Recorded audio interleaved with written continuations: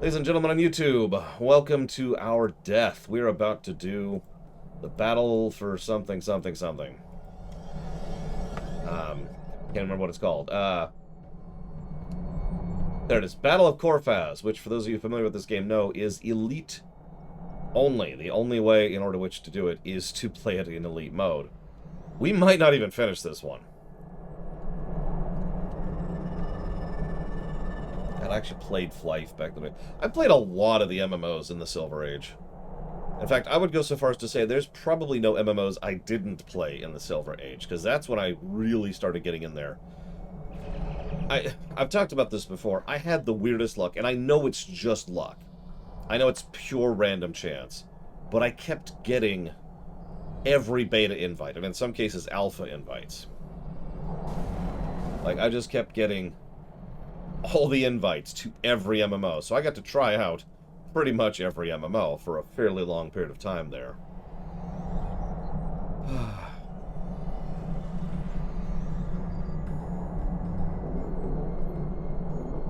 I mean, Tor has better voice acting overall, but I get you, Graylien, and I agree.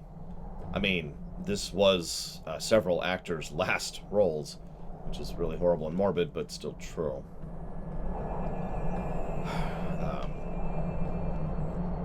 Anyways, I will also admit, I think we probably need to pull the plug on the distinction between CO RPGs and MMORPGs, because many of the MMOs of the modern era, the ones that are still going and going strong, aren't MMORPGs by most standards of the term, and have drifted into being CORPG, cooperative RPGs. So, like Guild Wars 2, that's an MMO, no problems. WoW Classic, MMO. WoW Modern, a little bit more drifting. FF14, definitely a co-RPG. STO, pretty much a co-RPG. Tor, co-RPG, etc. Well, they just left, so probably not, Flygand. Do we have no one else who can join us? Real question. If not, we can try pugging it.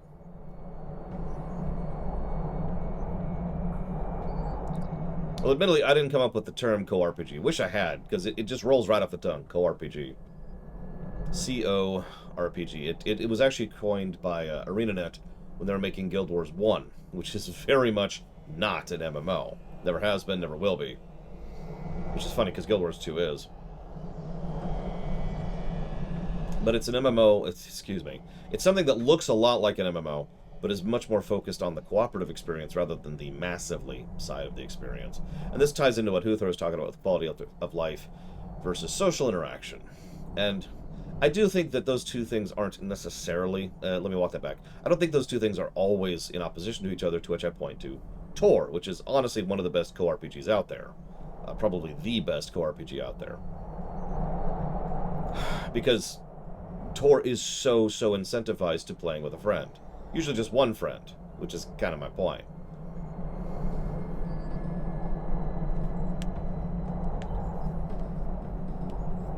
So. And yeah, I'm pretty sure we're just using different terms to describe the exact same thing, Mike Kamano. I'm not exactly unique or smart enough to come up with something on my own. I don't think I've ever invented a single innovative thought in my entire life, and I doubt I ever will. Wait, hang on. I just had an innovative thought. Don't be dicks to each other. Okay, there we go. This is the first time in human history this has been a thing. Favorite race in Star Trek?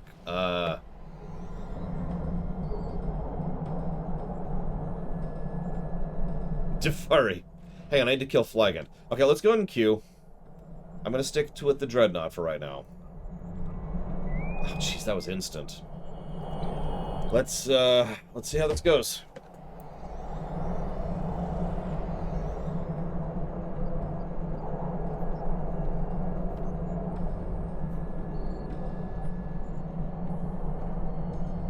I might actually replace the in-game music with my own for this specific thing. And by might, I mean I'm totally gonna do that. Let's get some music coming here. I don't know if I have a favorite race in Star Trek. Because my first thought is, like, the Cardassians and the Ferengi, and the Bajorans and the Vulcans and the Klingons, and the Q, the Tholians, and I could keep going, but I think you get the idea. It's like, your favorite race? Vodwar ships have invaded the area around Corfez 4. I will be acting as flag captain for a small task force that will engage the enemy throughout the system. Once your team has formed up rendezvous coordinates, you will enter the Corfez system and engage the Vodwar. Oh yeah, Romulan politics are fascinating. You kidding me? Alright, let me get my big boss music going for this. Put it on random. Come on.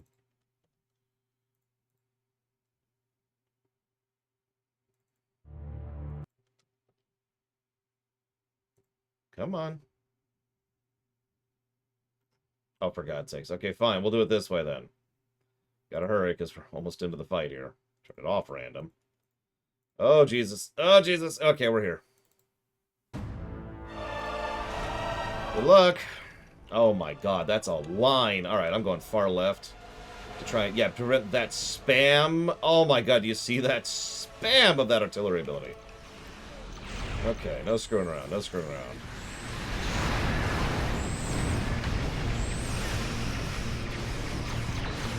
Oh yeah, we're all gonna die, by the way. That's just a thing that's gonna happen. We just need to get used to it. Why am I not moving quickly enough? Ah! Move! Oh god, I'm like tractored by something. Ah! Get out of the... No! It went... Wouldn't target the anchor.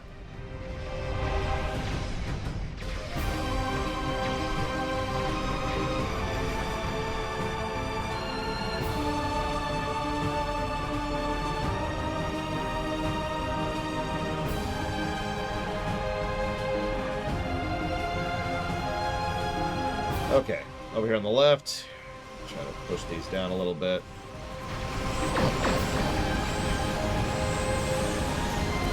This button, which I was trying to hit last time. Back for a second, go ahead and hit this. Get my cooldown belt lower. God, I'm just focused on killing one ship right now. That is sad. Get some distance, try not to be in the range of more than one vessel at a time.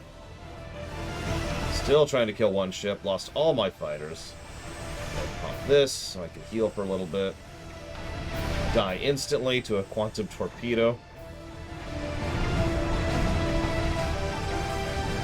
Yep, nope, that's life. That's... Wow, we have not killed a single ship yet. Can I mark ships? We're dragging ships out of the line. Oh god, we're dragging a lot of ships out of the line. Oh, Jesus. Yeah, I have Mark 15s as well in all slots. Not all Mark 15 golds, because I'm not that crazy.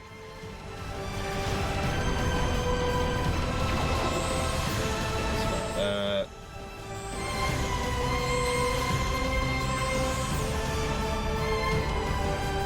For a second. Oh, jeez, oh, jeez. That.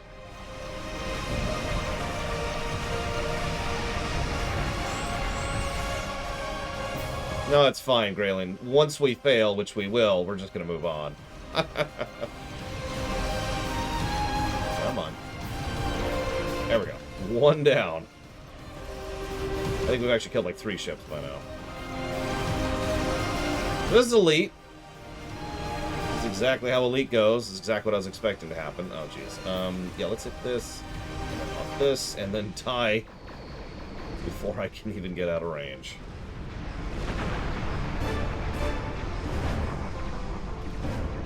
That is a 40-second respawn timer. Yeah, the jellyfish would literally get one shot in this. At least not without optimization we don't have yet. Maybe if it hung back and was just doing heals. Maybe.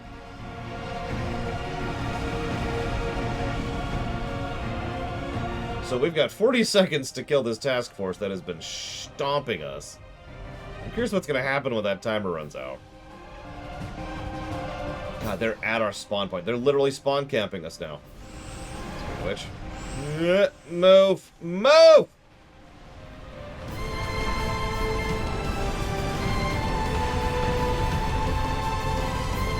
Now I've got a minute cooldown on respawning. So this is elite difficulty. Oh, we were only doing that temporarily as a test loader. We're back to the 10-hour shift. Forever. Forever! So what happens in 2 seconds?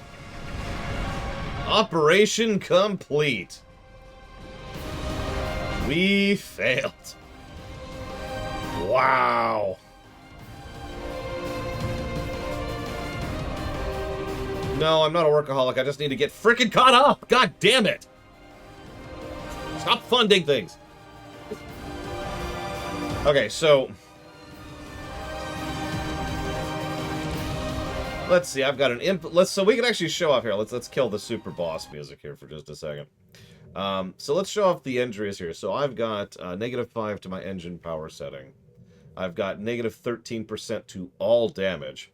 And I've got -9.1% to all damage. Now I'm just going to repair these here because I keep those on me for a reason. But you can go to Stardock and actually use Stardock to repair those if you would like to. Oh my god. So that's that instance. It's actually kind of boring. I knew that walking in. So it doesn't get any positives. But that's also elite difficulty. 4, Ross. But the MMOs aren't the problem here, really. If it was just STO and Tor, I'd be fine. It's not. It's all that other crap. God, who wants me to play Lufia? Ugh! Anyway, so, it's okay. It's okay, Evo. I need you. I need you to kill me, Evo. I need you to murder me so horribly. Alright, I need to look something up really quick, but I'm pretty sure we're about to give a negative to the game. Let me double check here. Dum-de-dum-dum.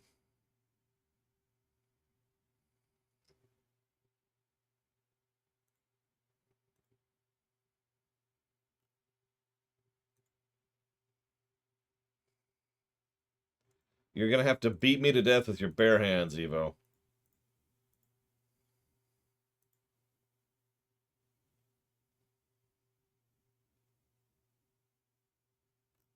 Yeah, that's what I thought.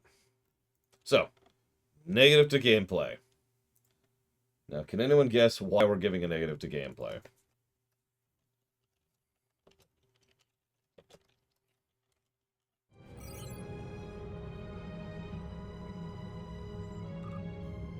Too hard. Wrong. Too difficult. Also wrong. Bad difficulty options. Bingo. It was something I was pretty sure we were going to give a negative to from the beginning. Guess what the difficulty change is other than the repair system? No, that's the people who think that I don't like Hollow Knight, despite the fact that I was rather positive about it, Uthor. They're so stupid. So, no, it's the fact that it is, say it with me now, lazy difficulty. Guess what the difficulty options change? Moving on. So we'll do the other instance, I believe, in 2 quests here. So in probably about an hour, we're going to do another TFO. For anybody interested. It is agreeable that your efforts to recruit the Touré were successful. We are reaching out to their embassy to begin our cooperation immediately. Thank you. Yep. Health and damage. Exactly. There is technically one other thing, and that would be the damage thing. Like, you can get permanent damage injuries things. Yeah, I did, Justin. But that's it. Like, that's the only thing they do with difficulty. So, we've already done that. Let's do the Yoktanti. Proper difficulty in a game like this would actually be really cool. And you might think, how do you do proper difficulty in a game like this? The same way Pokemon should do it, and occasionally has. Greetings. I am on my way with several cooperative ships. It was simple enough to get them onto our side, but the real problem now is with the Octanti. The Octanti consul should be at your location now. Please begin discussions without us. We shall be there soon. Understood. So for those of you who haven't studied Pokemon, first of all, what's wrong with you? But second of all, the way you make a Pokemon battle difficult is you min-max it. You optimize it. You make an AI that's capable of using the various skills of a thing, and you actually sit and really design a specific loadout for that particular trainer. So they have good Pokemon with good IVs, with good EVs, with good abilities, with good equipment, and with good skills. And they combine with other Pokemon they're using. You build them, right? You make the build. That's how you make a game like this have good difficulty. Now, the thing is, I'm not sure it's actually possible to do that in the current iteration of the engine. Because, to my knowledge, a specific NPC ship is just an NPC ship. It's not a... well, it's not a real ship. I don't know how better to phrase that. I'm not sure if that's true or not, so don't quote me on this. But I don't think they have this possibility, or let me actually make this more. I don't think they have this when they're building NPC ships. Now, if they did, well, there you go. There's your way to make proper difficulty. But again, I'm not sure that's even on the board. Thought I'd mention it. Moving on. Let's go recruit more people for our Delta Alliance, shall we? Greetings. I am Ambassador Rarick of the Octanti. Good day, Ambassador. I've examined the proposal your government's transmitted, and I'm afraid the Octanti people must decline. The Federation, the Klingon Empire, and the Romulan Republic all give rank and commissions to Borg drones. You call them liberated, but they are still Borg. The Borg drove us off our homeworld and massacred our people. An alliance with them would be unthinkable. I'm sorry. I didn't realize you were a complete moron. These drones, as you call them, are valued officers. They are free from the collective. They're not part of the Borg, you goddamn moron. Borg are Borg. We will not join your alliance, and we never will. Our people have lost too much already. I won't be led into another unwinnable war. Okay. So then the cooperative warps in.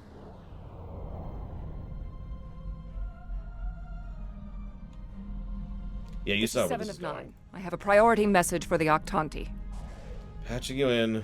Ambassador Rarick, the cooperative has a problem with which they require your assistance.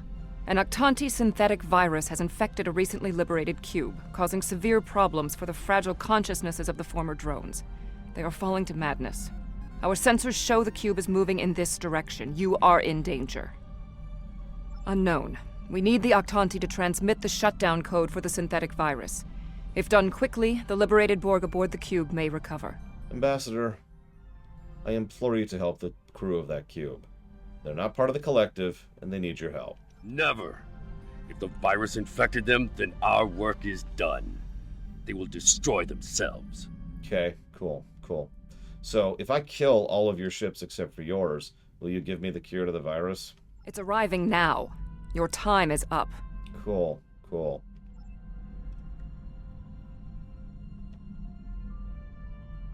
Also, you can always tell You're assimilated. You can always tell when it's cooperative. Ambassador, please deactivate the virus. There are thousands of liberated Borg on that cube who need your help. Everything's color coordinated in the future. It's really helpful, actually, to keep things organized. Thank you, Ross. I do appreciate the sub, and if you want to put that towards something, let me know. The Borg are a blight. The only course of action is extermination. God, I don't have words. At a certain point, the word stupid doesn't qualify anymore.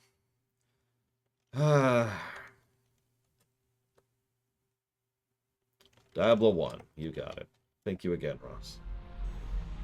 So, 7, open a channel to the cube. Rarick, where is Rarick? I know he is here. Please, deactivate virus. I'm sorry, what? Mashk? Is that you? Rarick, do you know him? That's my brother. He and 4 other Octanti volunteered to be infected with the virus and taken by the Borg 7 years ago. I thought he was lost to us. Smack! Deactivating now. It's not working. The cube's automated defenses are too strong. We'll need to weaken it before I can transmit the code. Okay.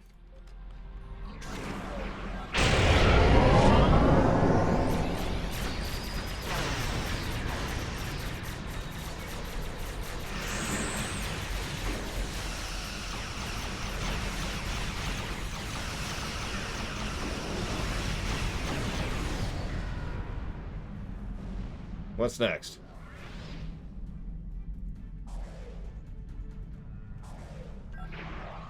Rarick, we intercepted a transmission about your meeting.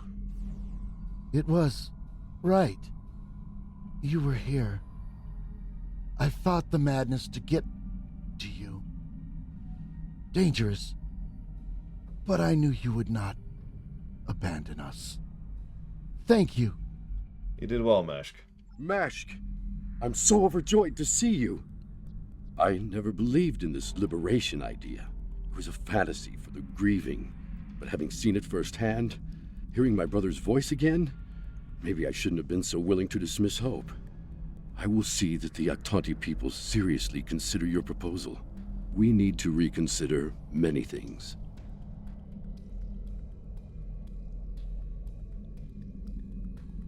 I'd say that's a good start. We knew recruiting the Aktanti was going to be problematic. You did exceptionally well with a very difficult task. Just... So, the Doctor or Neelix? I know, it's like picking your favorite child, right?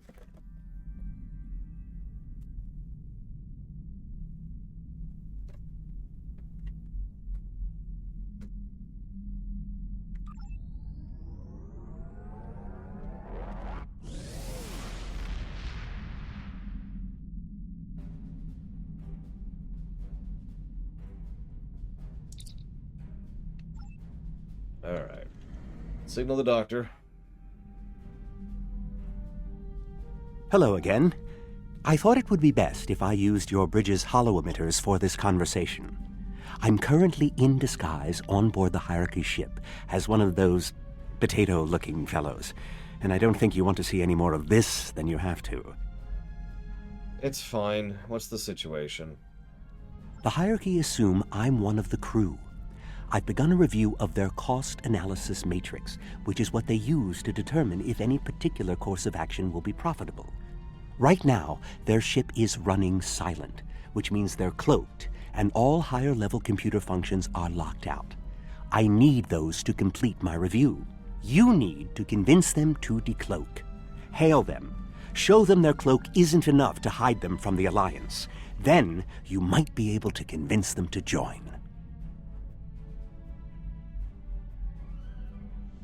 An interesting tactic. Sure. The ship is currently cloaked by one of the nav beacons in this region of space. Just head to the nav beacon, and you'll get their attention. Cool. Again, I suppose. I have to admit, I actually really love the idea of the Hierarchy, so much so that I'm probably going to take them, transplant them out of the Delta Quadrant, where they don't fit at all, and drop them somewhere else in the Alpha or Beta Quadrants. Because, I mean, let's be honest with ourselves. They would have died years ago in the Delta Quadrant. My Delta Quadrant.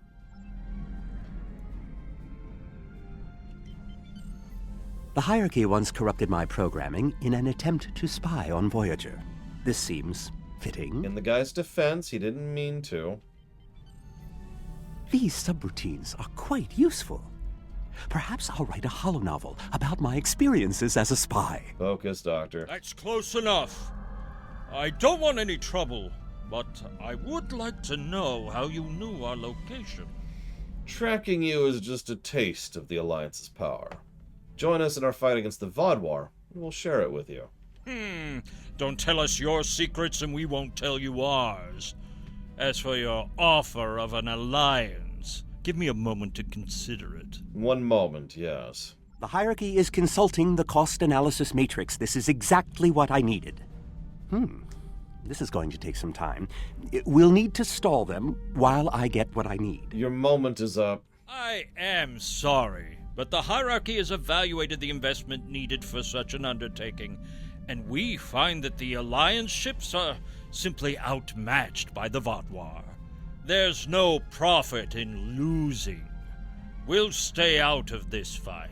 Sorry, but I don't believe I agree with your analysis of our capabilities. I mean, did you see me during the Battle of Corfaz earlier? Where we were fighting the Vatwar? I have an idea. Follow my lead. Okay. Perhaps we could arrange for a demonstration of their abilities. I could reroute the cloaking device through our main deflector dish and create convincing holographic targets for them to fight. I'm sorry. I forgot he had that disguise on. Can you see him on the stream? Can you see the hierarchy doctor? Oh my god. That sounds like a reasonable idea. You could do that. Very well. That will show us what these Alliance ships are capable of. Then we'll run the numbers again. Are you ready to prove your worth? Yeah, I play Zelda games for a living. I do that all the time. 2 holographic Borg probes coming up. Borg probes? Huh, hardly a challenge. I want something big. Give me a Voth bulwark. Also, I don't care if they can just defeat the hologram. I want to see how well this person works with their crew. Anyone could throw firepower at something. It's another thing to be a good manager of people. Well, unfortunately for you, I am a good manager of people. 1 Voth bulwark coming up. So in case you missed that, the goal is to use as many Both abilities as possible. So, we'll use all of them.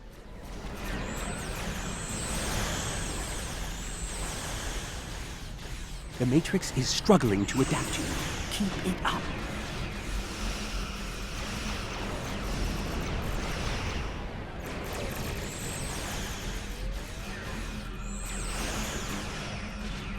The Matrix is struggling to adapt to you. Keep it up. Oh, that's far away.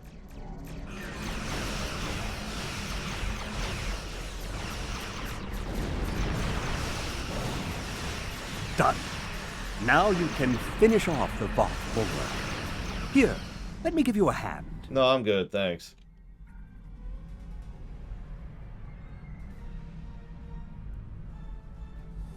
I don't believe it. Run the numbers again. Very well. It seems that we underestimated you. If other ships are like yours, we'll gladly join your alliance. Oh yes, every other ship in the Alliance is like mine.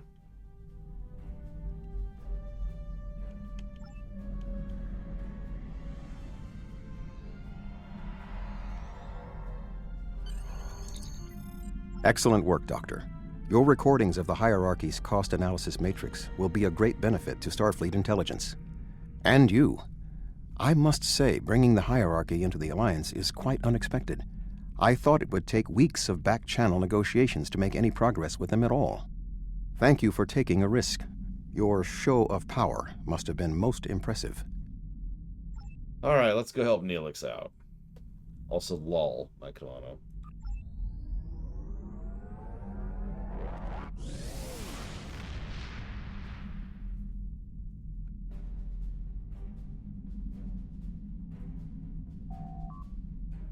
Let's meet up with Neelix, see what he's going.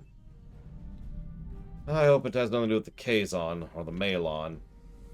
Like that Malon Oh, thank right goodness you've arrived! I'm trying to work with the Hazari, but they are a demanding lot. They're using this opportunity to milk the Benthans for everything they've got. I'm sorry, they have demands? To say the least. First, they want the Benthans to void the warrants of 3 of the Hazari, Niken, Yakela, and Negrasa. Then they want 2 prisoners released. And if that weren't enough, they're demanding bounty hunting licenses for the Ramar, Zilman, and Osprinty systems. Alright, hold up. Patch me through. Pleasure to see you again. I assume you can speak with more authority than this Talaxian. You have quite a list of requests, but I'll speak with the Benthans and see if I can come up with something. Then I wish you good luck. Your offer is tempting, but we simply don't have any help to give you. All of my resources have to be focused on the Benthans breathing down our necks. I'm trying to work this out, Dren. Could you give me 5 seconds? The Benthans usually have a ship patrolling this area of the system. It's a neutral ground, but they know what can happen in neutral areas. The ship should be able to contact the Benthan High just a car for us. Land a course. Over here, apparently. Turn. There we go. Benthans keep a close eye on this system. Lots of deals are made here. Now let's go see what the Benthan Guard are up to. I am High Justicar Mathan. I was told you needed to speak to me on a critical matter. Yes, we are building an alliance, slowly but surely. In fact, that's actually why I was hoping for your help. Oh? How can we assist you? Yeah, we're trying to recruit the Hazari, but they have some demands. If you please look at this list. It's always demands when it comes to the Hazari. Demands, deals, and contracts. Transmit their list. I haven't had a good laugh in days. Send the list over. There's no way we'd agree to all this. I'm sorry. I mean, obviously you don't need to agree to all of it. What can you do? Because if the Hazari don't join us, the Vaadwaur may grab them instead. Good point. I can rescind the warrants for Niken and Yakela, but not Negrasa. He's caused too much trouble to let him go free. And the prisoners, I'll exchange them for Nikedin, if the Hazari will give him up. He's been raising havoc in 3 sectors. I'll give them one of the systems for hunting, but not all 3. Let them choose which one they want. Thank you for being willing to actually negotiate. I'll take your offer to the Hazari. Will they give us what we want? No, but they... Of course we knew they wouldn't give us everything. But if you don't ask for everything, you won't get anything, As I was saying, they won't agree with all your demands, but are willing to negotiate. Did you send them the list of the demands? What? Oh, I mean good. Let's see here. We give the Benthans Nikedin, and we get 2 of our captains back? Done. Nikedin is a Bashik Monar. I think the closest translation we have to your language is a pit where you throw your pack animal. Take him, but he won't go without a fight. So we collect him, deliver him to the Benthans, and we have a deal? Sure, I'll draw up the contract. Just transmit your authorization and you've got a deal. As soon as the Benthans deliver, the Hazari are part of your alliance. Nikedin is in hiding, but I'll give you an encoded signal to lure him out. He'll think it's one of our ships giving him the all-clear. You can use one of the Benthan satellites nearby to relay the signal. We send signals on them all the time. It'll lend to your credibility. Pleasure doing business with you. Not that I'm a good liar. Have any of you ever read Earthworld? It's an old webcomic that unfortunately shut down, and I don't blame them, but... Anyways, have you ever read Earthworld?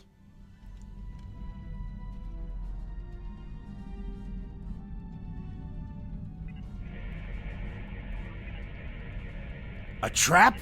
Fine. I'll kill you then, my so-called friends.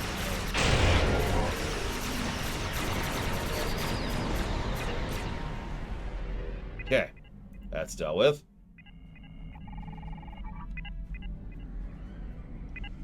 Fine. I won't lose my ship and crew for this. You've beaten me. As a deputized agent of the Benthan Guard, you're hereby under arrest. Lower shields. Prepare to be transported to our brig. What? The Benthans? I thought I'd be going to one of your prisons. I can escape from one of those in a week. Are you coming along peacefully or not? Lowering shields now. Just don't vaporize me. How very cooperative of you. Ugh. Post an extra guard on him. We should take our prisoner to that Benthan patrol ship. Post 2 extra guards. Post 5 extra guards on him.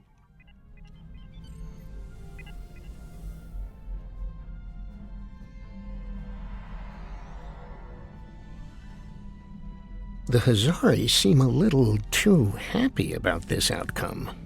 Even if Yadren doesn't like Nikedrin, I didn't think he'd be so quick to give him up to the Benthans. I don't think that's the case. Hail Yadren. On behalf of all the Hazari, Thank you for delivering that Grotok Nikedon to the Benthans. What's your angle? Oh, what can it hurt now? We've got an airtight contract. Remember those hollow emitters we got from that Ferengi? He also sold us a nice, personal-sized one with a low-emission power pack. We gave that one to Nikedon. Right about now, he should be slipping out of the brig and into the crew of that Benthan cruiser you delivered him to. A spy on the High Justicar ship. We'll know everything. Okay, I need to tell the Benthans about Not this. so fast. Our contract specifically states that you cannot interfere in the matter of Captain Nikedon once you have delivered him to the Benthans. Telling them would be the very definition of interference. Okay, look. Keep your goddamn spy. Stopping the VOD war is slightly more important than your patheticness. And that's done. I'll meet you back at Voyager. I understand the Hazari used the pretense of the Alliance to place a spy on the Benthan ship, and that their contact with us will be voided if we inform the Benthans of his presence. Fortunately, we have our own operatives in the Hazari organization. They will be able to marginalize the effectiveness of the Hazari spy, while still keeping them as a tool to use against the Vodwar. Understood, Admiral. Take us back to Voyager. Anyways, Earthworld in simplicity is, imagine like a 4X war game, except that's in lore. Like pure fantasy, right? Rules of physics and logic don't apply the same way. Congratulations are in order. I did not expect us to bring together all of the races we approached on this mission. You were instrumental in our efforts today. Myself and the Alliance thank you for all the effort you have put into making this work. Thank you, Admiral. But I'm not just bringing that up to bring it up, although it's a good webcomic and you should read it. No, the reason I'm bringing it up is there's this one section of it I absolutely love. So one of the factions is negotiating. We'll call them Faction A and Faction B. Faction A is like really like just rolling 20s, you know what I mean? Being very smooth, being very capable and competent and saying just the right things and just having Faction B eating out of the palm of their hand, right? And then finally Faction A is coming down to it and puts out the, quote, initial bid, the initial negotiation of, yeah, we'll ransom your units back to you for like several million schmuckers, which is an absolutely huge amount of currency in that. Here you go. And they're expecting, you know, the negotiation to kind of pull that down to maybe about half, maybe a third of that. And then, you know, they get all those schmuckers and great. And the other side just says, yeah, okay. Signs the thing. And the king of Faction B is just like, what? What?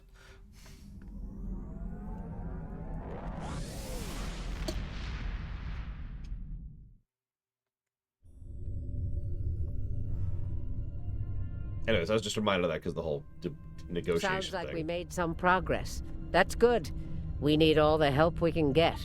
There's something interesting I'd like you to look into.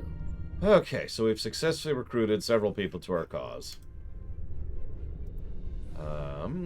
Actually quite a few people. Yeah, that's why you open big, because every now and again the other side's like, yep. Wait, what? Yep, we're good.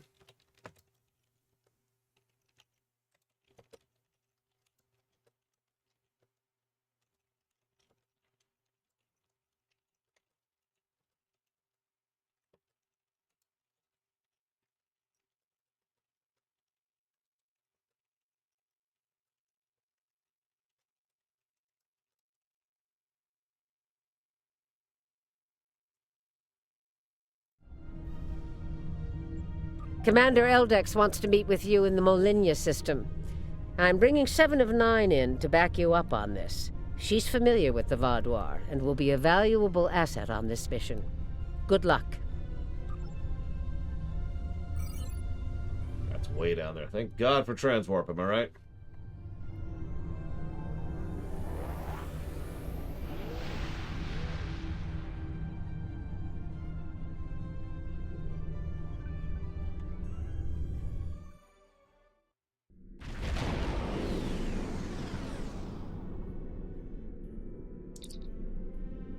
Greetings. Admiral Tuvok has requested I assist you for the duration of this mission. Admiral Tuvok understands this may upset Eldex, so I shall be the only one who aids you. Voyager will maintain its distance. I am ready for transport. Alright. Let's go over the point of this operation. Gaul has called all available supremacy leaders to Cartella.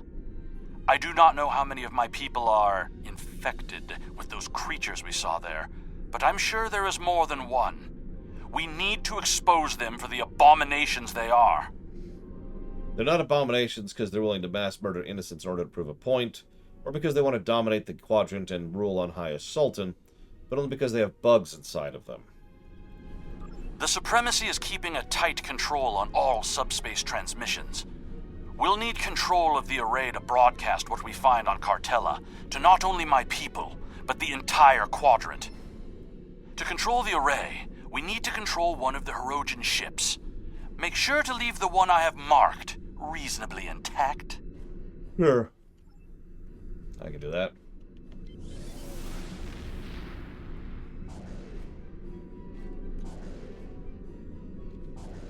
Intruding Vaudois ships!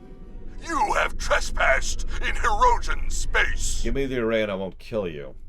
This is our space, and this is our array. No trades, no compromises, no mercy. Okay. You heard him. He asked for no mercy. It's rare they actually ask for no mercy, but you know, gosh golly, I'm here to deliver.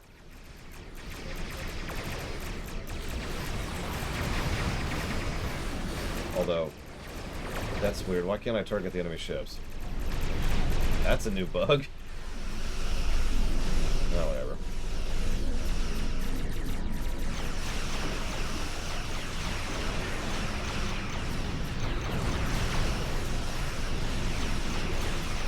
There we go. Now I can target them.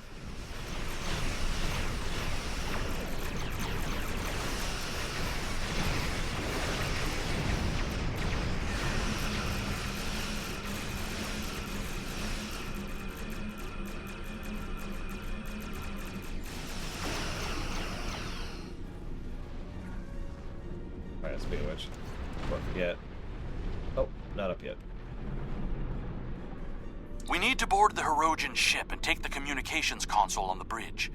I can use that to take control of the array. Okay. I have extensive experience with these systems. I will beam down to aid in the operation of the Hirogen ship. Are you ready to proceed? Yeah.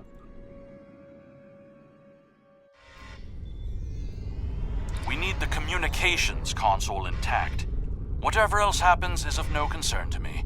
We must Yes, I first know, you're disconnect the console from the ship's data network. Now, I wonder if the Hirogen would consider me a good hunt. Like, is my skull good enough to go on their walls? We also need the isolinear storage assembly. It will be behind a locked door on the bridge.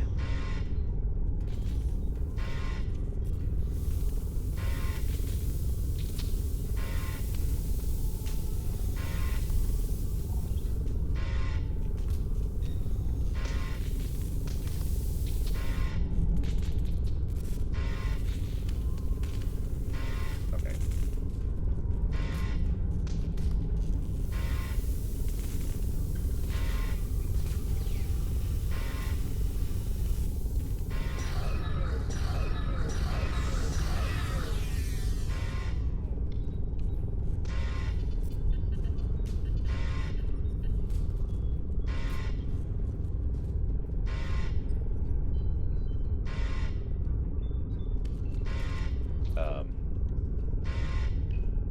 Primary EPS conduit. Hey, there it is. Found it.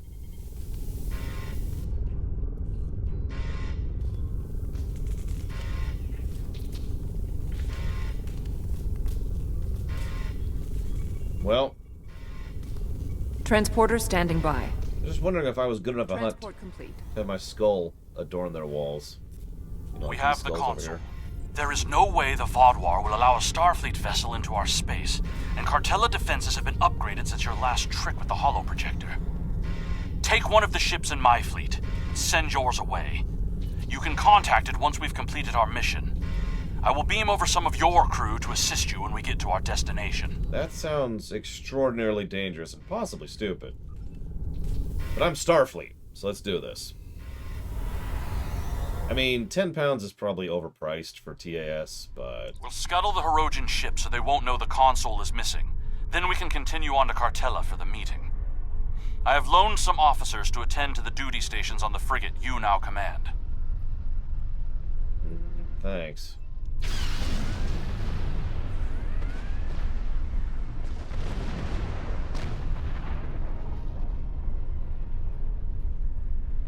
I'm picking up an incoming Benthen vessel on long-range sensors. Our ships are out of range, and we are in a Vaudouar vessel.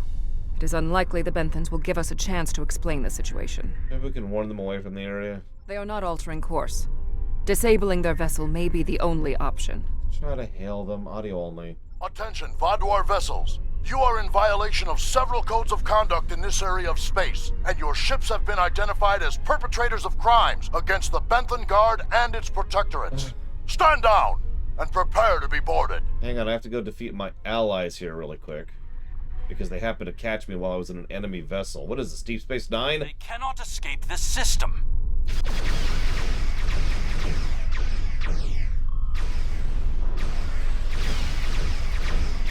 There is no need to destroy that ship.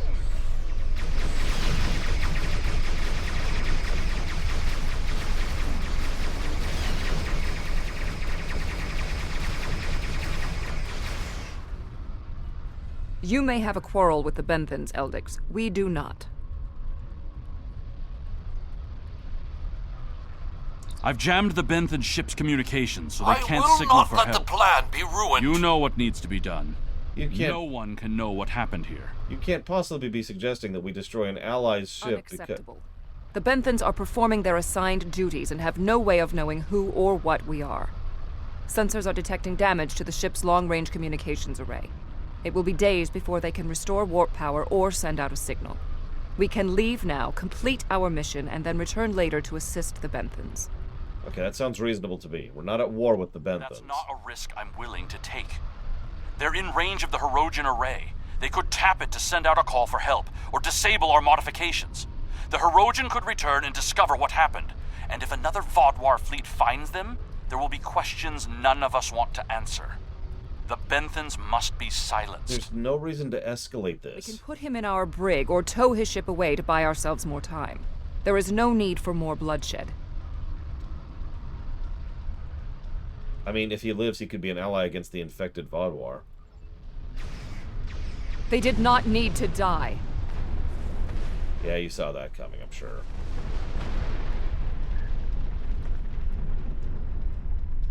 I trust you won't be so squeamish in the future. There is more riding on this plan than the lives of a handful of so-called peacekeepers. The Borg place very little value on the life of one individual. Captain Janeway and the crew of Voyager showed me that that belief was incorrect. Given all they have been through, I had hoped Commander Eldix would place more value on the lives of others. It appears that his concern only extends to other Vaudouar. Watch him carefully. Eldix cannot be trusted. Also, in related news, duh!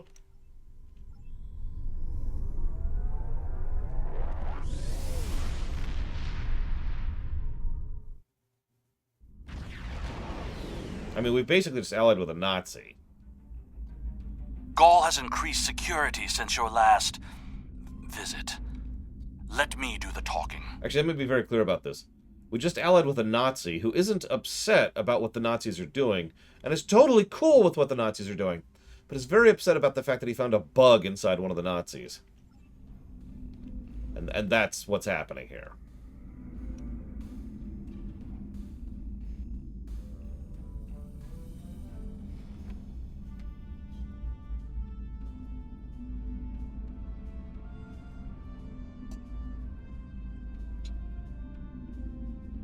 No, they're just bugs.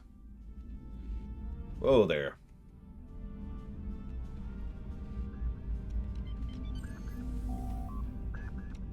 Verification code 109947. Verification accepted. Due to heightened security, all ships are required to reduce speed below full impulse for security scans. 1 hurdle cleared. Continue to the manned security checkpoint.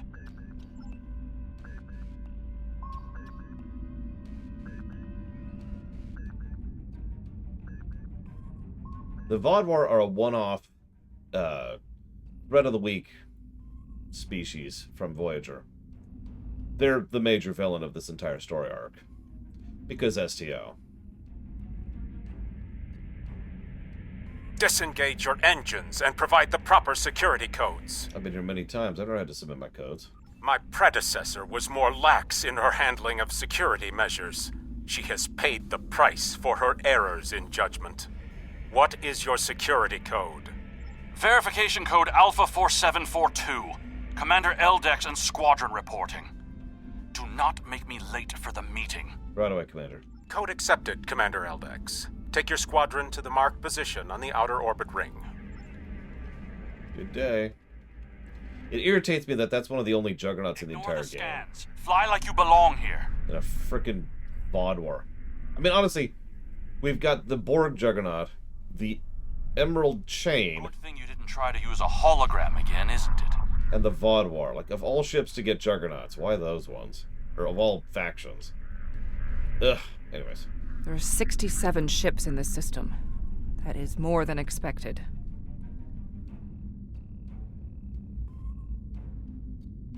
Gaul's planning something big. This must be the start.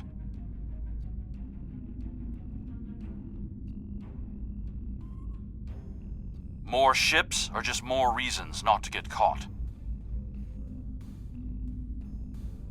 Now, I'm not sure about the, We're putting a great deal of trust in you, Commander. what's it called?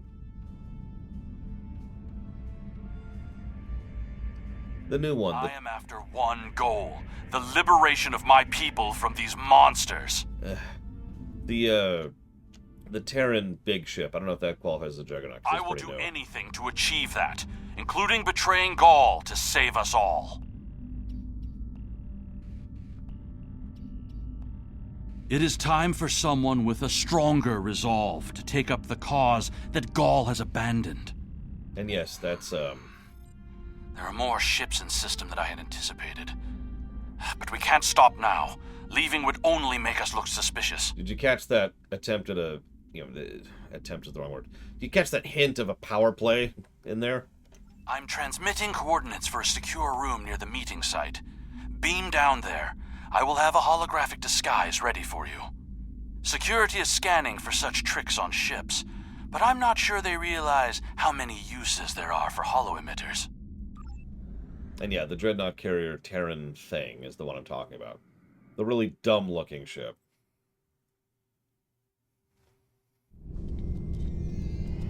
Here, use these holo projectors. Security is so focused on keeping intruders out of our space that they won't be looking for trouble on the ground. But try not to act suspicious. Our soldiers aren't as dumb as you seem to think they are. Citation needed. You'll need to place these emitters around the leaders, which, when activated, will emit a low-level delta radiation pulse that should disrupt their isoboramine neurotransmitters, forcing their parasites out for a short period. Don't give us much time. You'll also need to place recording devices, so everything that happens is transmitted to the Quadrant. I'll stay here with the transmitter and monitor your progress. This is more than a simple briefing. Gaul might even be here in person. So don't get caught. We're all dead if you do.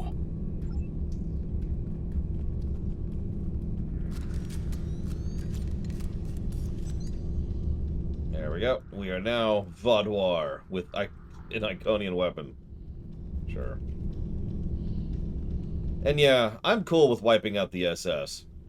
I mean, wiping out organizations rarely bothers me as much as wiping out species. It's just most fiction tends to confuse species with faction. I mean, think about how many different factions of Romulans there are. And yet most people just call them the Romulans. It's why I try to be careful about saying, specifically, the Tal Shiar, or the Star Empire, or the Republic.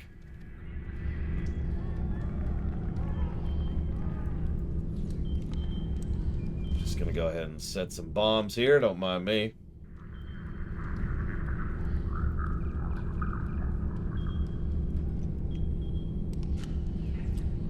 Seven, could you please give me some personal space here? Thank you. The hierarchy should be put down like the dogs they are. The Klingons are no match for the Vaadwaur. Yeah, Klingons is another perfect example of that.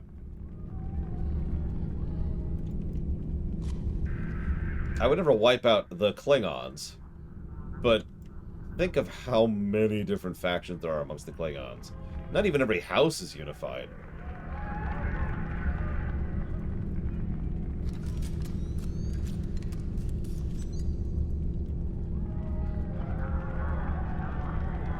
One thing I've been thinking about doing in the rewrite is making House Duras the... How do I explain this?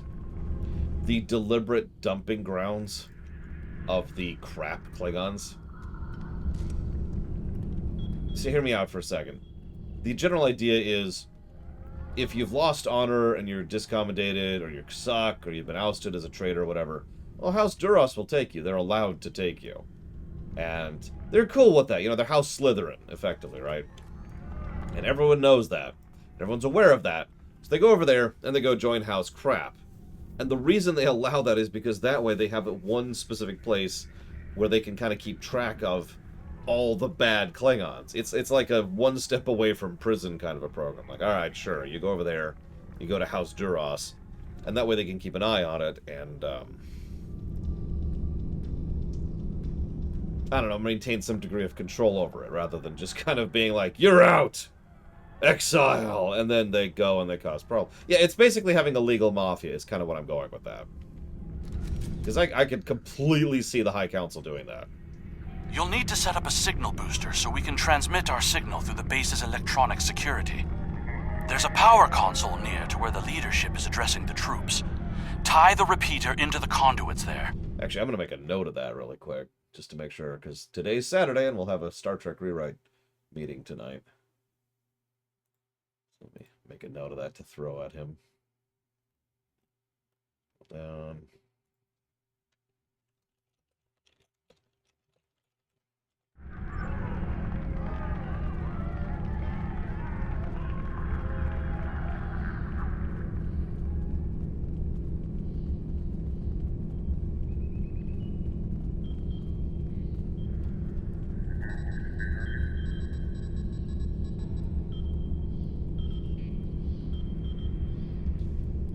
Hey! Yes? What are you doing? No one is allowed back in. Thank you, Seven. If we are finished here, I suggest we return to the crowd. Hang on, let's disintegrate the body really quick. It's funny, there's so many ways to get rid of evidence in Star Trek. You ever think about that? I mean, granted, vaporization leaves a few stray molecules, but still. Just beam someone into space. Dissipation. Gone. So let's see what this meeting's all about, shall we? Now hear the words of our great leader. Go! Sir! What do you want? Someone found the guard. Quick, activate the device. What? What's happening? Bluegills. Yes, that's Liam O'Brien, Mr. Red. They're monsters! Go! You did this! Traitor! Liar! What are you? Monster! Retrieval! Beast! Kill it!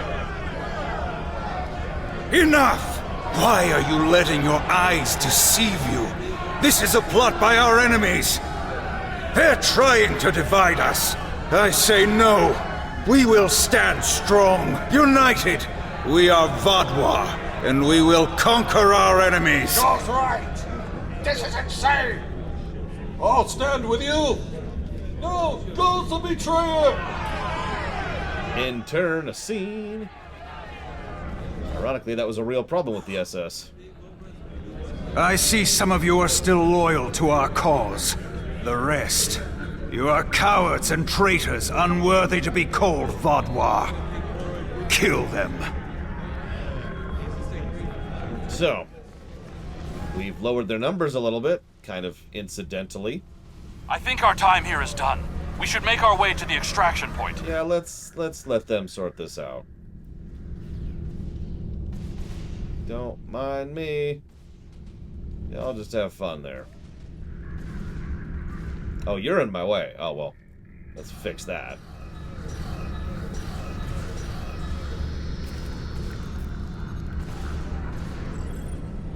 There we go. Enjoy that portal to the sun.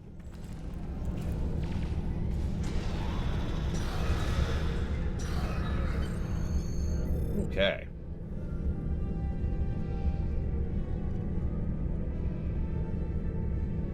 Game.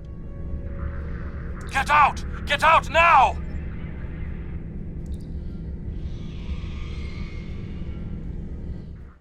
No, just portal to the sun. Let it sort itself out. Whatever happens, I'm cool with, honestly.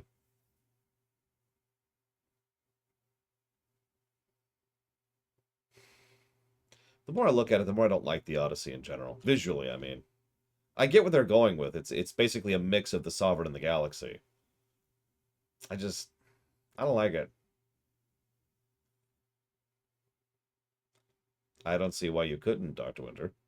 It is also way too damn big, but I've complained about that enough. No lore weeks ever again, Dream Whisperer. We are marching forward to a bright... I need to rally my people. The ones who aren't infected and who are willing to fight. The parasites will crush them if someone doesn't act. My allies are holding one of the space docks in the outer perimeter. Help me get there. I'll start coordinating the fight from there, and you'll be able to return to your ship.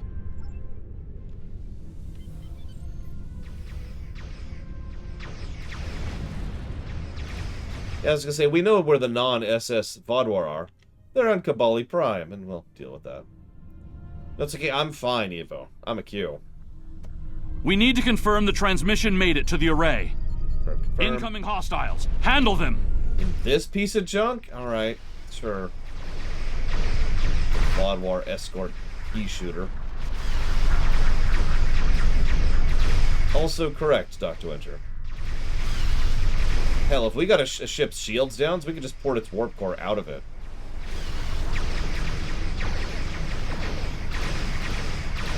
Among other things.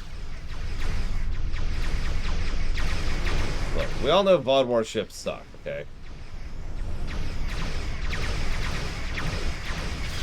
Some buttons.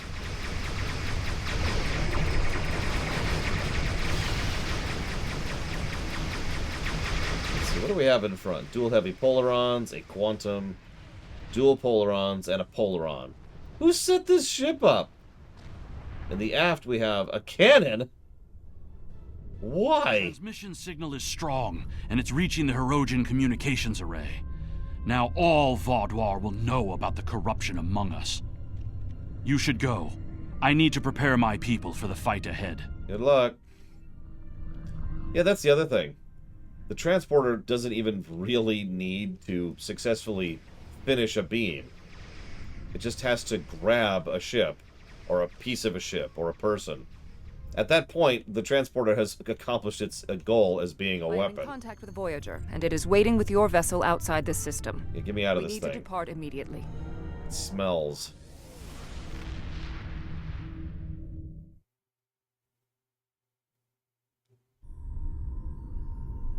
Oh no, he totally kept the hangings going, Sean. 100%. Gaul and his allies are still in control, but they're losing their grip on the reins. You planted a seed of revolution. Let's hope it reaches full bloom soon. I don't think they've ever used the transporter as a weapon, Dr. Winter, though I'm probably mistaking some specific instance here or there. There's something interesting I'd like you to look into. It's one of the biggest reasons why the transporter irritates me and always has. Here's the greatest weapon ever invented. Alright, let's use it instead of a shuttle.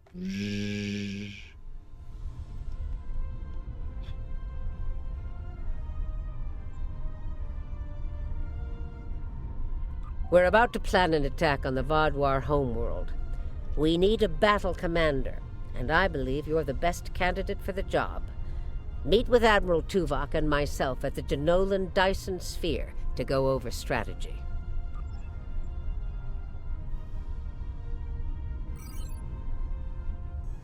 Actually, I suppose that's not true. I just thought of one. There's one episode of Voyager where they beam a torpedo on board an enemy ship.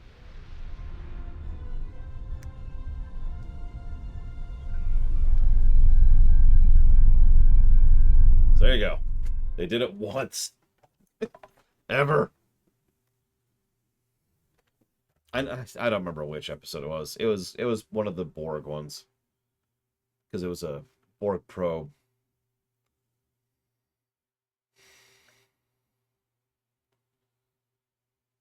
I mean, the stupid gun of stupid's awesome, really. I mean, it's so awesome, they only ever mention it once. Ever. Emphasis on mention. It's not like it doesn't... It's never shows up again, but it's mentioned in the background. No, no, no. That gun exists in a quantum bubble. If you're watching that episode, it exists. And if you're not, it doesn't.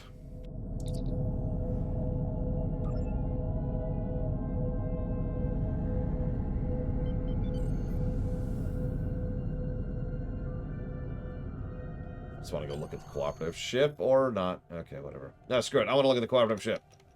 Let me look at the ship. Let me look at the ship. Yeah, I'm sorry. Cooperative cubes look so much cooler. The cooperative.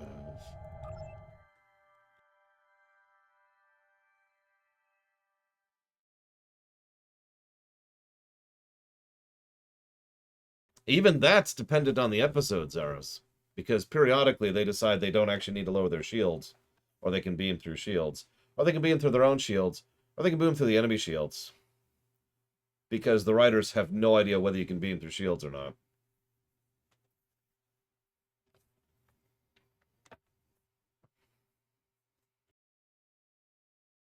Or more accurately, don't care. Yeah, that's the gun of stupid we were just talking about, Space Cadet.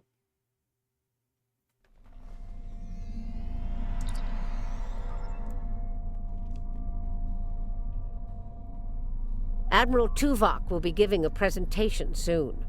Until then, I'd like you to speak with our allies and see what they're bringing to the table. Any updates I should be aware of, Admiral Tuvok? The Vaadwaur are anticipating an attack of some kind, and we know they are monitoring our ship movements closely. Therefore, I suggest we adapt the tactics of our enemies to our own use. As a diversion, I have dispatched Alliance ships to the Cartella system to engage the Vaadwaur forces there. If they are successful, by the time the Vaadwaur realize what is happening, we will have already secured Vaadwaur Prime. The Vaadwaur believe the other species of this quadrant are too weak to challenge them. We will use that misconception to our advantage by using our Delta Quadrant allies to assault Vaadwaur Prime itself. Understood. Admiral Tuvok will be giving a presentation soon. Okay. Until then, I'd like you to speak with our allies and see what they're bringing to the table. Neelix, how we doing? We have a firm contract with the Hazari. It would bring them great dishonor to fail to complete it, so I expect that we'll have their full support in this battle. What are they willing to do for us? The Hazari ships usually fight in pairs. One ship hangs back and provides shield support for the other. This gives them excellent defensive capabilities, but it comes at a cost. Their firepower isn't quite as strong as it would be if they weren't so dedicated to protection. Thank you, Neelix. Greetings. The Hazari will uphold our end of the contract, to the letter. And we expect you to do the same. We specialize in defense, and our ships are at your disposal. Thank you. We appreciate your acceptance of the contract. Good to see you again. Through my excellent diplomatic skills and some assistance from Admiral Tuvok, I have managed to convince the Hierarchy Board of Directors that assisting us in this battle and ensuring the end of the Vaadwaur will improve their long-term profits. That's not really hard to do. Defeating the Space SS, the SSS if you will probably lead to increased profits by default. The Hierarchy are experts at surveillance and espionage. If the Vaadwaur try any tricks, the Hierarchy would be the ones we should send to subvert them. Thank you, Doctor. Greetings. The hierarchy is anticipating a profitable transaction under your guidance. Our surveillance and tactical capabilities are at your disposal. We anticipate a mutually beneficial arrangement. How are the Kabali doing, Kim? I'm not sure I completely trust the Kazon after our experience with Maj Sesson, but they say they'll fight for us today. Maybe you'll have better luck reaching a consensus with them than I did. So what do the Kazon provide? The Kazon have a large number of ships and fight without fear. However, their lack of organization makes slotting them into precise battle formations problematic. They'll go to war with you, but they may not follow every order. Thank you, Captain. The Kazon are eager for battle. Our enemies will fall today. All of them. Have you ever heard of shampoo? Just random question. Is that... No, okay. It's... Never mind. The Cooperative asked me to inform you that they appreciate your assistance, and are prepared to provide what assistance they can in the final battle against the Vaadwaur. I know the Cooperative's numbers are few. What do they offer us? The Cooperative's main weapon is adapted Borg technology. Cooperative vessels can confuse the systems of opposing ships and cause them to fire on friendly targets. This tactic is most effective in mixed groups of ships, where the Cooperative can turn the larger vessels against the smaller ones. Thank you, Seven.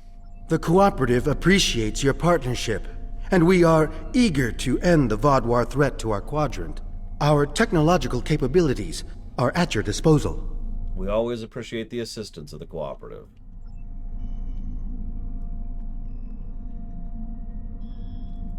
The presentation will begin momentarily. Perhaps you would be willing to check in with the representatives of our other allies. We invited Eldex's people and the Hirogen, but neither group chose to send a representative. Well, let's see what the Benthans have to say. Greetings. The Benthan Guard is honored to join you in the fight against the Vaadwaur. We dedicate our lives to promoting law and order throughout the Delta Quadrant. Finding someone else with the same ideals is unusual, but most gratifying.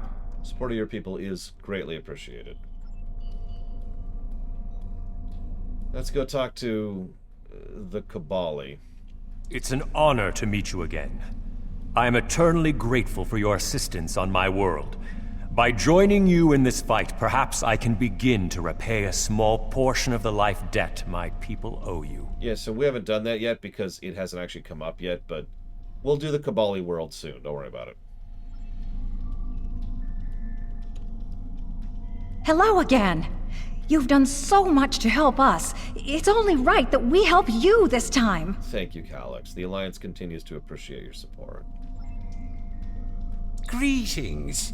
Aiding you against the Vaadwaur was a difficult decision for our people. We do not wish to ally with you, but we understand that ending Gaul's reign of terror is more important than our discomfort. The support of your people is greatly appreciated. Yeah, the Kabali aren't very popular. We'll discuss why later for those of you who don't know them. If you are ready, I will begin the presentation. Go ahead, Admiral. The bulk of the Vaadwaur fleet has pulled back to Vaadwaur Prime. We expect to face the final might of the Vaadwaur, including Gaul's flagship. Our battle there will have 5 fronts, each progressively closer to the planet. Our rendezvous point will be here, where the mineral content of the moon will help to hide our ships. The Touré will secure the subspace tunnels in this area, while the Kabali will help the wounded. It's help, not convert. The Admiral has already given us our assignment. Our forces will assault the other side of the planet to secure the area against a possible retreat. Our Talaxian friends will be in charge of transporting prisoners of war.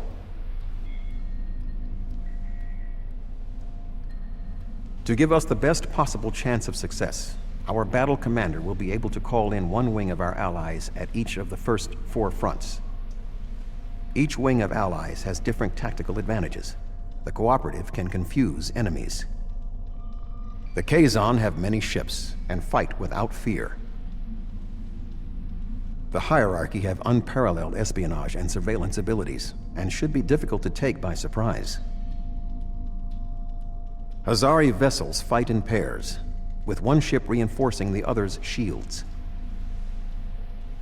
This battle will be difficult, but we must prevail. May the Force be with us. But what's the Force? Shut up! We're not defining the Force.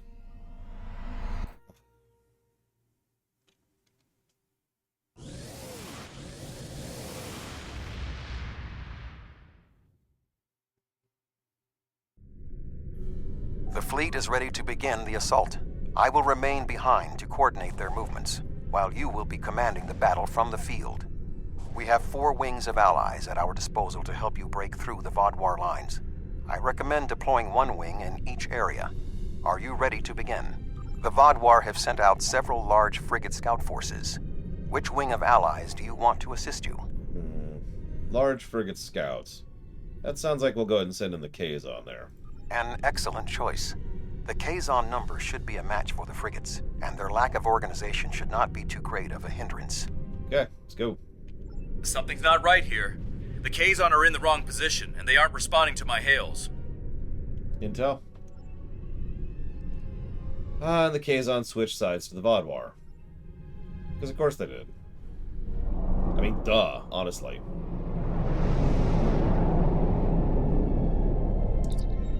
The good news is this means we get to kill the Kazon, too. I don't know why this isn't voice acted. Fools! Do you truly believe I'd assist you in your folly? My mother's murder will be avenged at last. God, you're stupid!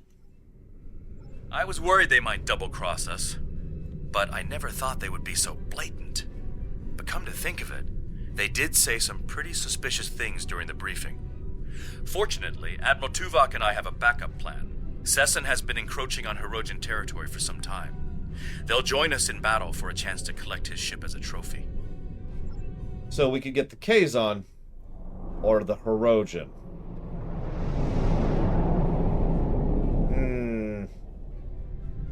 Gosh, that's a tough one. What do y'all think? We will hunt! Do you think we should go with the trash fires of the galaxy? Or the Hirogen? And yes, that's Seska's kid. He's also about to die. So, he'll be following his mother very shortly.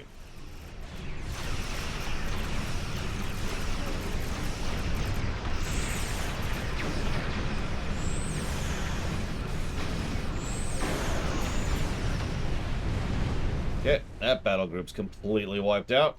Next. The Hirogen are putting up a good fight.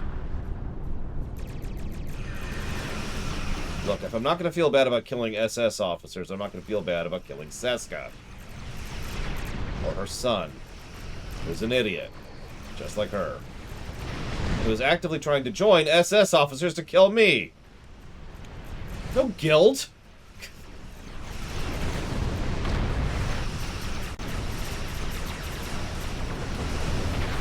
I will get revenge for... Oh god, our shields are down! What do we do?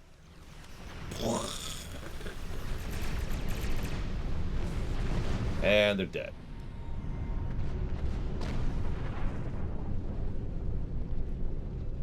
This area is secure. What are your orders? Remain here with the Hirogen. Let them pick the bones as much as they like. The Toray fleet has secured the subspace tunnels. The Vaadwaur will not be able to use them to attack or to retreat. Excellent. We shall establish a medical flotilla and secure the area. Vessels of the fleet can transport any wounded, including Vaadwaur, to our ships for treatment. Put priority on our people, and remember, you can convert any Vaadwaur prisoners of war you get. That's the deal, after all.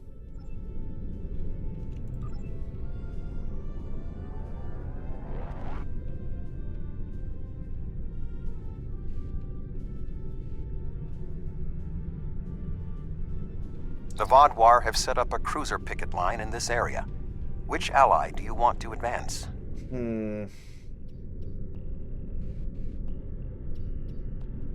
All 3 of those could actually work well here. What do you think, Admiral? We are facing a picket line of cruisers, so we need ships that can withstand constant, persistent attacks. The Hazari could be a good choice. Their defensive capabilities would be a good match for the Vaadwaur cruisers. I believe the Cooperative would also be sufficient to the task. I would not recommend the hierarchy, however. Their ships are more suited to espionage and surveillance, so fighting a large number of moderately powered vessels would not be advantageous. Agreed. I was going to go with the Hazari myself. A sound tactical choice. The Hazari methods utilize one ship to reinforce the shields of another.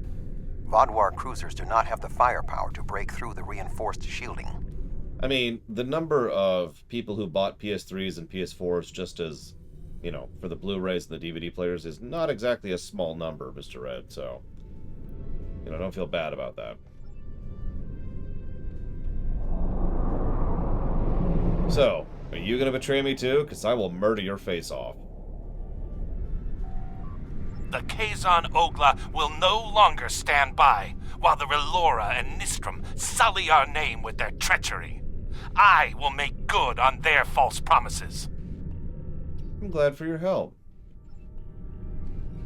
We're going to give you some Vodwar salvage for that. You're going to get to go to town on that.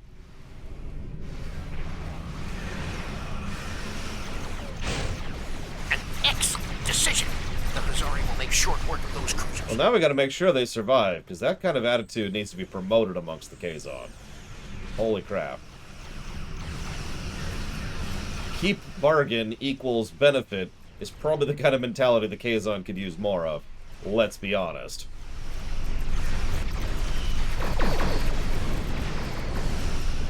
The Hazari defenses are too strong. The Vodwar can't get through. Damn right they can't. See you around, Sean. Enjoy the errands. Get some ice cream. You'll need it.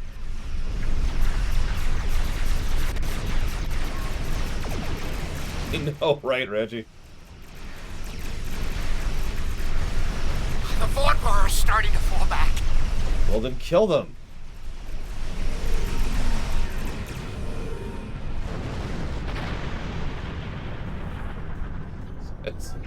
I'm sorry. I want every single one of these ships to be in pieces, and preferably being picked up by our allies within inside the end of the day. So let's frickin' go. I'm gonna override some security systems here, if you don't mind.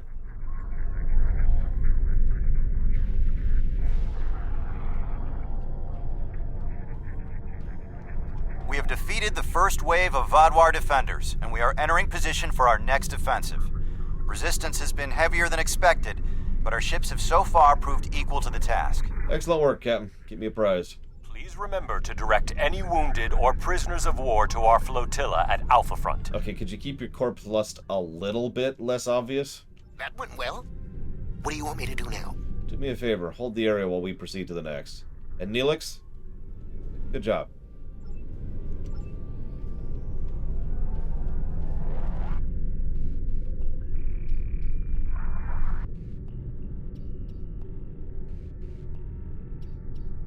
The Vodwar have constructed a defensive line of battleships supported by frigates. Which wing of allies would you like to help you? What do you recommend, Admiral? Though I'm going to go with the hierarchy. We are facing battleships flying in formation with frigates, so we need ships that can disable the larger ships or otherwise neutralize their tactics. The Cooperative would be a good choice. Their ability to confuse the opponents could result in the larger ships destroying the smaller ones with friendly fire. The hierarchy would likewise be a strong option. Their espionage and surveillance tactics may allow them to isolate the larger ships. The Vodwar have constructed a defensive line of battleships supported by frigates. Which wing of allies would you like to help you? As I already mentioned, I'm going with the hierarchy for this one. The hierarchy should be adequate to the task. They should be able to surprise and disable the larger ships, crippling the firepower of their battle groups. I expect they'll be more than simply adequate.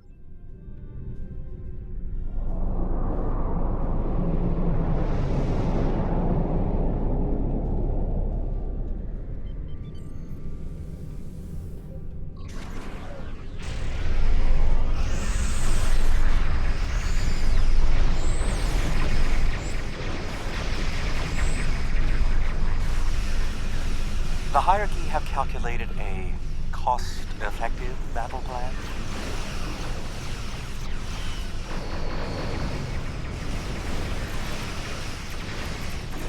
This mission's awesome, by the way. This mission's absolutely getting multiple positives.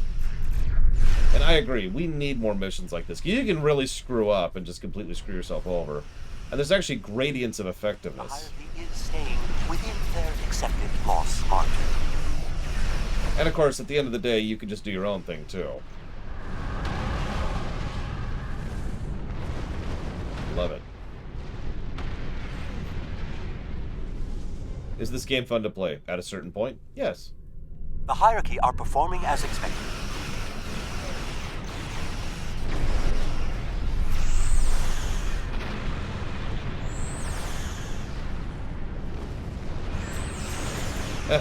Kazon against the heavy ships.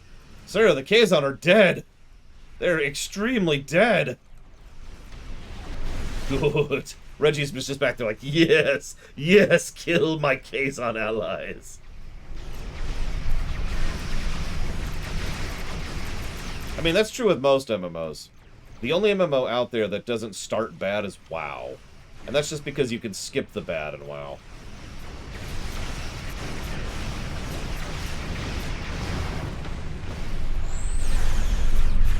Sir, why are you killing your own allies? Because they deserve to die. Okay, sir.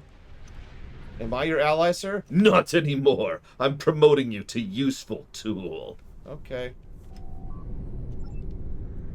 Thanks, sir.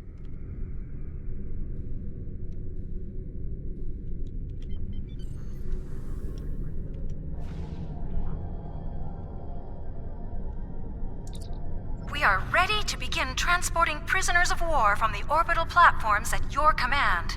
Excellent. Please proceed with transportation. Any deceased, make sure to send them to the Kabali. The Vaudouar forces are defeated, as I knew they would be. What are your orders? Hold the area. Try to make sure that the hierarchy don't take too much of the salvage.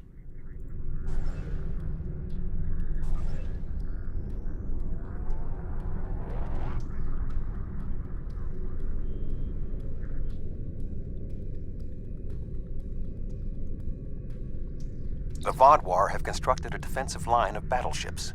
However, knowing the Vaudouar, they might be planning a surprise attack. Who do you want to assist you? Any advice? We only have one wing of allies remaining. The Vaudouar, a reasonable choice. The cooperative ships can be effective against large ships. Let us hope the Vaudouar do not have surprises in store for us.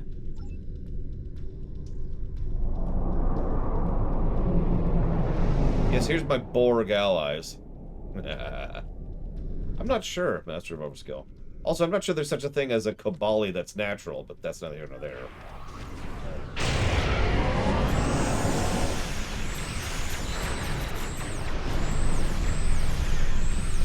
Cooperative's numbers are few, but this fight is worth the risk. Oh my god. They sent in some cruisers to try and trap us in a pincher formation. Oh no.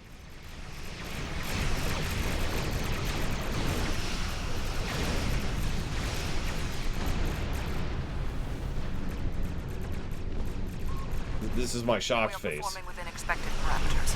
Yeah, I think for true optimal efficiency, I should have sent the hierarchy to these guys, and the cooperative to the last group. You can tell based on how optimistic they're talking about with regards to how well they're doing. And yeah, I gotta be honest, if they were introduced... Technological superiority is more than sufficient to deal with the Vaudouar ambushes. If they ever release a flyable cube, there's a pretty good chance I'm gonna buy that the day it comes out. Possibly regardless of the price of the cube. I'm not sure yet, but it's gonna be something I'm gonna consider very strongly, I'll tell you what.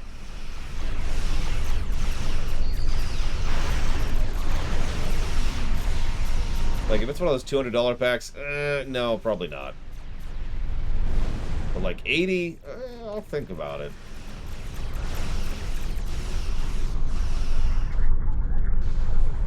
Yeah, exactly. It would be too much. Too much fun! Special ability. Absolutely indestructible. Your ship cannot be destroyed, no matter what. Yeah, it's got all the specs combined. That's its shtick, is it's got every single spec at the same time. Oh no, do that.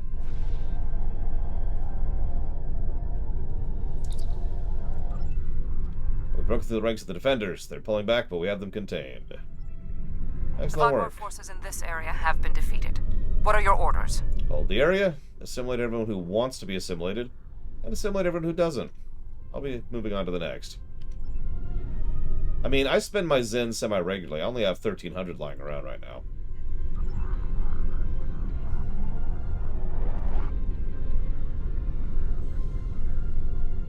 Yeah, and then you can get the Fleet Cube, which is Attack Cube. We have broken through to their final line of defense, their command ships. However, in doing so, we have exhausted our supply of allies. The Vadwar dreadnoughts are formidable. This will be a difficult fight. Not quite alone. The Rhojan have matters well in hand, so the Rhode Island is at your disposal. Thank you, Captain. I have temporarily taken command of a cooperative vessel. You will not fight alone.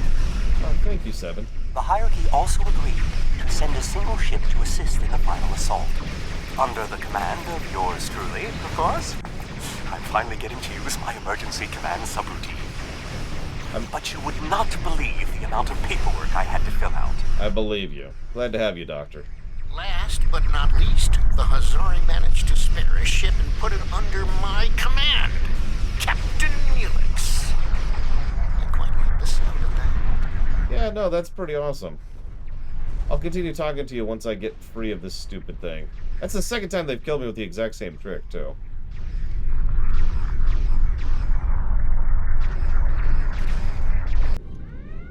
The hierarchy also agreed. I am impressed with the show of support from our allies. However, my tactical analysis indicates that our forces are inferior to the Vadwar. I mean, honestly, I died to a fluke, and I'm already back, because, you know, I'm a Q. So, I'm not super worried. The Vadwar are relentless. The probability of our survival is slim. Sorry to disappoint you, Gaul.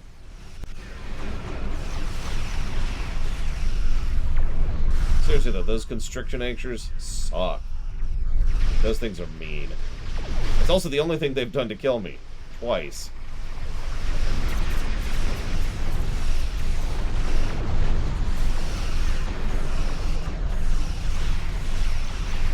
Yeah, I'm not sure why. I guess they couldn't get Liam O'Brien for some reason. I mean, he's very busy. He's got a lot of voice acting work to do. Oh yeah, anchors are just some of the worst CC. Uh-oh, large Vadwar ship their fleet inbound. It's the other SS.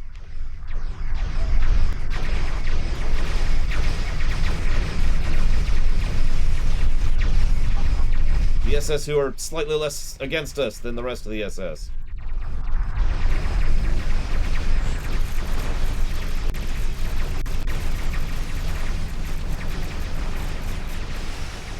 Eldex's help appears to be just what the doctor ordered. Gaul's ship has launched a drop pod to the planet. Sensors indicate he's on board.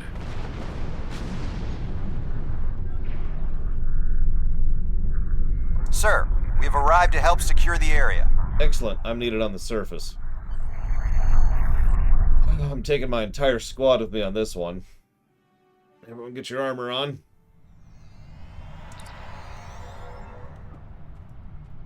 Oh, there's Gaul's pod.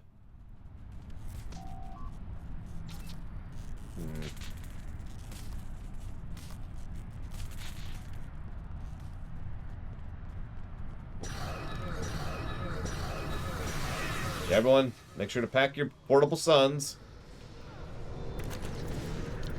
Sir, why don't you just give us portals to the sun like you have? Well, only the commander gets the portal to the sun. Also, we only have one of those things. They're kind of expensive. It's okay. I'll give you your lightsaber batleth instead, okay?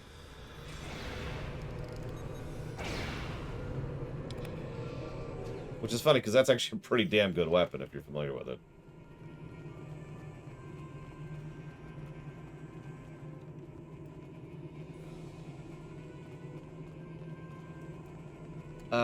What's that thing actually called? Whoops. No, not that one. Who has that stupid thing equipped? Is that it? Yep, Nanopulse Edge Batleth. I need to upgrade that thing at some point.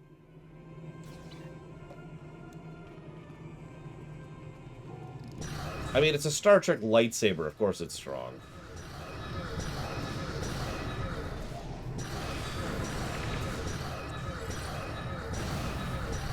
Also, per Star Trek Online's usual rules, it's new, and newer stuff has to be stronger than older stuff because we want players to keep buying things. Actually, I'm kind of curious. Can I upgrade that thing right now?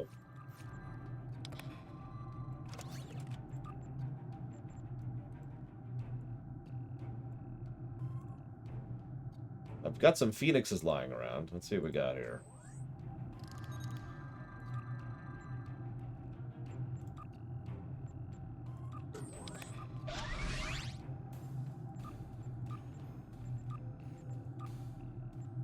Yeah, we'll get it to 15. There. You now have a Mark 15 Nano Blade of Doom. Enjoy. Yeah, usually I save my upgrading for weekends, which, if you really care about min-maxing in this game, like if you're someone who really wants to get into the build gameplay, don't upgrade your stuff until you get to the upgrade weekend. During the upgrade weekend, it's either half cost or double result, but either way it's the same difference. It's twice the speed of upgrading. The new one, I don't know what the old one did. Whoops. The new one is a 203 DPS, plus 20% run speed, plus 20% crit severity, plus 40% crit severity. Also has a 5% chance to knock the target back, and a 2.5% chance to knock all targets back.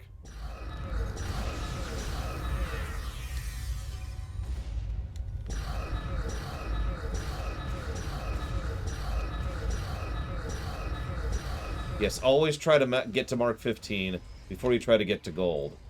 There's actually a specific strategy to do the opposite of that, but that involves crafting, so that's different.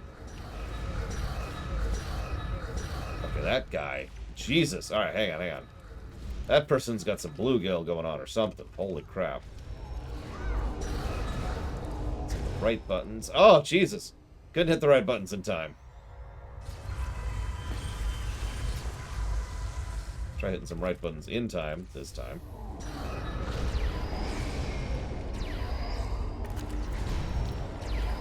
Did you, like, not? No, he totally cannot not. Ugh! Yep, okay, we're just gonna accept the death there. Ugh, frickin' bluegills.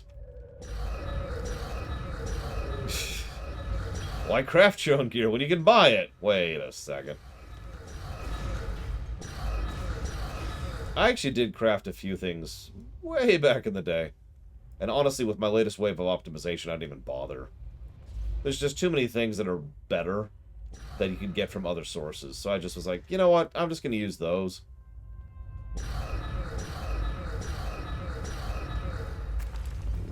And yeah, there's a whole process of getting dilithium prize packs and turning those into Phoenix... using dilithium to get Phoenix prize packs and using those to get upgrades, which I'm not going to bore you with right now. That process used to be slightly better, and then they had no idea what they were doing and nerfed it in order to try and fix the dilithium economy, which has been going to hell lately. And by lately, I mean for the entirety of its existence. Get up. Yeah, the last time I crafted was before the Delta Alliance expansion.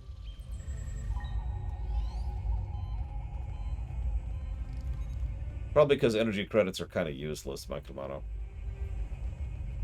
Deliberately, although I'm not sure why.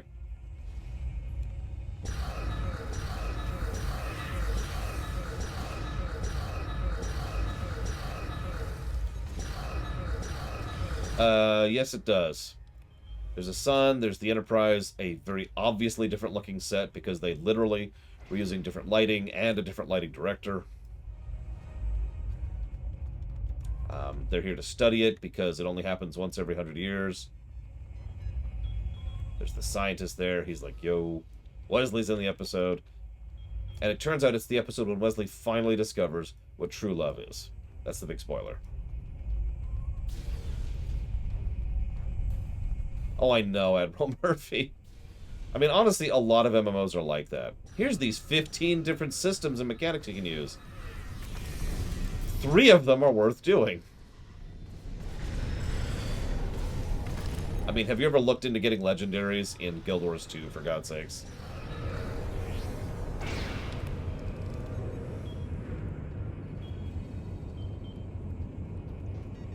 Or the Byzantine process of getting crafting gear in previous expansions in FF14. Or yeah, most of the content in Warframe. Oh my god. This is really quiet. I can barely hear this. Jesus, I'm going to turn this up.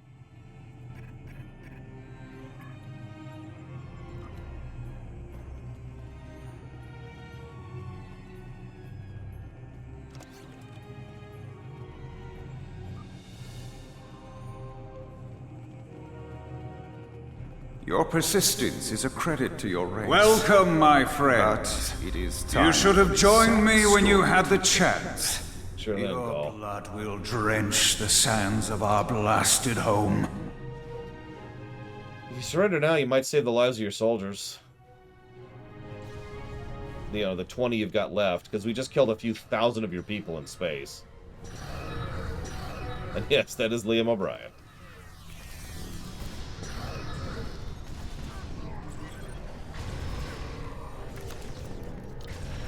You know Liam O'Brien from everything, Mike Romano. It would honestly be harder to limit what things he hasn't been in.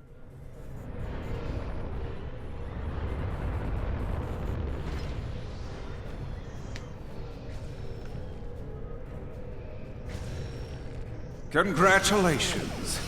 You have earned the right to die on the hallowed soil of Vaudois Prime.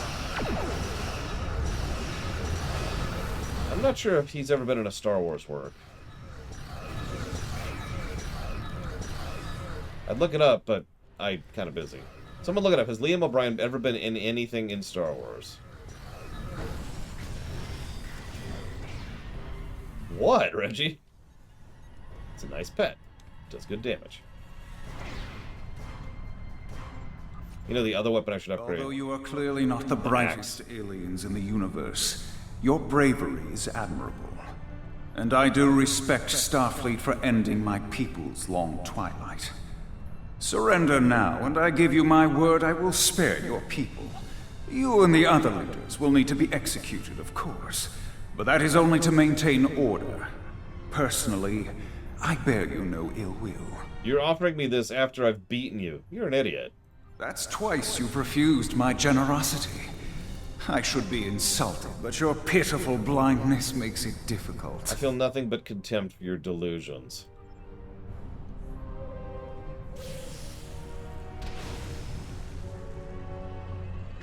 Bluegills. There you go. He has been in Rebels.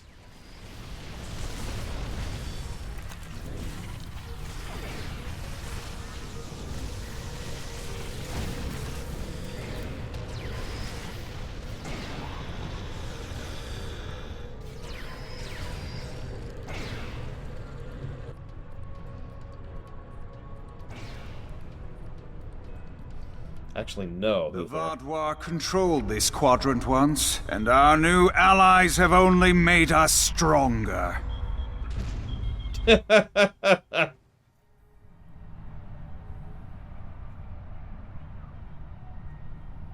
was actually funny. Is that the best you've got? Now's your chance!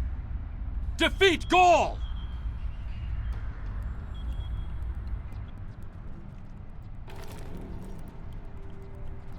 That's strange. Gaul doesn't have the incredible power the other infected do.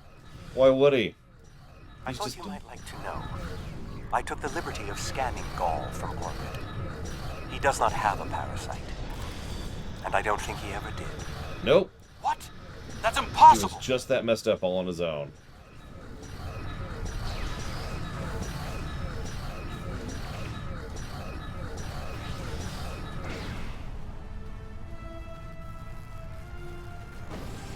Stop him. Stop him. Stop him! Oh my god.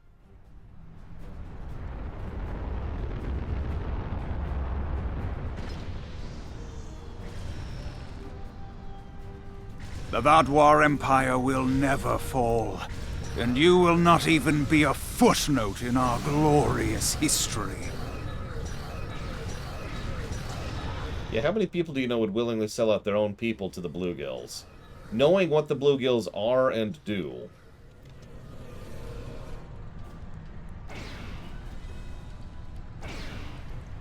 In case you're not familiar with this, being infected with a bluegill parasite kills you. You are dead in the process.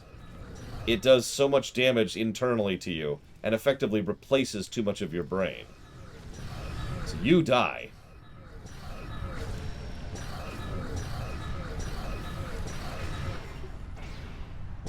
We cannot be stopped.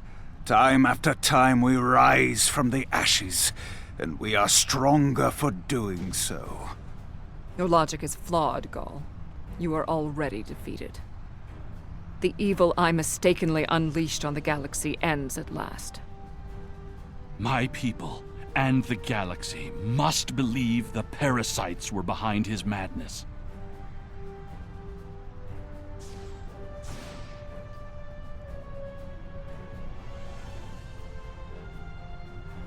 No, Trihexia. Although that's actually a really popular fan theory. The remaining Vaadwaur have surrendered. What is your current situation? Yeah, we're good. Were you able to determine why he returned to the surface? It was a tactical error. Even if underspace was closed to him, Gaul would have had more opportunities to escape if he had remained in his ship. I'm not sure yet. Join me and we'll figure it out. Certainly. May I recommend Seven, Captain Kim, the Doctor, and Neelix join us as well. Their insight may be valuable. I mean, they are main characters, so sure. Seven, what are you doing? Seven? What was that stance? Okay. I mean, you can stand however you want to, but what?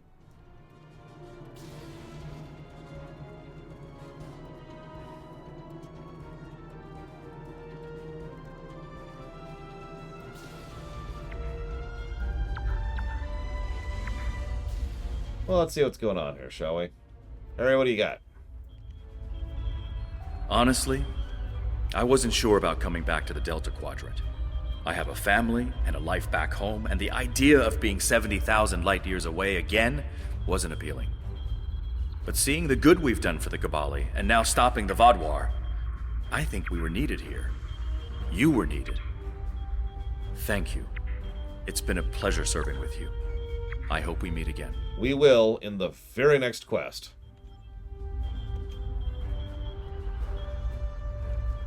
Literally, the next quest. War is just a pointless waste of life. Usually for a political reason that doesn't much matter in the long term anyway. I understand that sometimes we need to fight to defend those who cannot defend themselves. I respect that. But what Gaul was doing here was madness. It's one thing for him to want to rebuild his people. It's something entirely different to destroy dozens of worlds to do so. And to murder innocents with his own hands, actually. Don't forget that part, because that happened too. I'm not a man who normally dwells on revenge, but when Gaul and his soldiers attacked my people, it was almost all I could think about. Dexa helped me to see that death doesn't heal wounds of the heart, but thank you. This quadrant is safer now that Gaul and his soldiers are defeated, and I'm glad I was here to see it happen. Yeah, and I'm sure the rest of the the Vaadwaur won't cause any issues for us in the future. I was responsible for the return of the Vaadwaur.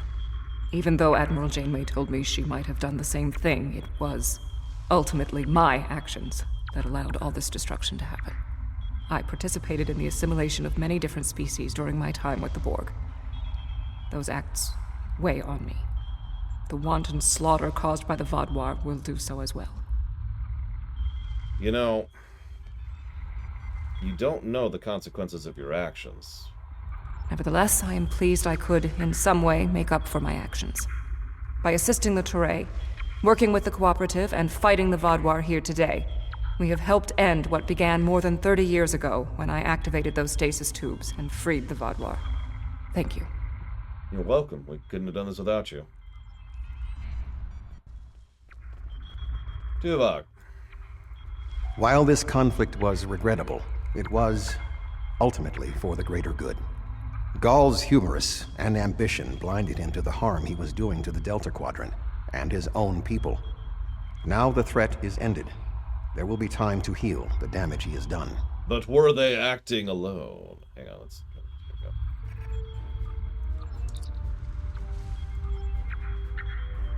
Yeah, there's some weird radiation coming from over here.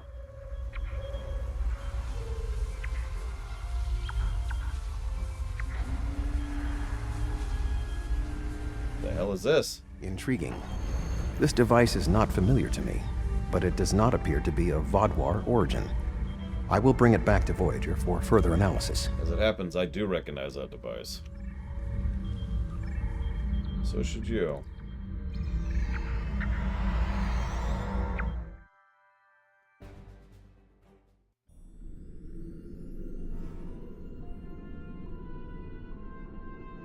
With the defeat of Gaul, we've saved the Quadrant from a terrible threat.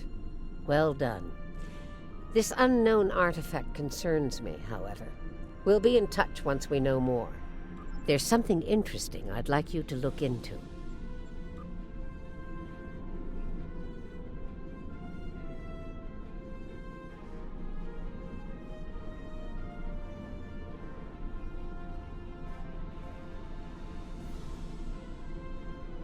Yeah, okay. So, sorry, I was debating something. Let's go ahead and review the mission we just did. I'm thinking plus to story, obvious.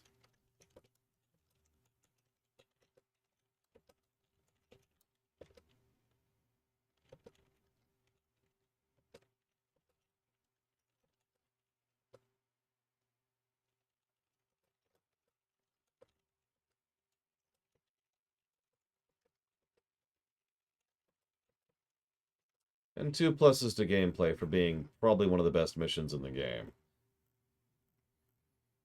I know what you're thinking. But lore, there's a better mission than that? Yes, there is. Anyways.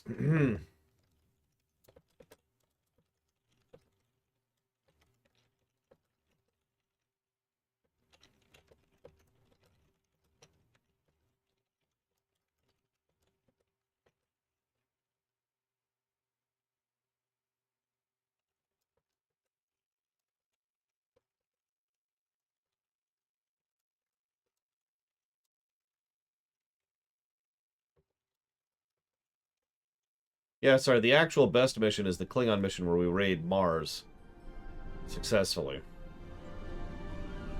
Admiral Tuvok and Captain Kim are leading the analysis of the artifact you found on Vodwar Prime. I knew you'd want to be there for the great reveal, so I've arranged for you and your crew to be part of the team. Rendezvous with Voyager to get started. Oh, dude, fighting the Borg one-on-one in a Miranda? Just poetry, really.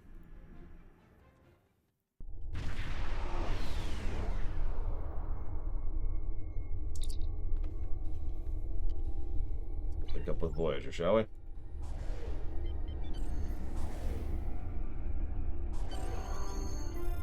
Let's beam over to Voyager, shall we?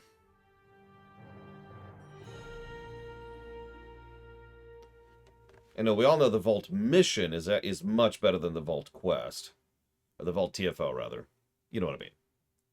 The Vault TFO is better than the Vault mission, which actually means the Vault instance is better than the Vault quest. There we go. Let's use proper terminology, shall we?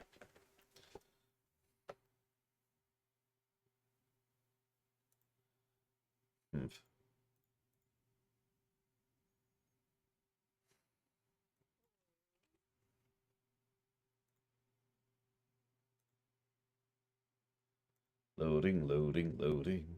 Keep the zones a-loading. Right. Oh, we're done.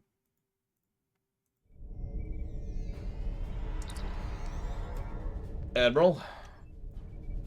Welcome back to Voyager. We were about to begin studying the device you recovered from Gall's communication center. Since you have spearheaded much of our efforts here, I would like you to take the lead once again. Captain Kim and 7 of 9 are at your disposal. Talk with them if you need more help deciphering the device. When you finish your analysis, return to me for further orders. I will be here in the transporter room to see you off. Okay.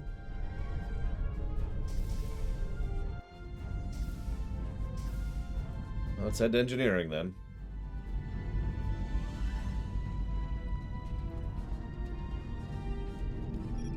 What we got, Captain? Glad you're here. We transported the device to engineering here so we could run all the scans and tests we could think of. The first thing we need to do is determine how it's communicating. We can't find any normal transmissions from it, but we're hoping you have some new ideas to bring to the table. Yeah, here's idea number 1. Don't bring an unknown alien artifact that was in the possession of our enemy within about 5 feet of your warp core. Everyone in the room, oh my god, I never thought of that! Yeah, that's why I'm the Admiral. Let's go. Let's see here. Scan it for subspace.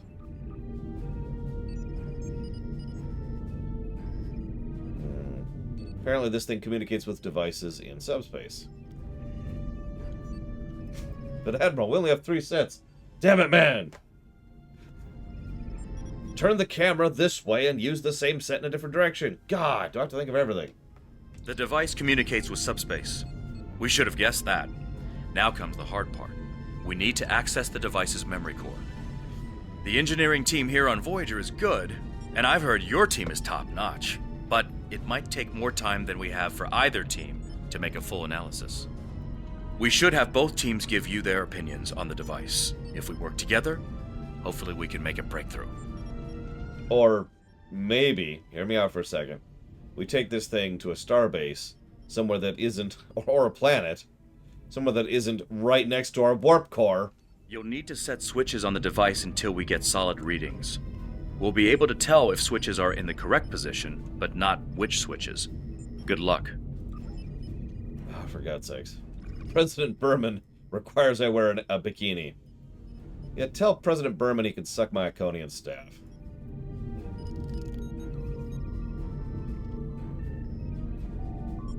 Alright, all 3 switches are off right now. The engineers tell me there is only 1 switch in the correct order. The engineering teams tell me 2 of the engineers tell me there is only... The engineering teams tell me... Sir, I've consulted with both the engineers here on Voyager and your chief engineer. I am seeing green across the board. All the switches are in the correct position, and we now have access to the primary memory core of the device. Unfortunately, we're only halfway there. Now we need to access the secondary memory core to get full access to the data we need. Cashel, do me a favor. Stick around for the mission right after this one, because it's literally the Harry Kim mission. I'm not joking.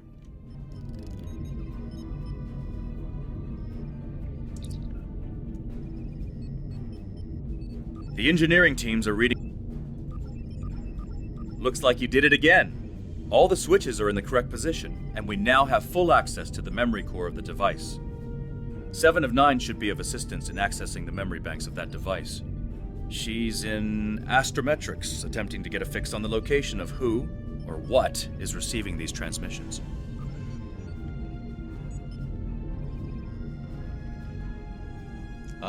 What the hell, Mr. Red?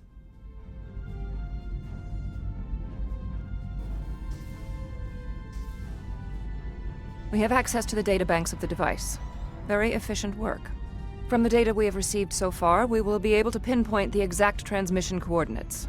However, it is possible that doing so may alert whomever is on the other end that we have reverse-engineered their technology.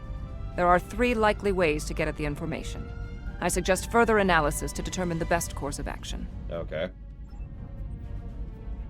Well, let's analyze. Whoop. But first, let's say thank you to Ciela. Thank you, Ciela.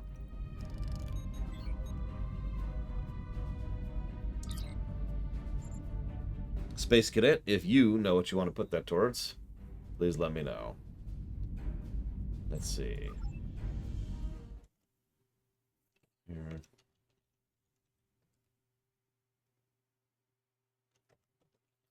Wing Commander 1. An interesting choice, but I will allow it.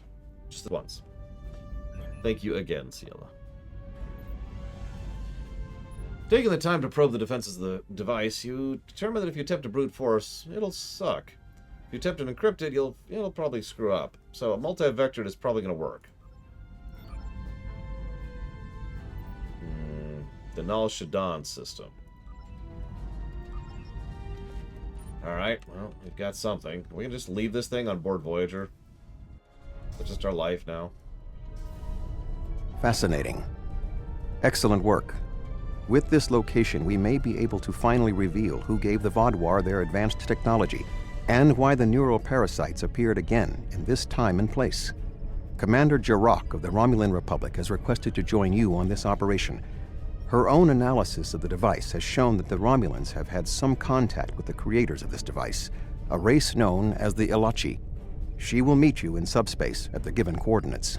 Finally, Voyager's emergency medical hologram, the Doctor, will be assigned to your crew.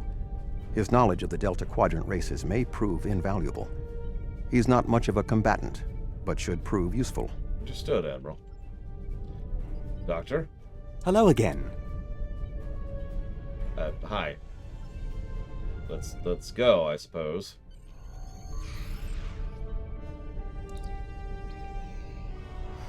Why all the old games, though, Space Cadet? I don't understand. Nobody likes old games. Ugh. Hey, look, it's an Ilachi station.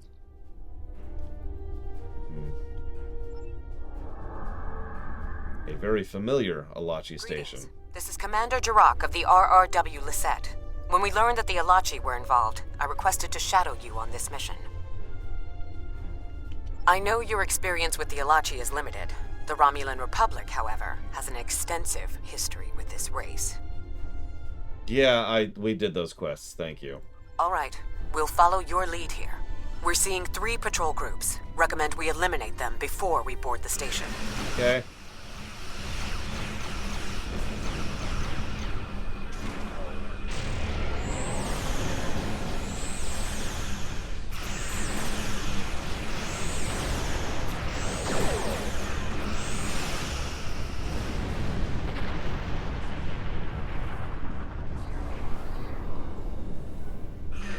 While we're fighting. So, Doctor, while we have a moment here, do me a favor. Tell me about the time you turned Admiral Janeway and, I think it was Lieutenant at the time, Paris, into salamanders. Ooh, that was a fascinating thing, although I didn't actually turn them into salamanders. I turned them back into humans. That's actually even more impressive. How did you turn them back into humans? Well, you see, that all...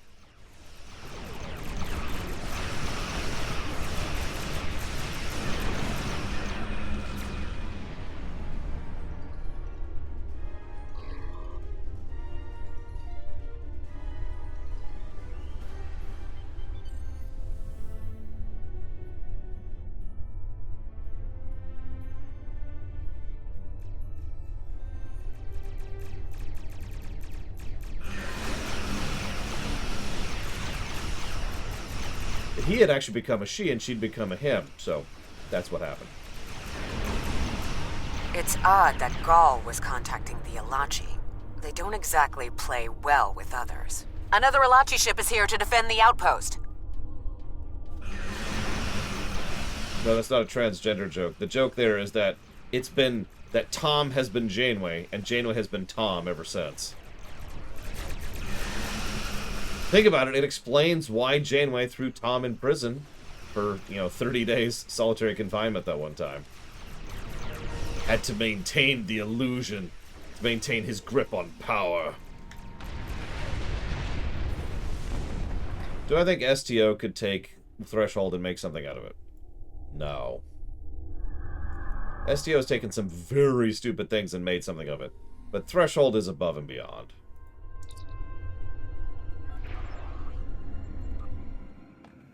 Like, they're stupid, and then there's Threshold.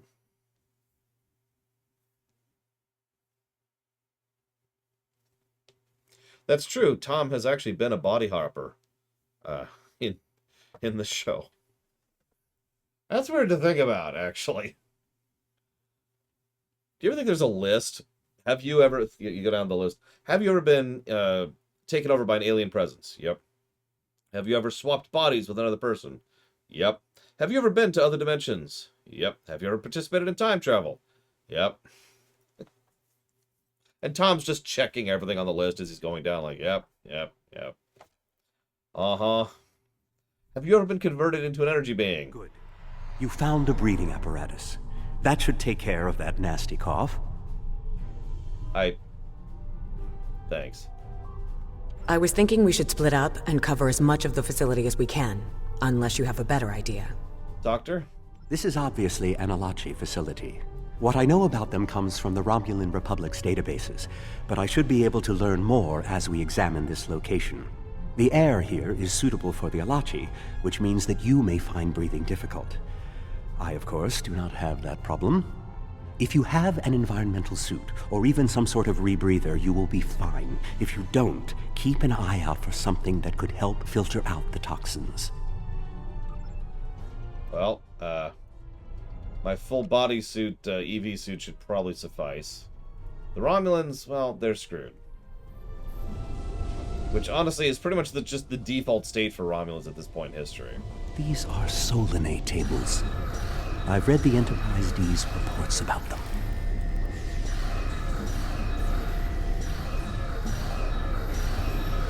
Have you ever met Amelia Earhart? Yeah. Have you ever met your own time-displaced double? Yeah.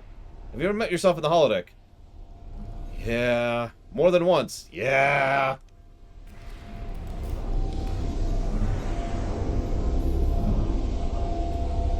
Have you ever died? Only once.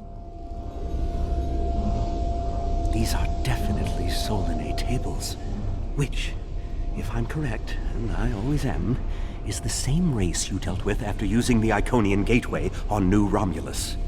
The Solinate kidnap victims through subspace for their brutal experiments.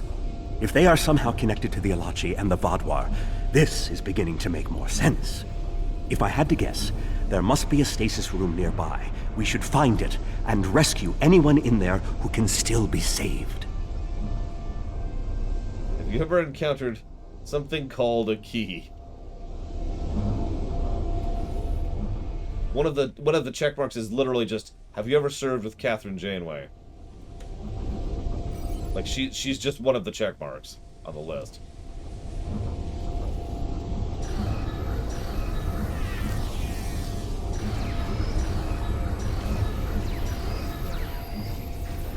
Oh no, I agree, Justin. See, that's the thing. STO canon has taken some very dumb things and done some interesting stuff with them. Like the Hobus supernova, they turned into a deliberate sabotage, which was an attempt at genocide. Okay, that actually fills out a few plot holes there. And taking a lot of the things like the Solinate and the Alachi, both of which were one-off episode characters, and turning them to major threats across 3 separate arcs, yeah, I'm with that. How do you work with looks as if threshold? They're converting their captives into more Alachi. If my readings are correct, there are several individuals here who have only just begun the conversion process. We can save them if we beam them back to your ship. If you're paying attention, yes, not only is this similar, this is actually the exact same map that we did this on the Romulans. Don't worry, it's not the same actual mission, it's just, this is asset reuse. Just letting you know.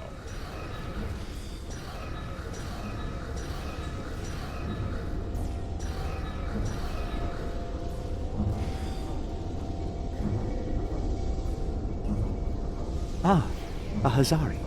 Stay calm. We'll get you the medical attention you need. I mean, arguably what they're doing is much worse than what the Borg are doing. But it's also debatably less worse. It's kind of up to you, I suppose. They're both bad. Like, pretty bad.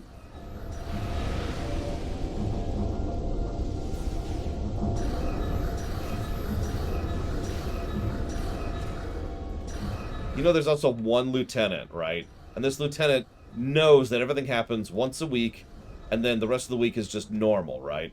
So they've got it timed. It's like, okay, at this point of the week, I'm gonna go take my vacation, take my leave, and I'll come back after the weird happens. You'll be back on duty before you know it. I mean, it's up to you, Trahexia. What do you think is worse? Being conscious while being effectively mind-controlled by an external force, or slowly inhaling spores that replace you from the inside out? Gradually. Even the Borg won't assimilate to Kazon. Yeah, the Alachi are less, Everything will be fine, picky. Mr. Dre. We'll beam you directly to sickbay. Hey, the quest objectives actually work in this mission, unlike the Romulan one. That's funny. We're transporting you to a Romulan ship in orbit. You're going to be fine. She never breathed again. This is no way for a proud Klingon warrior to go out. We'll patch him up immediately.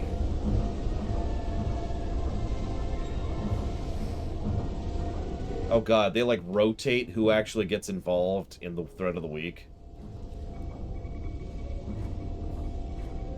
Transport this Talaxian directly to sickbay. Well, the Solanae are definitely involved. I believe I have everything I need from this area. We need to keep moving if we hope to meet up with Commander Jarok. The door is unlocked now. We should keep going.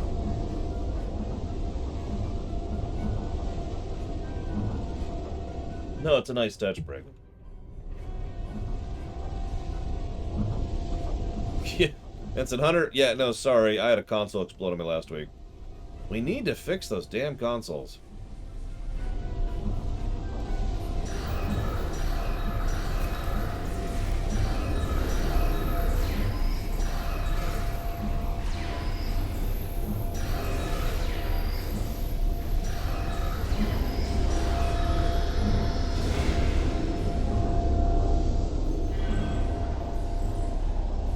Romulans are doing fine.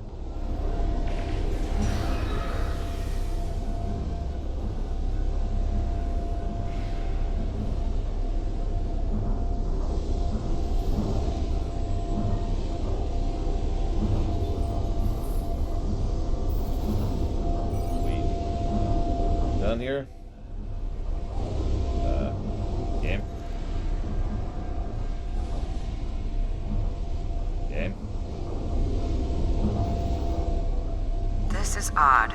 You sound like you're in a Solanae lab, but we're in some place that looks like a prison. In fact, I'd say that's exactly what it is. And they've just had a breakout. Whoever it was, they used our arrival as the distraction they needed to make their move.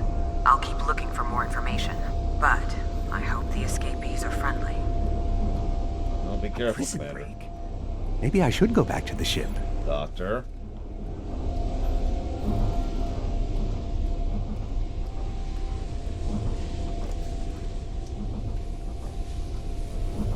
Neural parasites. This must be where the Vaadwaur were implanted with those mind-controlling bugs.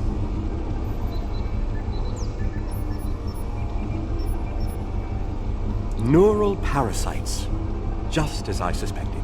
Did you know that several Starfleet officers were infected by these in the mid-2360s? The Enterprise logs from that era are fascinating reading if you ever have a few dozen hours to spare. You dozen hours. No, I think 44 minutes would do it. If Gaul and the infected Vaadwaur were communicating with this station, it stands to reason that this may be the facility where the bluegill implantation takes place. We should definitely investigate further. If we can find the implantation room, then I should be able to analyze their equipment and gather more information. Oh, he is. That, hence my joke, Mike Kamano. I don't believe it. The empirical evidence is right in front of me, but I'm actually having difficulty processing this information. What is it? This tech, this whole facility. It's Iconian. Yeah. There are variations on the norm, of course, because of the Solanae and Alachi influence, but I see distinct signs of their presence throughout the facility. So, how is it this is their big explanation. Why is it that the Vaadwaur are a big Quadrant level threat?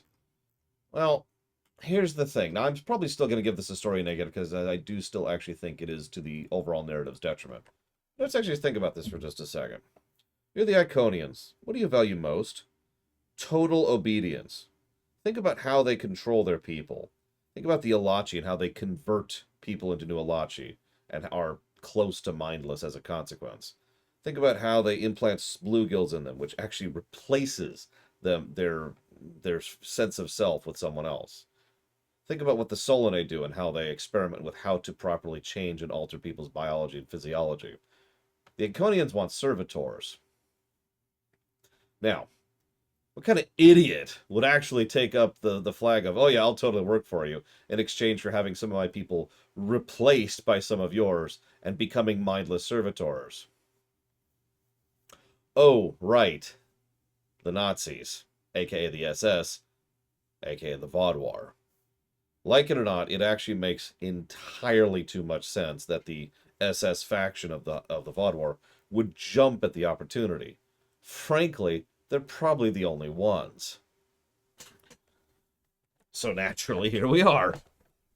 Now, again, it still gets the negative, because it still is to the detriment of the overall narrative arc. But it does make sense.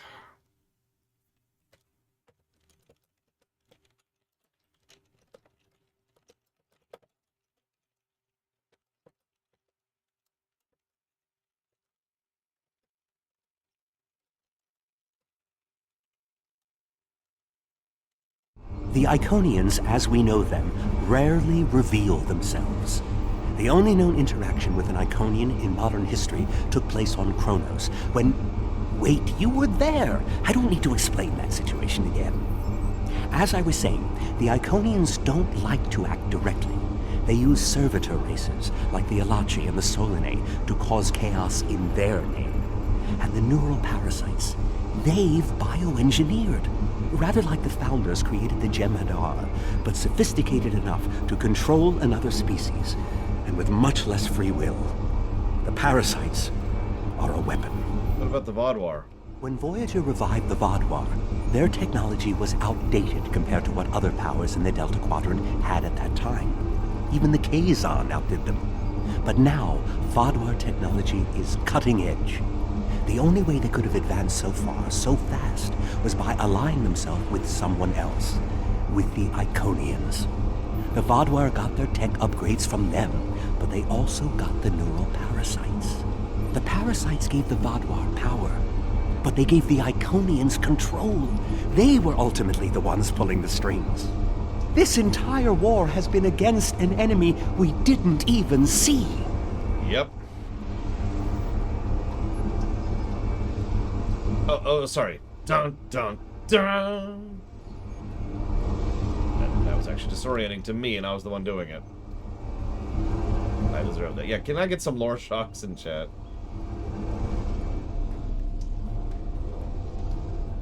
I will admit, the very first time I went through this, I kind of thought that they had forgotten about the Iconians. Because it wouldn't be the first time Star Trek in general, and STO in specific, has done that, where they've just kind of, you know, God.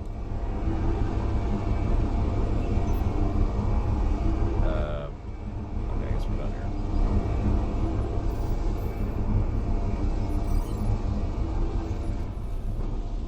We're supposed to... here we go.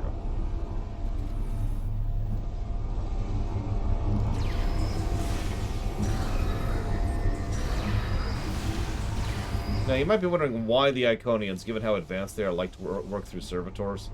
All I'm going to say about that is something that is explained later.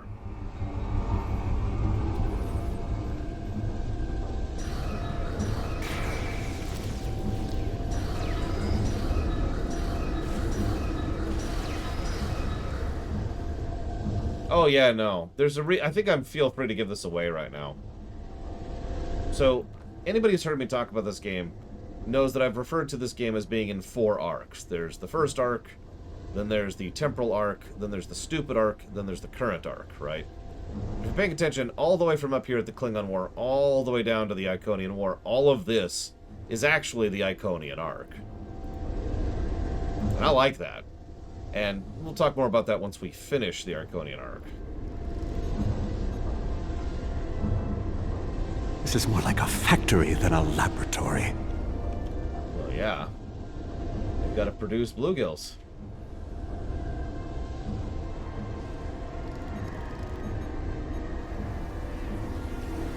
Some of this technology is ancient, but it's quite advanced.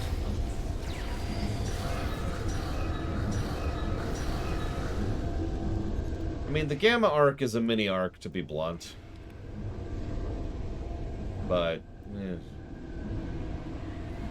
we'll talk about that when we get there, too. I think that's literally only one episode thing on here. These parasites right aren't there. a natural species at all. They look engineered. Yep.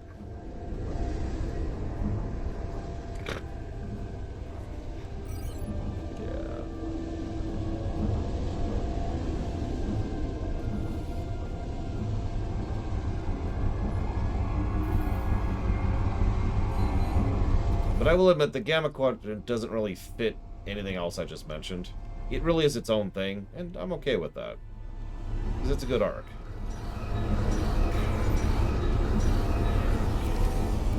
It is, however, rather short.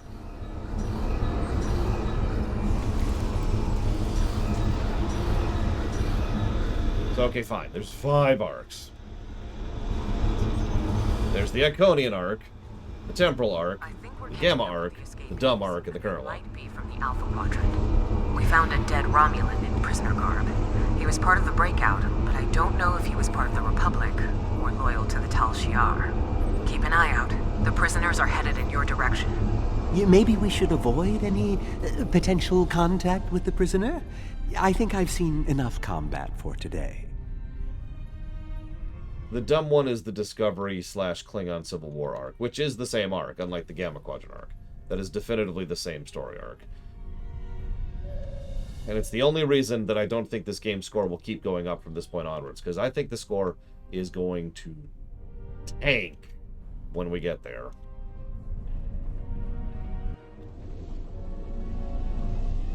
But I'm getting ahead of myself.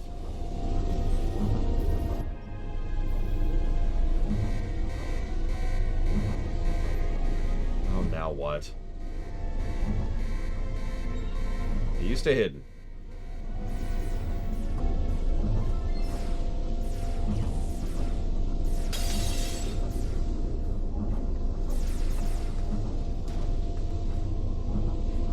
Hello again. How fortuitous. I thought I'd have to find a way off this station alone. So, you might have wondered what she's been up to since she was kidnapped by the, Iconians. I have to admit, I was actually surprised to see her here. First time. I was just like, oh, that makes perfect sense.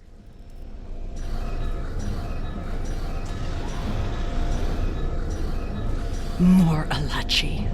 I don't think the Iconians want me to leave. Yeah, they seem to have some kind of personal vendetta against you. It's weird.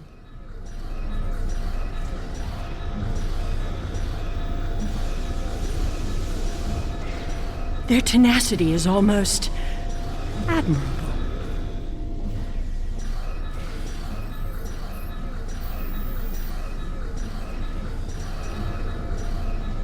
Because they wanted Denise Crosby to come back. Looks like Space you could Cadet. use a hand.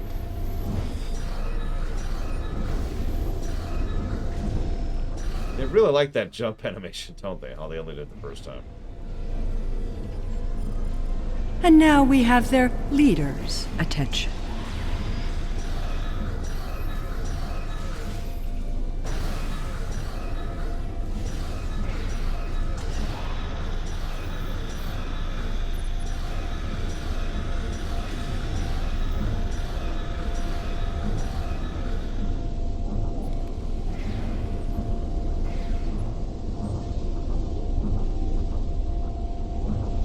Seela! I should kill you where you stand. It would be justice for all the lives you've destroyed. Hold on, Jirok. I'll kill her. And if you do, you'll never learn about the Iconians. I've been here for months. I've seen enough to know you need my help.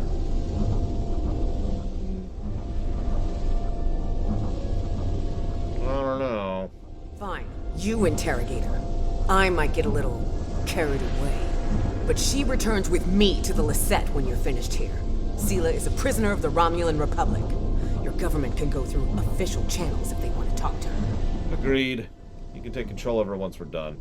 You and this Seela person seem to have some history. I'll leave you to speak to her. Sure. Not so fast. You have the weapons, but I have the information. If you want to learn what I know, you'll need to keep those Romulan rebels under control. You've stumbled into something much greater than you're prepared to handle. I'm the best ally you have. I strongly suggest you start talking.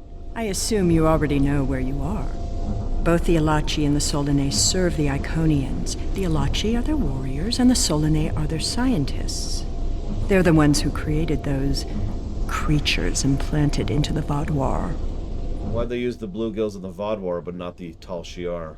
Hakiv joined the Iconians out of faith. He thought the Iconians would create an empire he could rule. That did not go as planned. This time the Iconians wanted to control their puppets. When the Vaadwaur asked for strength to defeat their enemies, the Iconians gave them the parasites.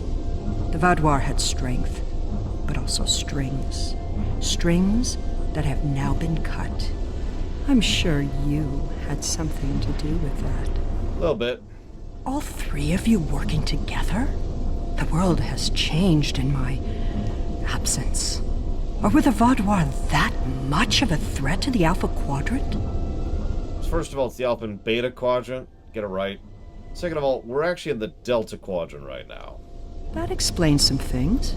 I'd love an escort back to the world at large, but I have a feeling you have some questions first.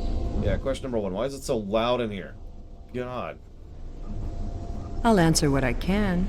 You can believe what you want. So are you prisoner or ally of the Iconians? How important is that, really? I worked with the Iconians because, at the time, I thought it was the best thing for my people. After we lost the homeworld, we were scattered, starving. A shadow of what we once were. What were we supposed to do, beg the Federation or the Klingons for scraps? Pathetic. The so-called Romulan Republic has made their way, but they did it at the cost of Romulan dignity. So your dignity is more important than your prosperity. We are not refugees. We are Romulan. We needed a strong leader to bind us together again, and I knew I could be that leader. The Iconians were a means to an end. They gave us strength at a time when we were at our weakest. Had I known what Hakiv, what he and the Iconians did to our world, perhaps I would not have made the same decision. Well, the Republic is now a thriving state at an interstellar level, and you've been sitting in prison for a few months, so I'm not sure who made the better decision. Dwelling on the past is meaningless. I am here, and so are you. Today, our goals are aligned. We both want to stop the Iconian advance. You need me. Now, hang on. I'll answer what I can. You can believe what you want. Do the Iconians have a weakness? Any weakness? Hubris. The Iconians think they are the rulers of the galaxy. They thought so 200,000 years ago, when they were driven off their homeworld by the fire of 1,000 races allied against them. They think so now, when they look at us and see us as children stumbling in the dark. They do not see our strength, our willingness to fight. Use their hubris against them, and the Iconians will fall. Noted. I'll answer what I can. You can believe what you want. What's the Iconian master plan? I honestly don't know. Why would they share their plans with a prisoner? That may make me less valuable in your eyes, but don't be fooled. I know more about the Iconians' operations than they realize. I'll answer what I can. You can believe what you want. Where's the rest of your crew? Ah, the crew. The Alachi took them one by one and turned them into those things. Revolting. If I had known that was what they were doing with the captives from the colonies, I would have... Now who's dwelling in the past? Yes, you were asking about the crew. A handful of us were still alive when the station went on alert. We took a chance and made our escape. They died, nobly, as Romulans protecting their Empress. I will remember their sacrifice. Right. Let's get back to my ship. Will I be taken into your custody, or will I be left to Tiaru's tender mercies? In the spirit of cooperation, Commander Jarok will take custody. However, she is going to take you to Alliance Command. Very well. It's not like I have a choice in the matter, do I? Nope.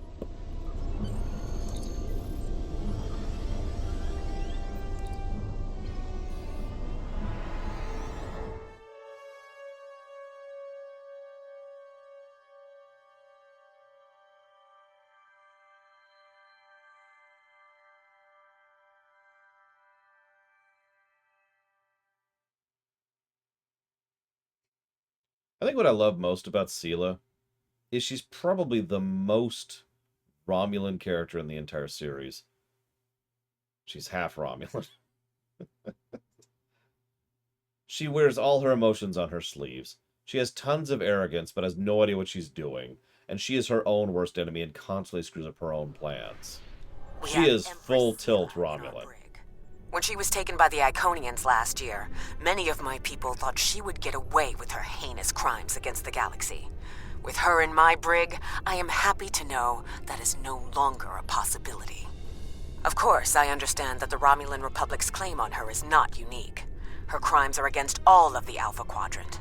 To that end, I will ensure that she be made available to all the Alliance leaders for interrogation and debriefing. Thank you. Well, that wasn't exactly what I'd call a walk in the park. At least we know exactly how the Iconians were controlling the Vaadwaur. And you've certainly put a crimp in their plans. On the upside, as a photonic life form, I'm immune to any attempts at subversion by neural parasites. I'll see to the care of the captives we rescued.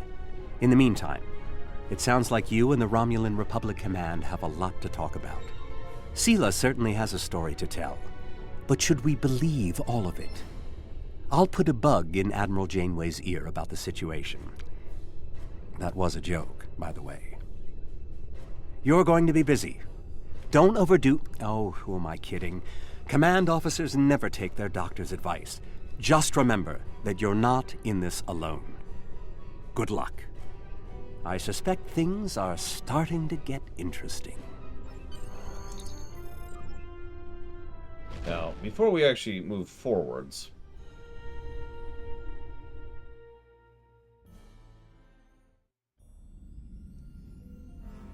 Let me look at the time here.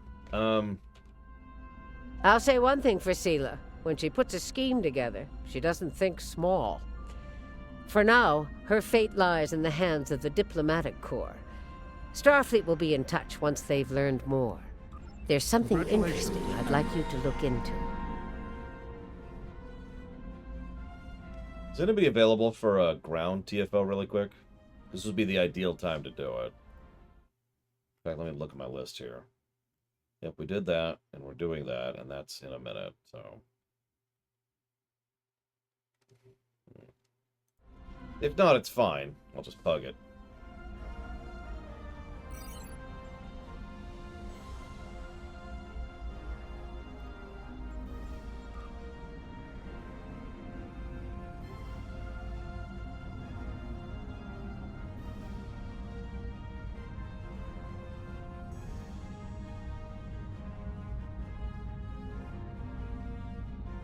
The classic Starfleet arc angle right there. Nope, still don't like the Odyssey. Ugh.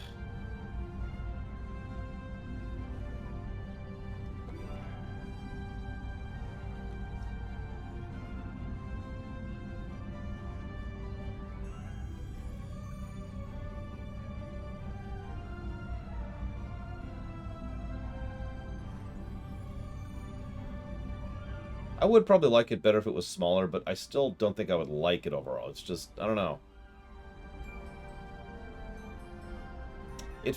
Here, I'll demonstrate really quick. Check this out.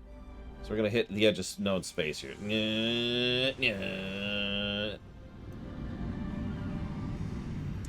And bonk. Notice how we're no longer moving. And it's like, we can't go that way.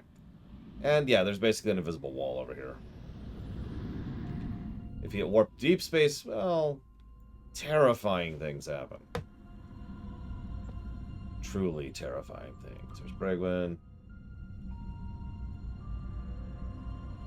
Here, toss me a tell, Space Cadet, and I'll grab you.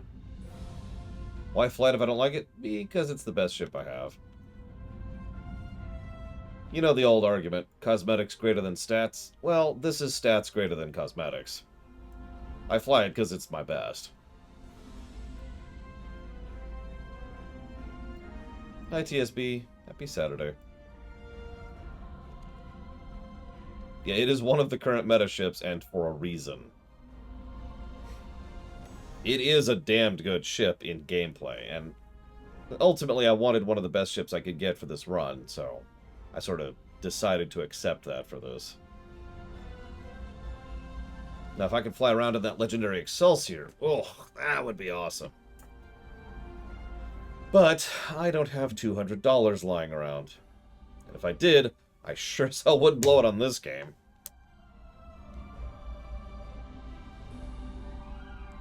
Also, microtransactions are bad.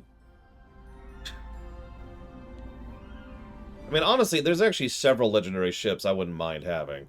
The legendary Constitution Refit, the legendary Galaxy, legendary Sovereign, the legendary Excelsior. Oh, trust me, my dentist is going to cost a factor of about 10 times more expensive than that. I'm actually going to call the dentist, that is to say, I'm actually going to call another dentist Monday and try another avenue of getting this dealt with, because the pain's getting worse. And I'm still like 2 weeks out from my appointment, and that's the appointment to get it checked, not to get it solved, as a reminder. So, yeah. Anyway, Space Cadet, are you on? What's up with my tooth? Summary: infection. Now, for those of you who know what that means, the fact that they pushed me out for a month for a tooth infection is absolutely insanity. Now, just toss me a tell, Space Cadet. Or tell me what your ad is or something. I apparently have put some things here for Bregman's. Let's get rid of those. There we go. It was a good deal if you wanted 10 of those ships, which of course I did not, Rasalisu. I wanted one of them. Maybe two.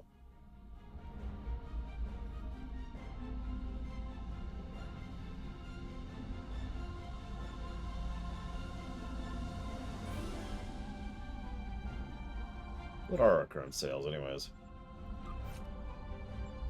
Well, there's the Terran bundle, which includes the ship I'm flying. There's that first responder one. That's brand new.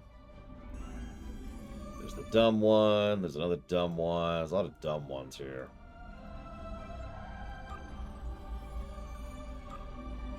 Hey, some bridges. Woohoo. A lot of bridges on sale now. Wow.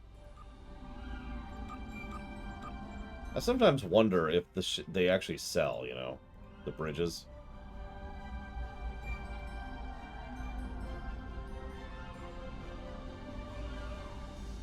And yep, that's how you get the legendary Excelsior right there. $200 on sale, by the way. So I guess I was wrong on my expectation on that. There's a lot of stuff on sale right now. Anyways. Invite.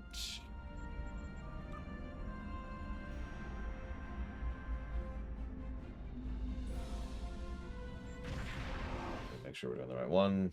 Yep. Might be a second because it's ground.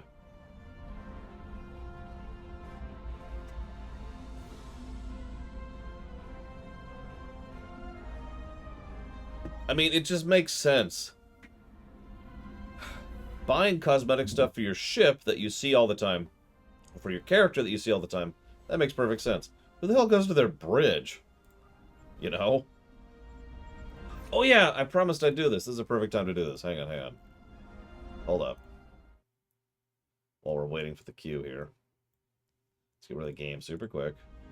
I'm going to buy one key, and I'm going to open a lockbox live on camera. Live box opening, whatever that's called. That's actually a thing for some reason. It's really stupid. Like, I can't believe those are streams. God, what is wrong with people? Anyways. I can find them. Where the hell do you buy? Never mind, I found them. Wait, that's 10. I don't want 10. I want 1. Here we go. 1. Yes, I would like to buy 1, please.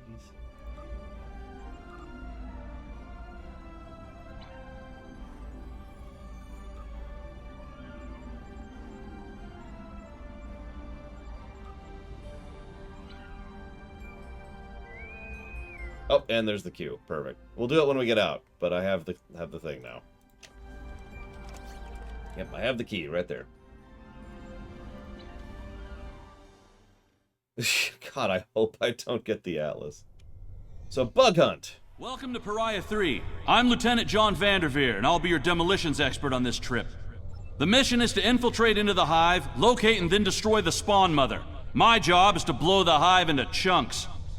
These bugs are smart. They'll figure out what I'm doing. I need you to watch my back and keep the bugs off my six. Tell me more. I was stationed on the USS Buenos Aires until the Vaudouar took her out. She was a good little ship. I miss her. Starfleet has assigned the survivors to various postings here in the DQ. I'm an explosives expert, so I get a little revenge for my ship with every charge I set. Welcome to Pariah 3. The mission is to infiltrate into the hive, locate and then destroy... So, yeah, we're going after some bluegills in order to try and deal with them while here. That would be really funny, Justin. Extraordinarily unlikely, though. Alright, let's do it. Yeah, so believe it or not, I've done this TFL more than a few times, and I'm not really sure why. It's come up on random more than once. More than twice, actually. Weird.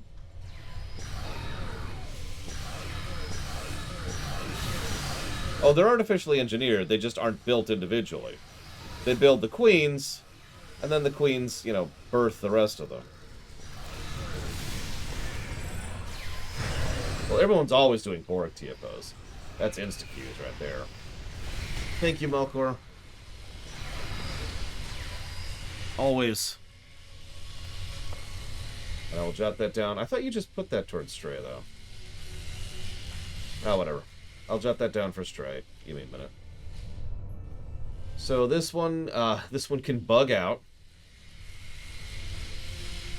Fire in the hole!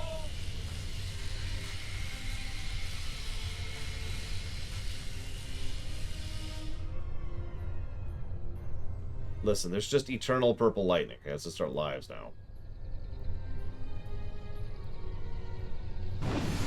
Obstacle clear. Thank you.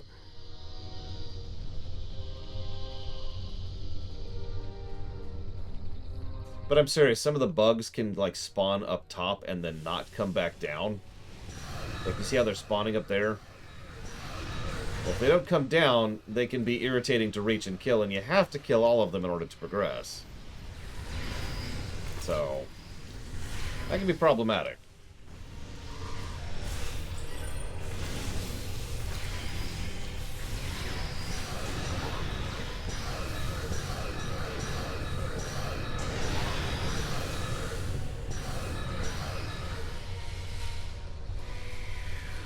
So if you wonder why I keep looking up, that's why.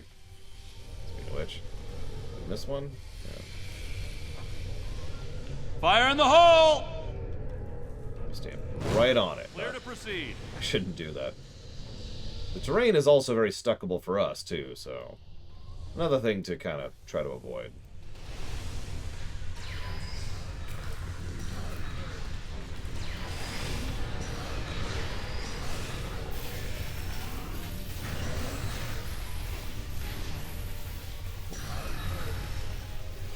That was strange. Didn't even put on the cooldown. Whatever. I have yet to run into a situation where we couldn't kill them, but usually it involves like getting into a specific angle and then like doing a sprinting jump, and then like having auto attack on so you poke at them inch by inch and kill them in the air.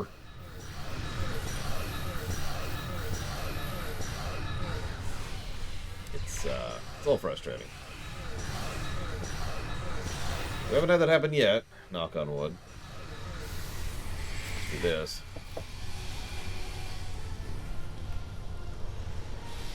I think we're good.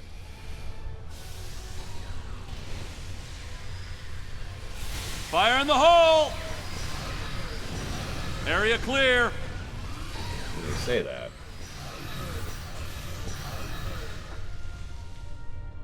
Okay.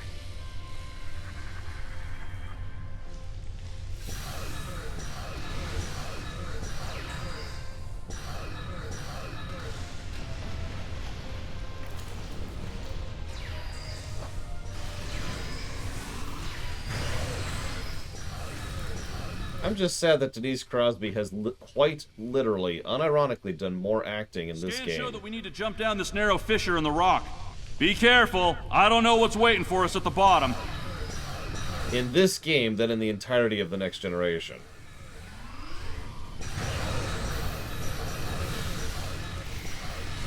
And that's not exaggerating, by the way.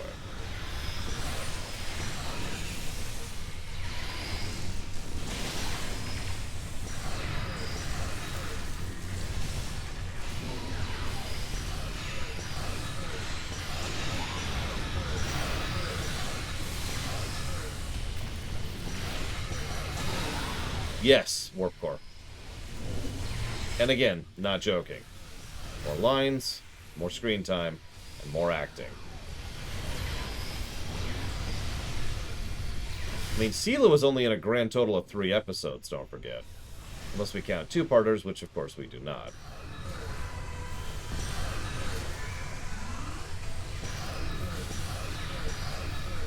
According to our scans, there's a tunnel under us. Give me a moment, and I'll clear a path. She was in the whole of the first season, yes. Name one Tasha Yar episode for me, Warp Core. Just one. Watch that first step.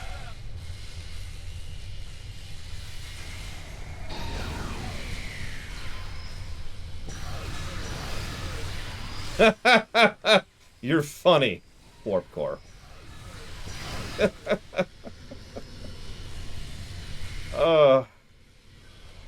No, you know what makes me sad? The episode in which she dies is not a Tasha Yar episode.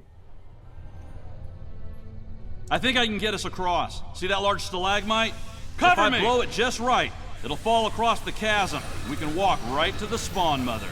Cover me! It's not a Worf episode. In fact, actually, the primary character piece for that one is focused on Riker and Picard, as it usually is in Season 1, as they're the two who most primarily deal with Armus. In fact, Troy gets more screen time than Tasha does as the hostage.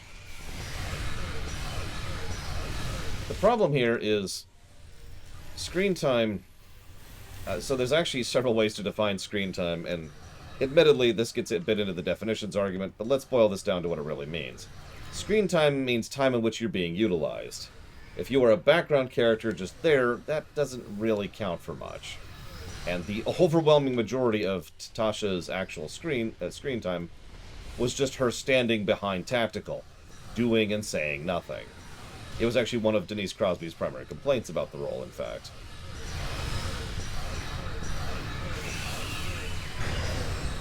So how much time did Tasha Yar actually have in terms of screen time? And we can actually sit down and think this out if we want to.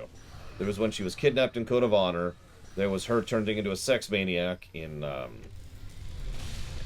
can't remember what it's called. There was her flipping out in Encounter at Farpoint. There was her flipping out in the Q episode. She gave an anti-drug speech to Wesley in one of the episodes.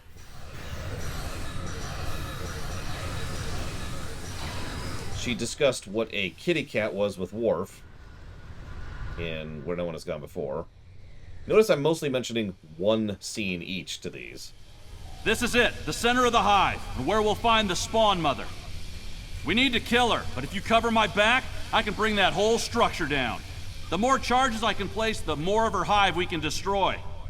The only good bug is a dead bug. Let's squash them flat! That was also in Where No One Comes, Where No One Has Been Before. Where No One Has Gone Before. There we go.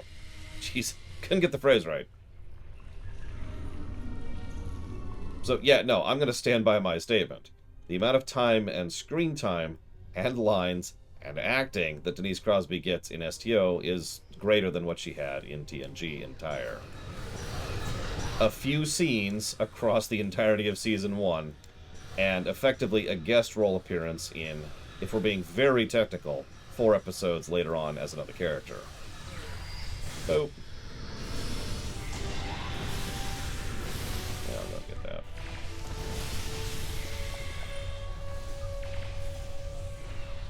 Oh, GG, as they say. Let's just leave. I want to beam out like I beamed in. Iconian beam firing. And that was that instance. Thank you for joining me. As you can see, that was kind of vanilla. Not much to that. Which brings me to where we are now. Now, hang on. We gotta do it.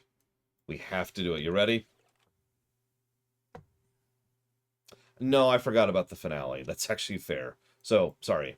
She's actually in another episode as past Tashiar in All Good Things. I actually forgot about that. Okay, here we go. I'm gonna use it to open. How do I do this?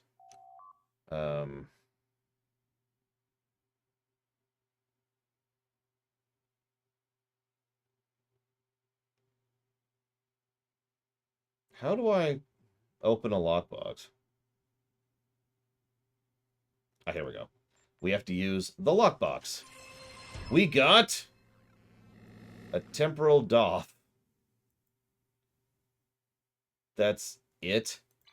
that's freaking it.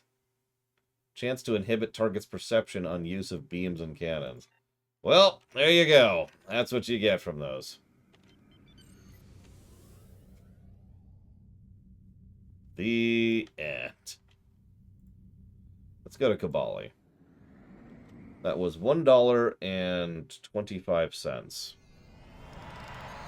I didn't pay for that. That's just my backed up stuff for being a subscriber. The current box is and has been for some time the Infinity Box. So welcome to Kabali Prime. This is another adventure zone. We've talked about adventure zones before, of which there are several. We actually did the entire adventure zone last time. We're mostly just going to run through it this time,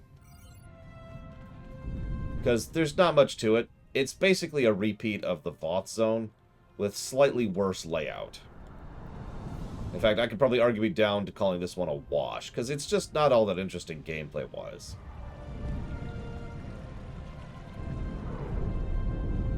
This is what it looks like, so there's nothing really visually interesting to it. Most of the interaction is just sit here and, you know, stand here while killing Vodwar, which is fairly normal, so that's whatever.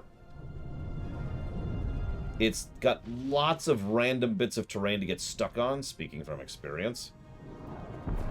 And it culminates in a big event, just like the other one does, where we attack the temple and take it, and that's cool. I could still be tucked into a single gameplay positive for this, but I'm kind of amiable in either direction. What do y'all think? I need to check something really quick. We have a situation on Kabali Prime. You and I were both asked by name to help. All that I've been told is that the Vodwar have launched a large offensive and have retaken the area in front of their temple, the place where they keep unconscious Vodwar stored. They need our help to retake the area, though I have a feeling something else is going on. Can you help with the situation? You mean other than that one warp core? No.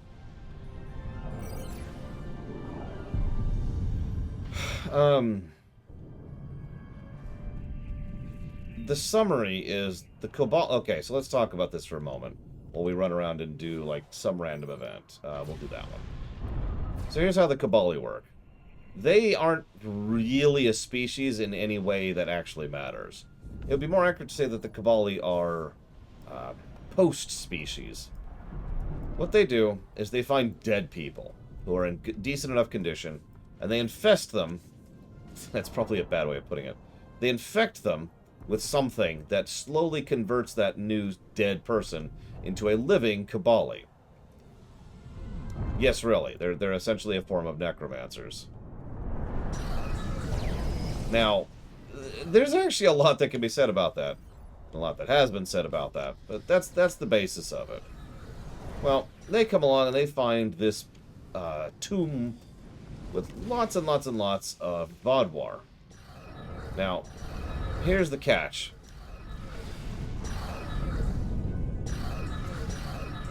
The Vodwar, well, first of all, can go suck it, but second of all, the Vodwar aren't dead, they're in stasis. And this sort of leads us to a kind of a gray area thing.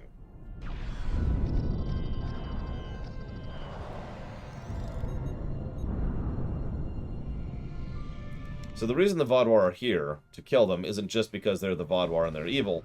It's actually specifically to try and defend the tombs and the stasis pods in order to retrieve the Vaadwaur and prevent the Cabali from converting them. Now, even that's actually not a political or a tactical concern. It is entirely a... I hesitate to use the word spiritual, but I don't know what else to call it. You know, it's an intangible concern as opposed to a tangible concern. Let's put it that way. Now, how much the Cabali using the dead bothers you, that's up to you, and I'm not here to discuss that. I'm just mentioning that that's what the Vaadwaur are all upset about.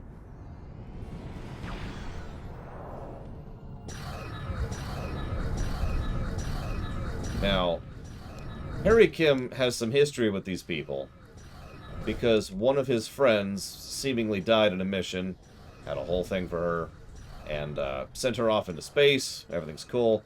And she then came back and tried to rejoin Voyager later as a Cabali. That episode was then very ham-fisted and badly written, as many Voyager episodes are. And as a direct consequence of that, she ended up realizing that she must go with her people, because she does not belong on Voyager, because of bad writing. And I'm just going to call that one out as harshly as I can. They could have taken that idea and ran with it in so many different directions, even within the confines of a single episode. And instead, it just sucked. Anyways, the Cabali idea is still a cool one. But the point is, Harry is like, holy crap, there's people here, and they want my help, but I'm not sure if I want to help them, but at the same time, I mean, they're under attack by the Vaadwaur, but they're not exactly innocent in this because they're trying to claim the Vaadwaur people, and the Vaadwaur don't want them to, and yeah, so it's this nice, reasonably gray scenario, and one way or another, this whole sequence of events is getting at least one story positive for virtue of actually freaking using the Cabali to good effect. But then we get a communique from Harry saying, hey, after all that crap we've been through, actually, I don't remember exactly when this happens in the timeline, so this might be at the beginning of what I just told you, but it's supposed to be at the end. We'll find out in a few seconds. Let me beam down to the planet. You know what I mean. I guess we're in space. Never mind.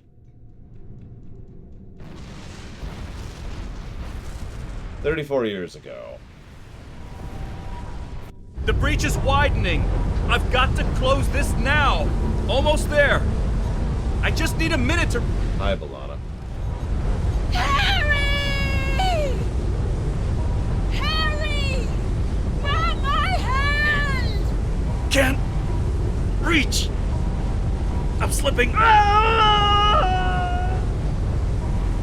Yeah, that's not Roxanne Dawson, obviously.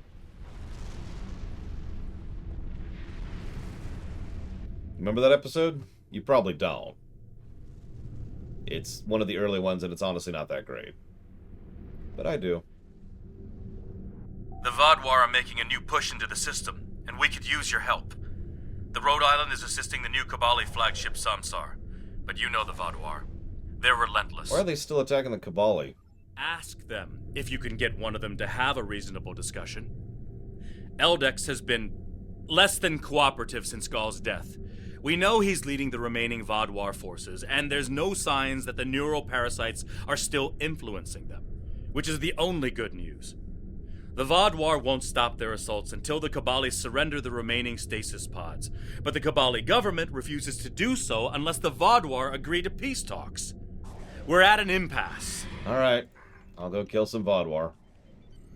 Let's make some peace, shall we?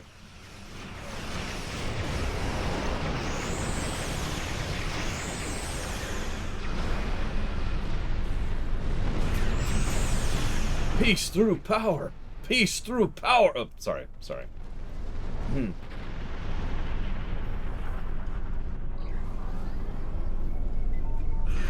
if you think about it, the Spinal Lance creates a whole lot of peace. One more group inbound. Brace yourselves.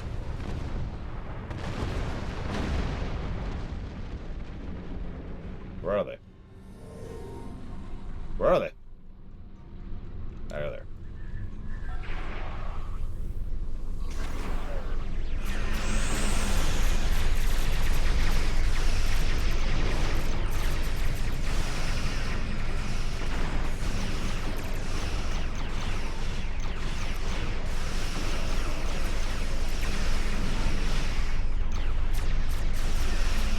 What are you, a Tholian, Reggie? Jesus.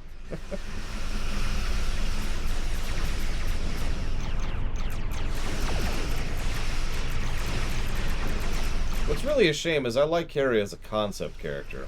And I think Garrett Wong can do some decent stuff, as the game I'm playing right now proves.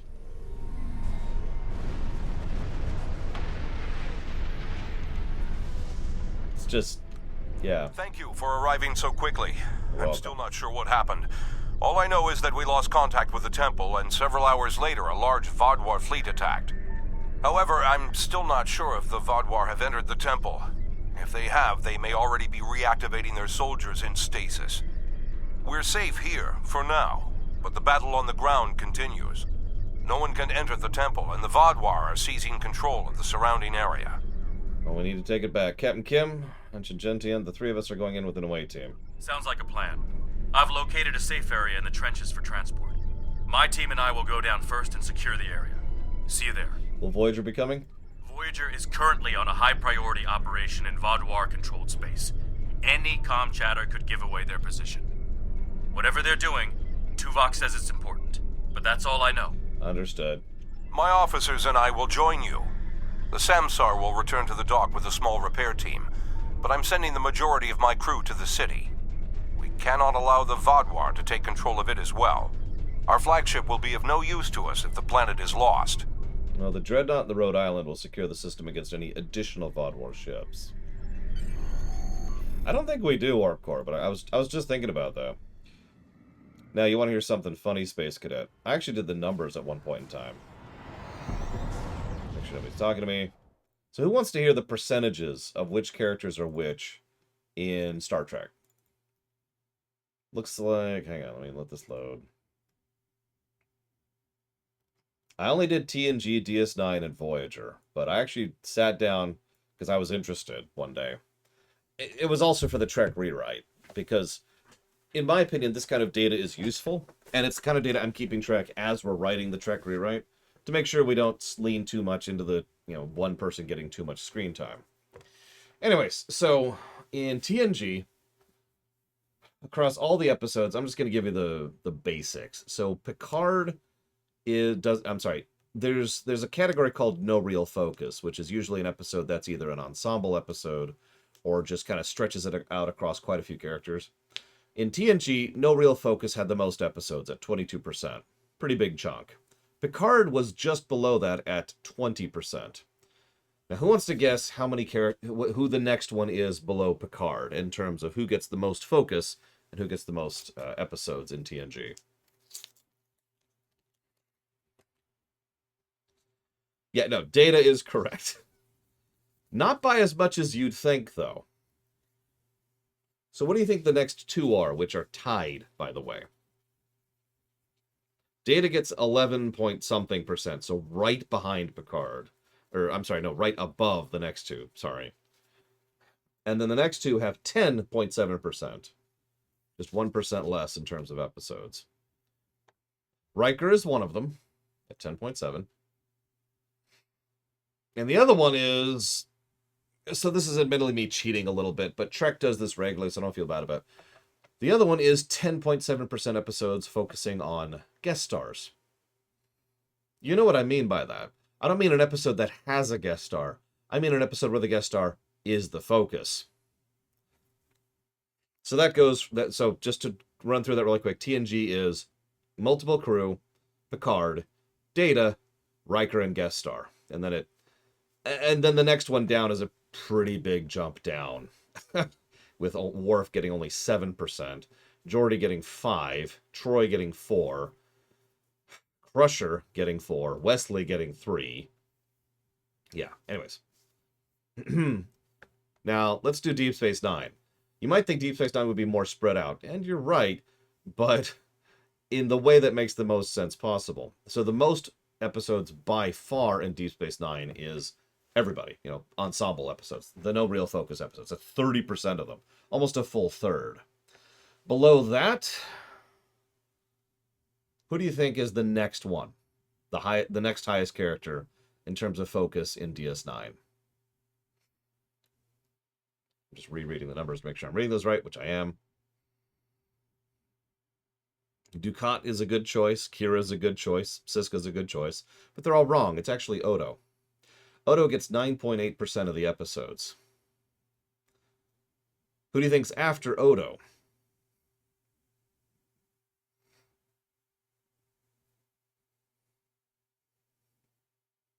Kira. Yep. Still a good choice. Still wrong. No, the next is actually tied. This amused me. It's a tie between Quark and Bashir.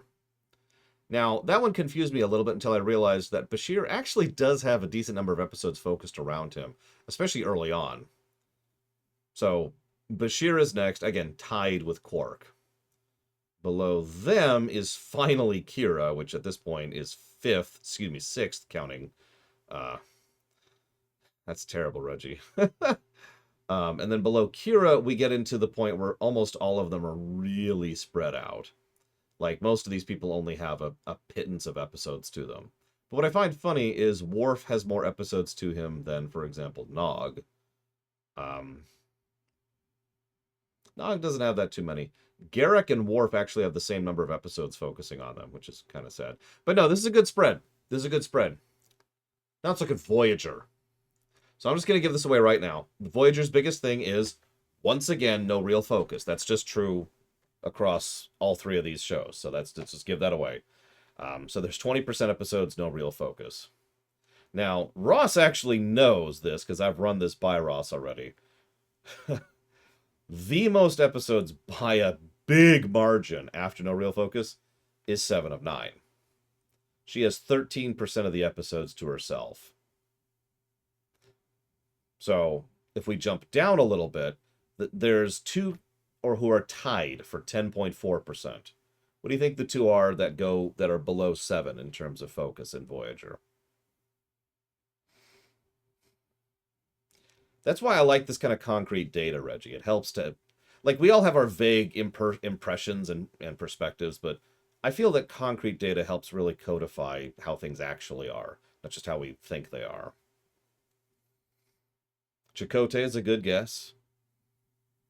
Tom? Where is Tom? Tom's a good guess. It's not Tom. No, it's actually the Doctor, which, honestly, duh. And guest star. There's actually a decent number of guest star episodes in Voyager. So we've got no real focus, 7, the Doctor, guest star. Who do you think's next? I'll only go 2 more down.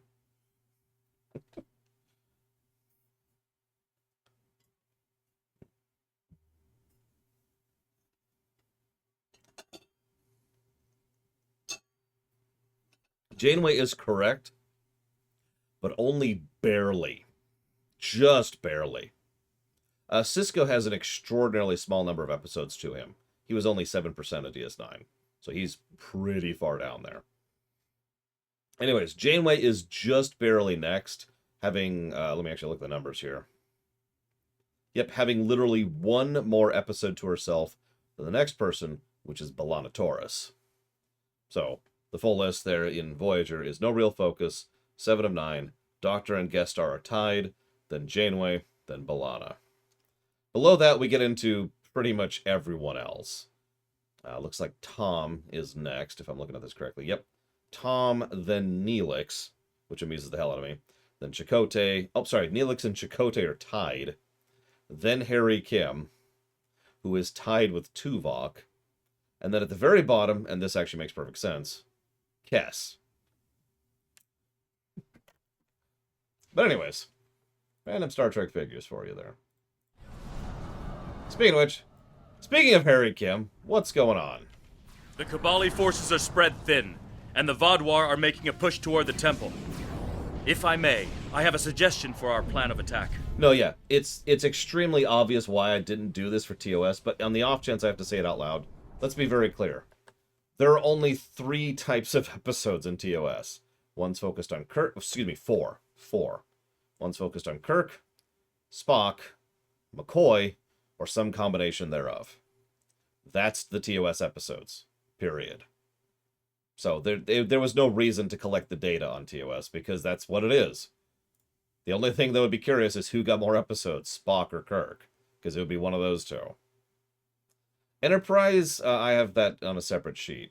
Actually, so real quick, Reggie asks who had the least for each show. For TNG, it's Wesley, which is funny because that's just barely. In fact, hang on. Wesley has one less episode focused on him than his mother, which is pathetic. So Wesley's at the bottom for TNG. Tasha had 0 warp core. We already talked about this. I suppose if we're counting that, actually, I suppose that's valid. Sorry, if we're counting zeros, then Tasha has 0. I apologize, I didn't even think about that.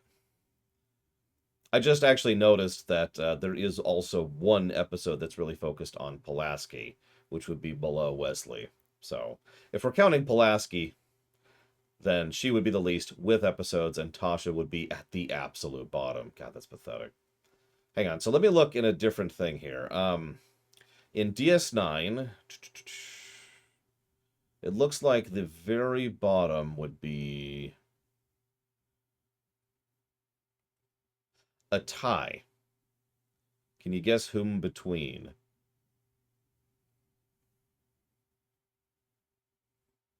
And in Voyager, it's Cass. It's obviously Cass and Voyager. Jake is one of them. Nog? Nope. Nog has 5 episodes. Jake has 3. And someone else has 3 as well. It's Eitri! Jadzia has 11. Rom, I don't think, has any. Any Rom episode is ultimately really a Quark episode. Quark has a lot, as we already discussed. Thank you, Eitri. Always appreciate it. I'll put that towards Diablo 1. Yeah, it's Ezri. It's Ezri. And once again, that does actually make sense for Ezri to be at the bottom. She only gets 1 season, for God's sakes. Although, Ezri has a few episodes, despite only being in 1 season. Tasha Yar does not. Now, hang on, I could be even more insulting than that. Ezri Dax has more episodes focused on her than Uhura, Sulu, Scotty, and Chekhov combined.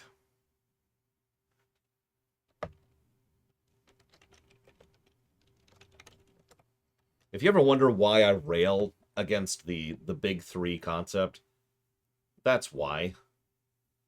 Because I don't mind one character getting more focus than others. That's natural. That's the very concept of a main character.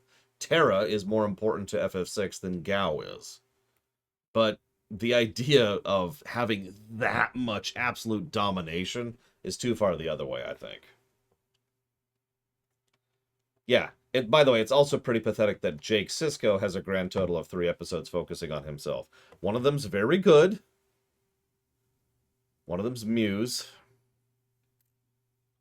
Anyways. Sorry. So, anyways. Tell me your plan, Captain. Hanshin Jatanian and his team will attack the outer area of the trenches, making their way to the temple. My away team will move to the opposite end of the trenches and support the remaining Kabali soldiers there.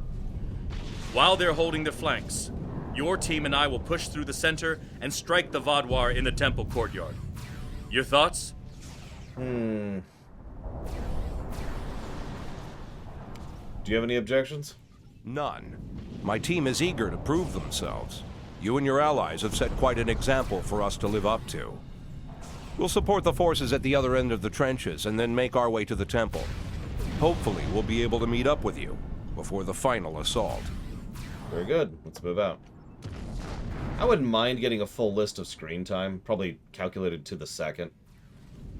But that would take essentially rewatching the entire series again. Which I would love to do, but I mean...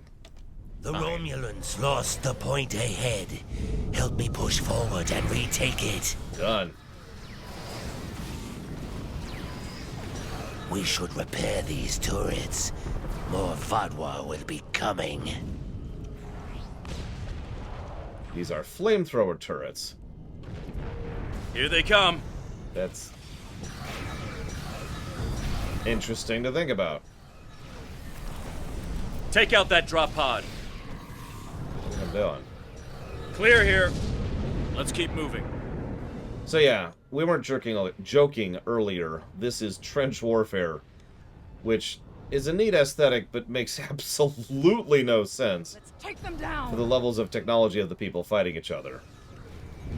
But let's ignore all that and just enjoy the trench warfare for a second.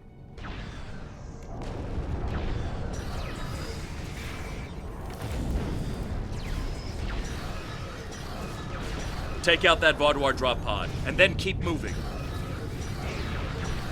We're almost there. Yeah, it would be interesting to have a situation where there's so much technological advancement that you've effectively forced the enemy into the trenches.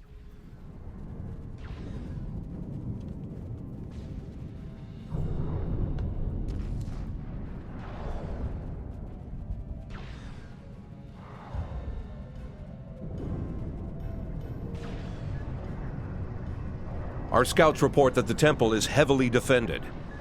We still have some Vaudoir attacking our flanks, but my soldiers insist they can keep them occupied long enough for us to retake the temple. Are you ready for the final push? I mean, it sounds like other areas could use more help. There are other areas of the trenches in need of aid. My team and I could go help them while Captain Kim and his team stay with you. Or, if you think you can assault the temple alone, Captain Kim will rendezvous with his officers as well. However, I highly recommend you bring all of us in for your attack on the temple. Denied! We're doing it alone. Are you sure you want to try to retake the temple alone? Yeah. Peace. Anyways, the reason I haven't done Enterprise yet is because I've kind of been doing it alongside the rewrite, if that makes any sense. Kind of comparing and contrasting.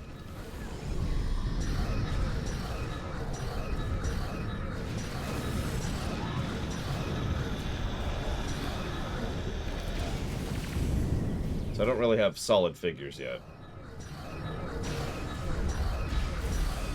I'll give you a hint. Travis and Hoshi don't have very many episodes dedicated towards them. I know. Shocking. Travis has, I believe, 2. And Hoshi has...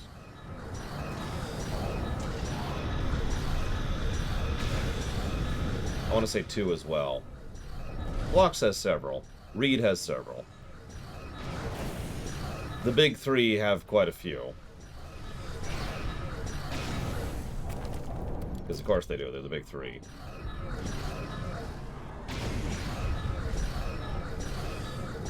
What's funny is it's always easy to identify the big 3 in any show except Deep Space Nine. Which makes me wonder a little bit if I'm being completely honest. And yes, Justin. Like, in TOS, it's duh. You know, it's Kirk, Spock, and McCoy. In TNG, it's Data, Picard, and Riker. And over in Voyager, it's the Doctor, Seven, and Janeway. The temple is secure, and the doors are still locked, which means the Vaudoir didn't break in either. Let's see. Okay. I've seen this sort of algorithm before. I'll have the door open in no time. After that, we can figure out what happened to the temple's security system. It shouldn't have done this. I don't deny that we'll need support. My team is one of the few still intact. Captain Kim's away team should meet up with us soon, but we don't know what kind of numbers we'll be up against. However, the temple itself should be free of Vaudoir. If I may suggest, perhaps only you and Captain Kim should enter, and your officers can stay here and help us hold the area. Very well. Also, I just want to say what Reggie said out loud here really quick. For me, I tend to see Deep Space Nine as Kirk, At least Quark, all and the Odo. Vaudoir here are in stasis pods. Let's take a look around. I want to know why the Kabali lost control of their security systems. Me too. Kirk is in Deep Space Nine. That's actually a true statement, so...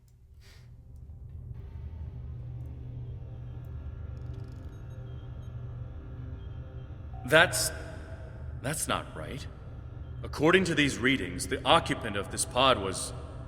me? But the name on it is... Ketten. Must be a computer glitch. Could be a symptom of a bigger problem, but whoever was in this pod is gone now. Looks like it was open before the problem started. Hold on. I'll access the temple security footage. Maybe that can show us something. That's me, but from over 30 years ago. What in the world? Stay back! Are you with the Vidians? What do you want from me? Ketan, you have to calm down. My name is Jetlaya. I'm here to help you. That's not my name! Where am I? Where is Voyager? I need to contact my ship. Wait! Come back! Jetlaya. And me? Hold on. There's more security footage. This is the last thing that was recorded. Voyager, this is Ensign Harry Kim. If you get this message, I'm in an unknown alien prison. I've escaped my captors and I'm looking for a way out. I'll send another message with my coordinates as soon as I can. Come find me.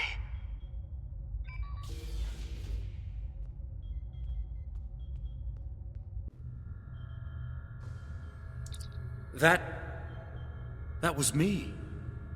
From over 30 years ago, in my old Voyager uniform. And they're turning him, into a Kabali. They knew. This whole time I've been here, they knew. And Lindsay, Jetlaya, she knew. I know I've had a difficult time accepting the Kabali, but they keep too many secrets. They should have told me. Told us about this. Hold on. A second, what? A lot of strange things happened on Voyager's trip through the Delta Quadrant. Yeah, tell me about it. During our second year here, the ship and everyone on it were duplicated.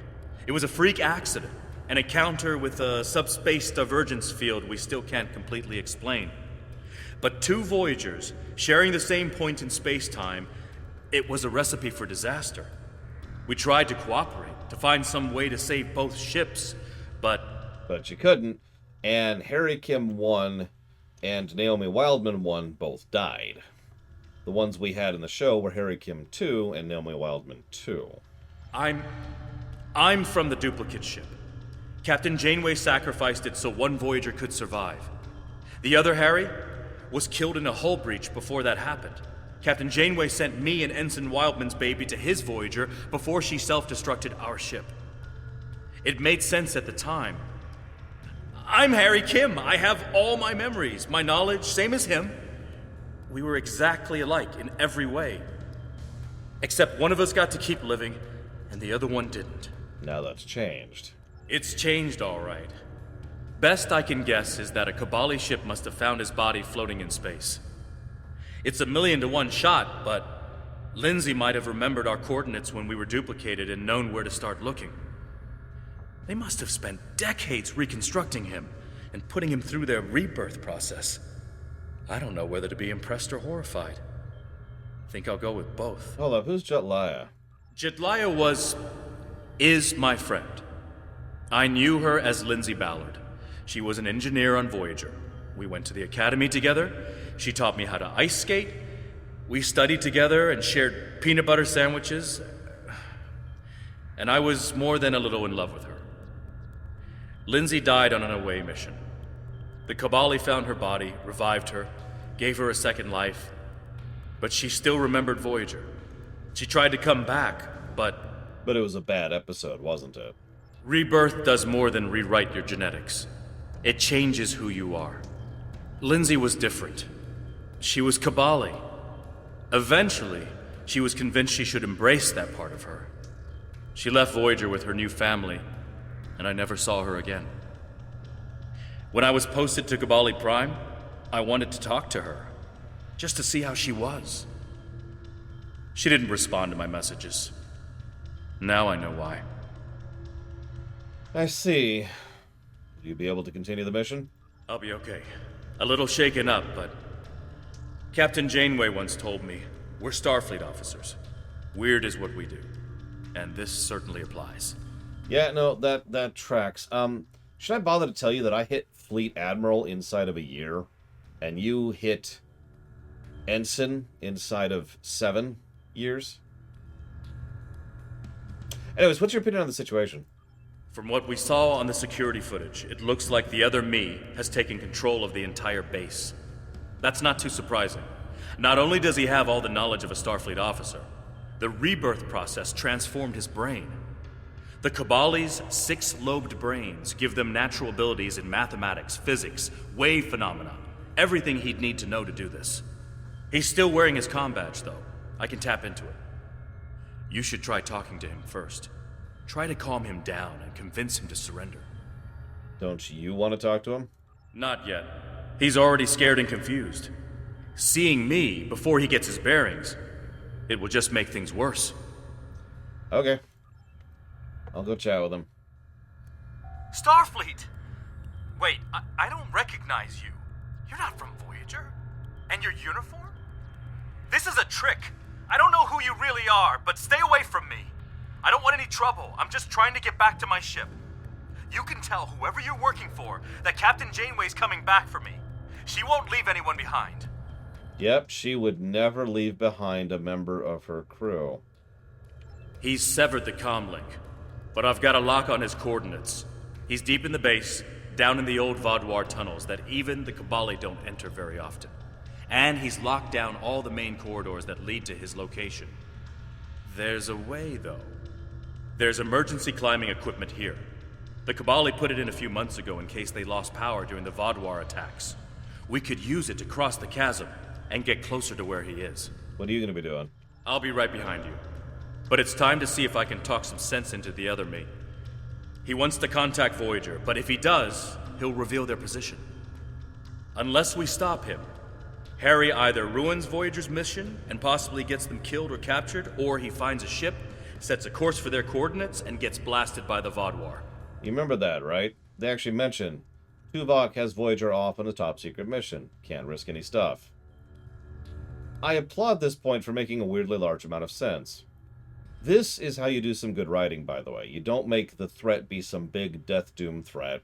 It's not something that's going to destroy the galaxy or eat a planet or kill trillions. The threat here is that there's someone who's scared and confused and wants to go home, and because of their scared confusion, the home they want to go to will cause either them or the home or both danger.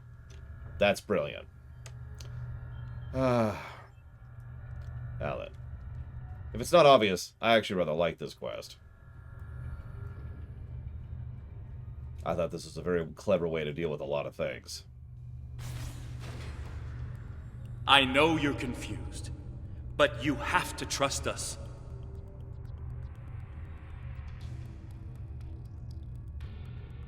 What is this? Another me? You expect me to trust a shapeshifter?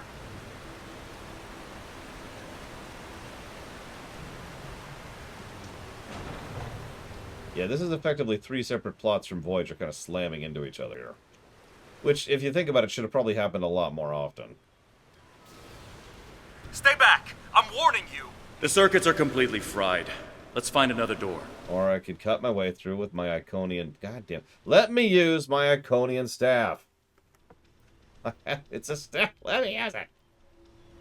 Yeah, the Vaudouar and their stasis pods, which is what leads to this whole problem kind of beginning in the first place. He's trying to override it again. Give me a second. And then obviously the Cabali episode, and then the Split episode.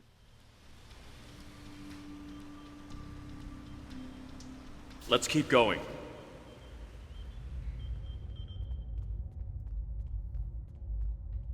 And once again, we prove that all it took to make Harry Kim interesting was some good writing. Go figure. Because now it's clear war is inevitable. Planning for preservation of the community must take place. In the event of a catastrophic attack, the population will be assigned to shelters. Priority for stasis will be given to people with the skills vital to rebuilding effort after the war ends. Block 86743 Gamma is preserved for those with scientific or medical expertise. Healer Fulvine and Healer Myrio will remain out of stasis to ensure the process goes smoothly. Their sacrifices will be remembered when the Vaudouar rise again and then have bluegills shoved into their mouths. Wait. It's not what I meant. Not what I meant.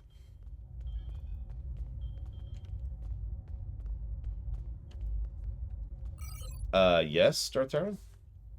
Harry Kim 1 and Harry Kim 2's memories are identical up to and including the split. Now, the death happened right after the split, but still.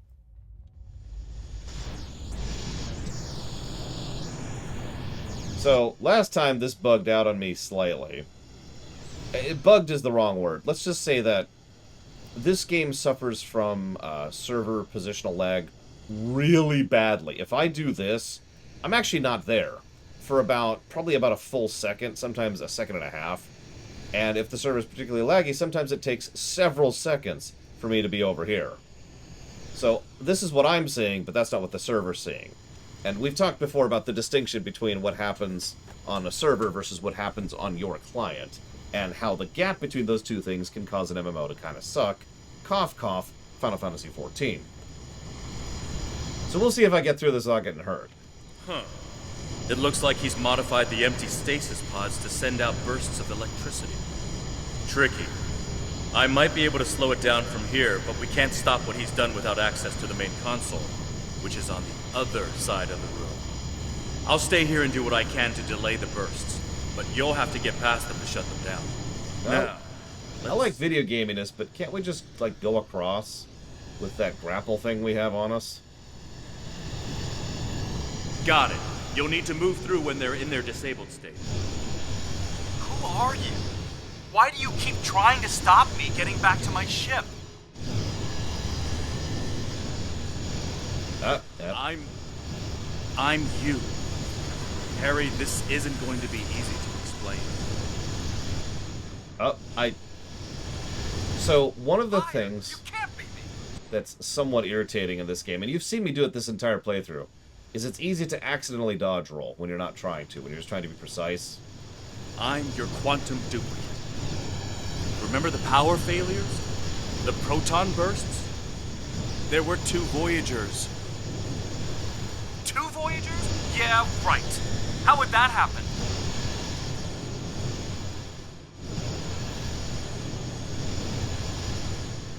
It was the spatial scission. Think, Harry. You know it's theoretically possible. Maybe, but that doesn't explain why I'm here, or why you don't want me to get back to Voyager.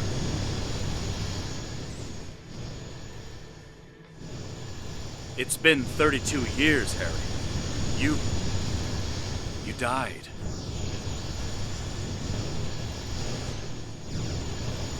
I don't feel dead. Yeah, well. There's this thing called the Kabali. They kind of suck. Whoa. The Kabali brought you back. But to do so, they had to change your DNA. Make you Kabali. Liar! You can't just change someone like that. It's not possible.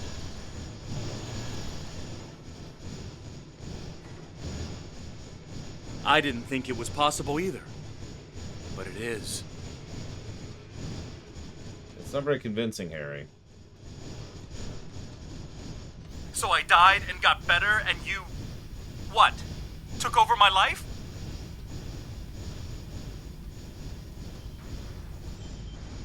In a manner of speaking, but it was my life too.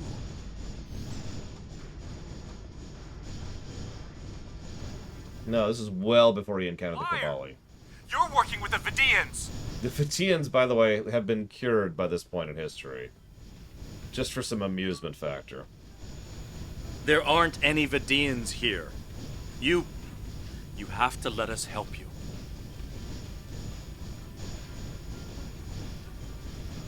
You steal my life and now you want to help me? Why should I believe that?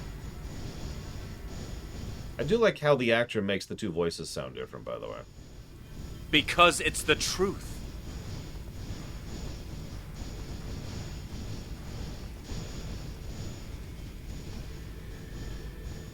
Ha! Haven't caught up to me yet, and I will get back to Voyager.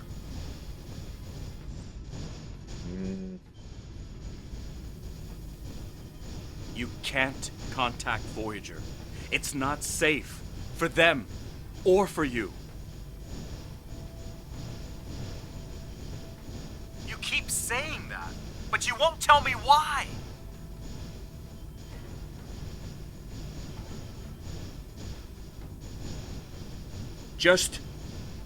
Just let us get to you. We need to talk.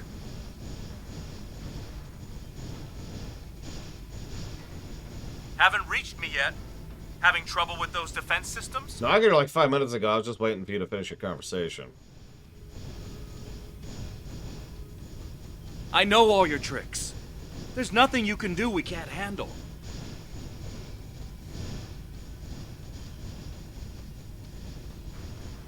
Try me, old man. I'll be sending a message to Voyager.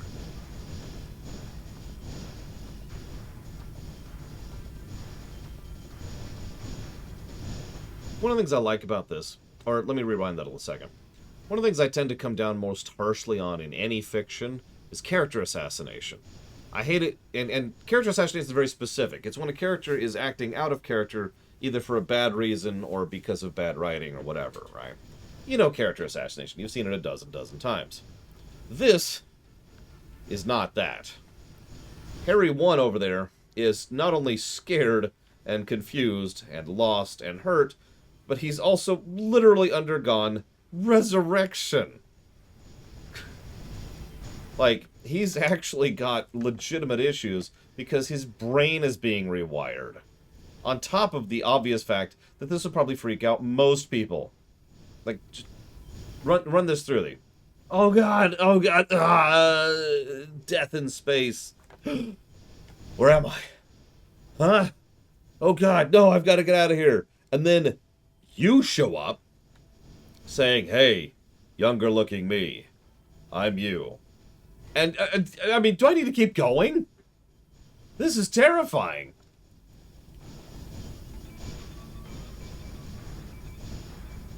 Good work. We should keep moving.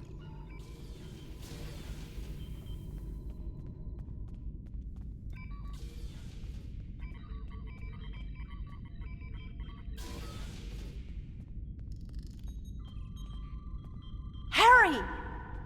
Jetlaya, are you okay? How did... General Cunell said there wouldn't be any more secrets. I'm okay. Harry? I didn't know they'd send you. I think that's your same How actress, long by did the you way. know? Harry, I don't think this is the time. How long did you know? I didn't know when I was on Voyager, if that's what you're asking. We need to stop Ketan. He locked the rest of my team away. They're safe, but trapped. We're the only ones who can help him.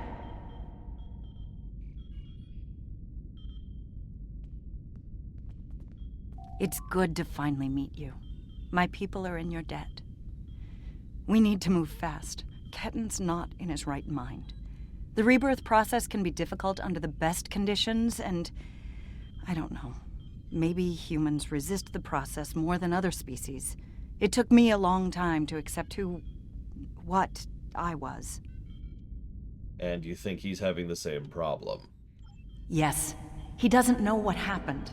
I tried to tell him, but he still thinks it's 32 years ago, Voyager is lost in the Delta Quadrant, and we're in league with the Vidians. He's desperate to get home.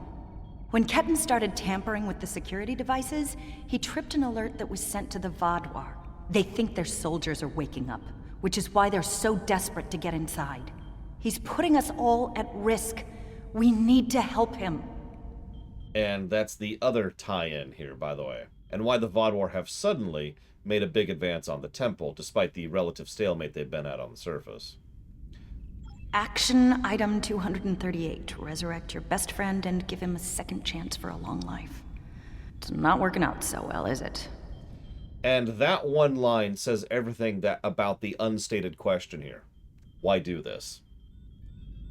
I like the idea that she went out of her way to pull sway with the Kobali in order to beg for the possibility of going out there and finding his 30-year, stuck in floating in space corpse in order to get it here and resurrect him and give it a second chance at a long life. Something about that actually appeals to me, and it makes perfect sense.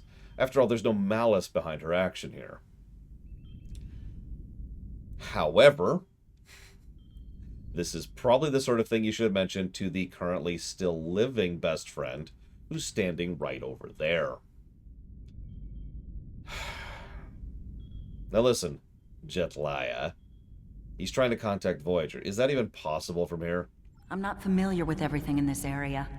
We rarely go down this deep. There are still Vaadwaur traps here that make exploration dangerous. However, as far as we understand, this facility was intended as a final shelter for the Vaadwaur. It would make sense that they would have had a way to contact the outside world. But if Ketan finds a communication device and uses it to contact Voyager, the Vaadwaur will hear his message too. Captain Kim? Ketan is a danger to himself and to Voyager. If he succeeds in this gambit and contacts Voyager, he'll draw every Vaadwaur in the sector to their coordinates. I can't allow that. We have to stop him. He's putting Tuvok and his crew in danger. Well, time to save everybody. I was hoping to mass murder my way through this one, but... From Overseer Hatani, it's come to my attention that valuable resources are being squandered. This will stop immediately. Stasis pods are reserved for people vital to rebuilding elements. Setting aside pods for artists or those who deal in culture is unnecessary and unneeded. It is my belief we have come to this sorry state because we allowed decadence and free thought to corrupt our culture. We should have been training warriors, not poets. Surrender those pods immediately. Those pods will face the end of... Those inside will face the end of the war with our soldiers. If they survive, they can write tales of our glory. So here's the thing. I have spoken negatively about the Vaadwaur SS group multiple times, and will probably continue to do so. But one of the biggest reasons why we keep calling them the SS is because they actually are. They are the militant extremists who took over the stasis pods and insisted they be allowed to survive into the future.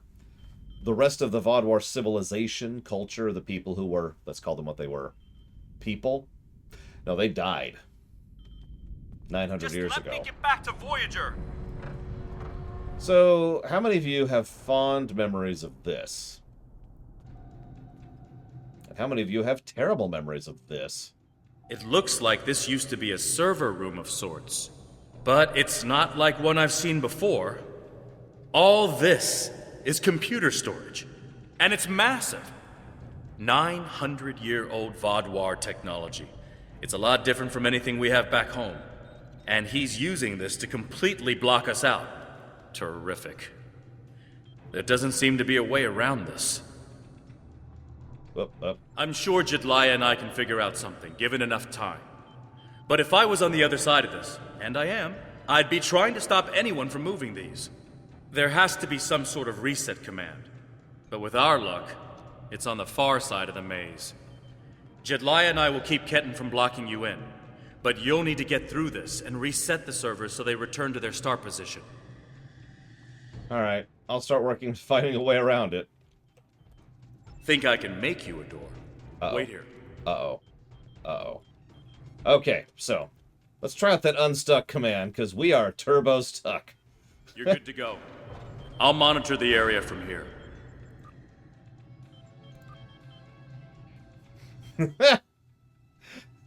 I guess that's what I get for trying to bomb jump my way around the maze. I have been moved. Cool. That's cool. Okay, hang on. Can I force bug this? No, there's no ledge there. Okay, this is problematic. We'll try one more. And if that doesn't work, we'll try something else. Keep jumping the corner to try and force it to go that way. Nope. Okay, one more attempt, and then we're going to restart the mission.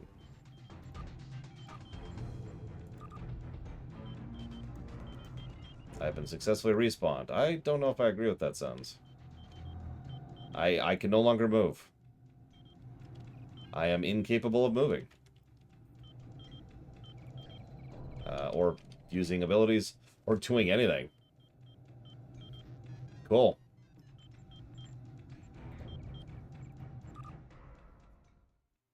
So let's beam up, so to speak.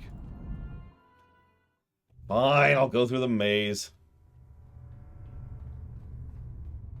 God damn it. That was the stuck command. Which I don't even know about until, like, a couple days ago. I know you can jump over that. I've seen it happen. I just fell into a crack, which honestly probably shouldn't even be there, but whatever.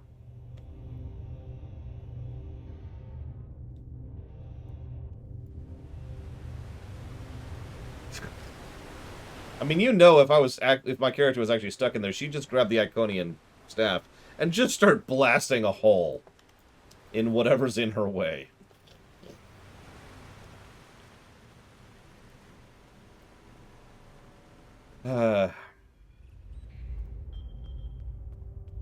Yep, all that Vodwarian data about all their glorious conquests. Why are these still active?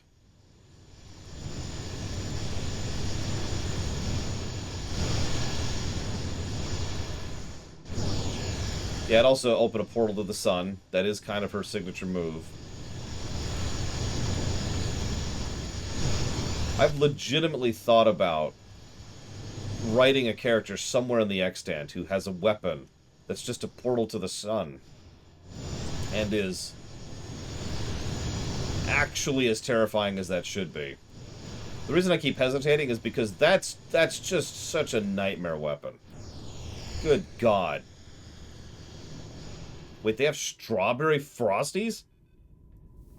Alright, Justin. I'm gonna need you to relinquish that strawberry frosty. Just back away, put it on the ground, right there in front of you, hands in the air. No one gets hurt, alright?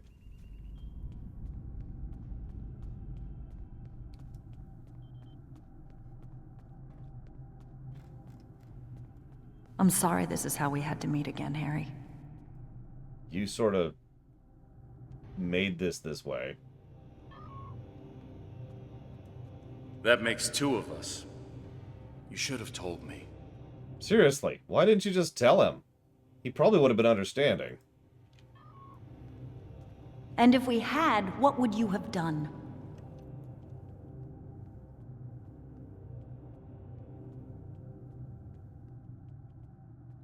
I don't know.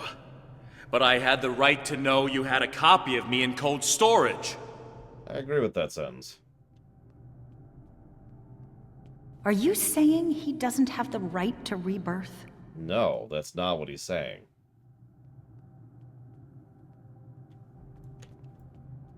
I don't know. This is all a lot to take in at once. Yeah, the secrecy is really the problem here. That's why I keep getting on her case. I know it is. Imagine how Ketten feels. Eh.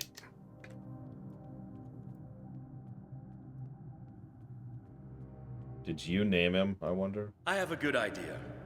Confused, angry, isolated.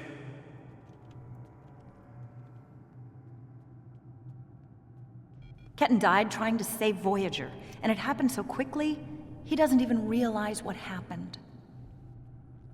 Yeah, frankly, Harry is being extraordinarily... He understood the risks, and he accepted them. Extraordinarily, tolerant? That's not the word I want to use here. Did he really? Think about the man you were then. Lenient, that's a good word for it. He's being very lenient here.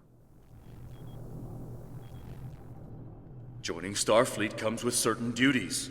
I understood that then, and I do now.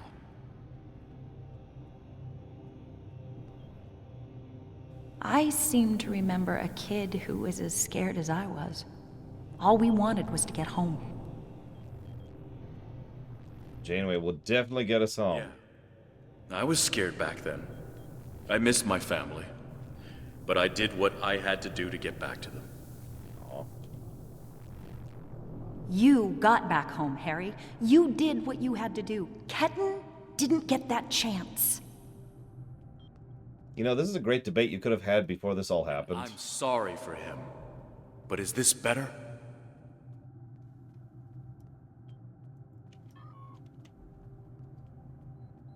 He has a new life. Ketten can be anything or go anywhere he wants now. As a Kabali, he's not who he was anymore.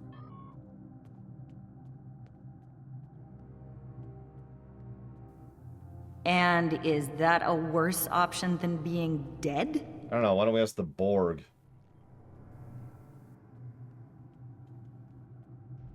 No, of course not. But I should have been able to choose.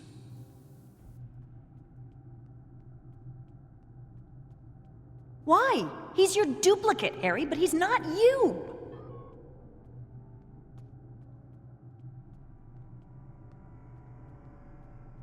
I know what he would want!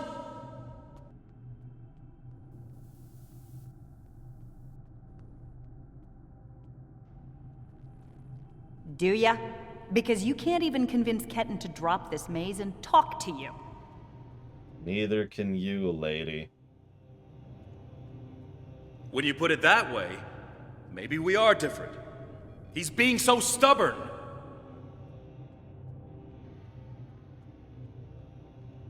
He's you, but he's Ketten too. And he's allowed to be both. I'm sort of slow-moding this on purpose so they can talk, by the way. Oh, that looks like... Are they done? They're actually done. Alright, where are we? Where are we? Lost my place a little bit there. Dum-dum-dum-dum. From Overseer Hitani, no less than... Thought you could handle all my tricks, old man. 42% of the pods will be earmarked for men or women nearer at the age of 15 cycles. When we emerge to create a new society, we will need more soldiers. We're working on it, kid. These young people can continue to train to fight against our enemies. Did you catch that? Because a lot of the people who emerged... Take all the time you need. ...were teenagers. So that they could be new soldiers. Once again, the Vodwar makes sense. Easier. Drop the maze. Talk to us.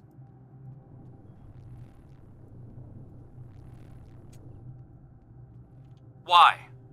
So you can lie to me again? Look, she lied to me too, buddy.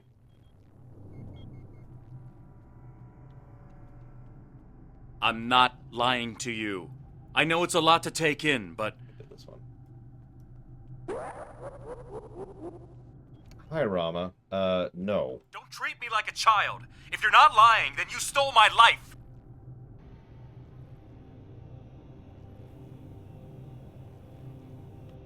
It was my life, too. I didn't steal anything.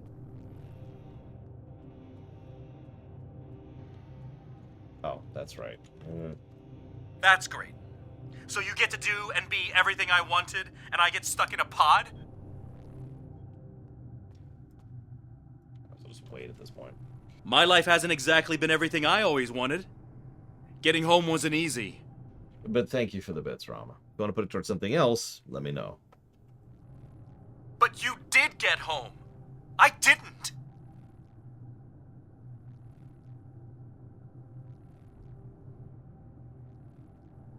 I understand how you feel, but I cannot change what happened.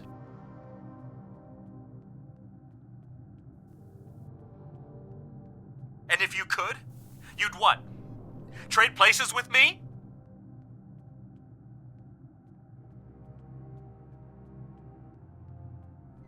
I can't do that. All I can do is try to help you now.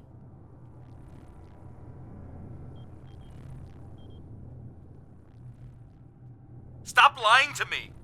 You don't want to help me!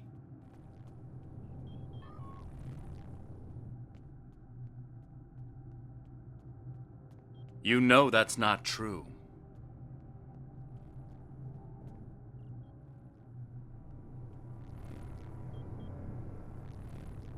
Maybe. Maybe I do. Doesn't change anything. I actually can't put that towards Tor either, Rama. Tor's funded. It's happening in like 6 weeks. It could. Drop the maze. Let us talk to you. No, Bully's on the forbidden list. Couldn't get into a streamable state. Someone link the forbidden list to Rama. I'm not ready for that. Not yet.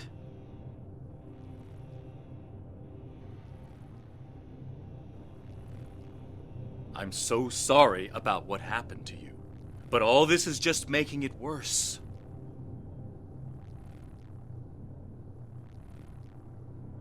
Maybe it is.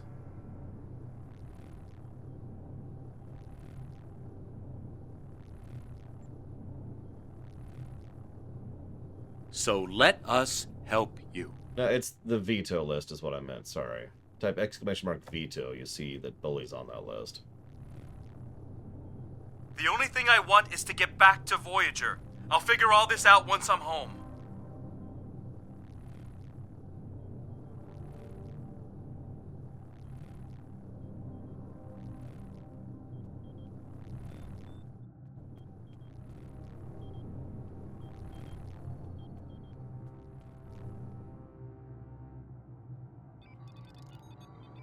Can we get rid of this fog, please? It's starting to hurt my eyes.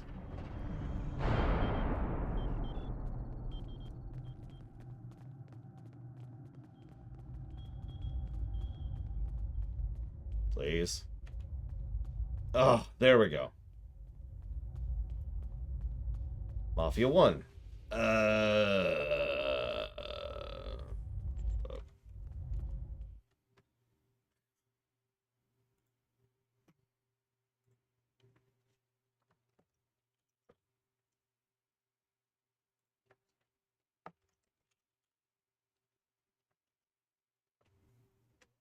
So if you want to put it towards the Mafia Definitive Edition, I'll allow that. If you want to put it towards the original version, the answer is no.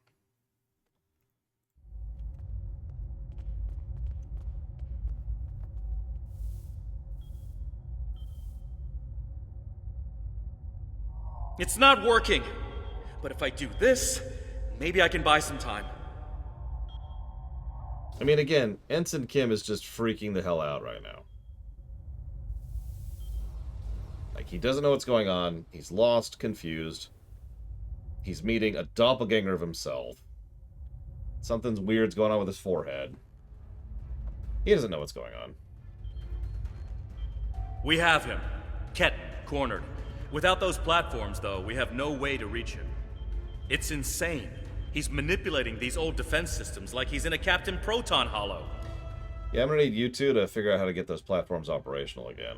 We have command codes that allow us to interface with the older Vaadwaur technology. We've never seen the need to replace systems that still work. But it looks like Ketten has made some modifications. I'll need to override his changes. The best I can do right now is to expose the central power cores behind each platform. Okay, does that give you anything to work with, Captain Kim? Yes, it does.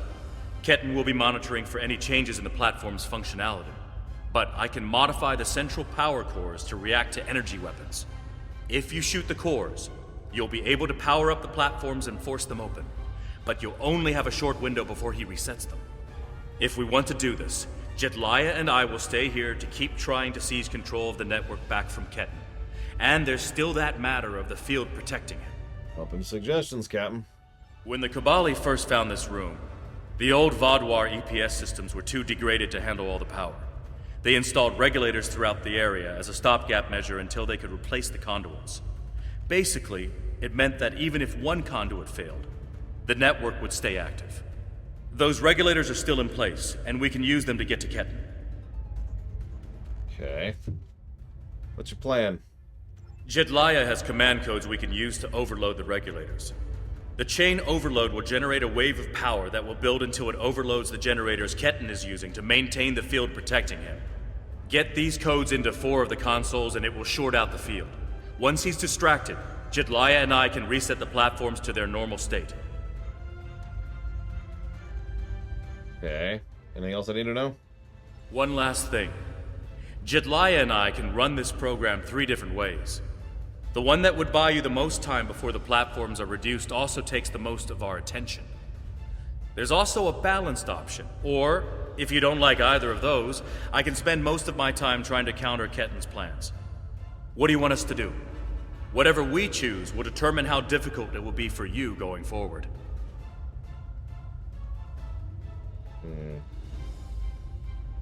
Go ahead and give me the very hard option, then. And yes, this is Garrett Wong. Are you certain you want us to focus our attention on countering Ketten? Yep. Give us a few more seconds. You'll only have about 5 seconds after you activate the platforms before he deactivates them. You like platforming challenges, right? In games not designed for them? It's your move now.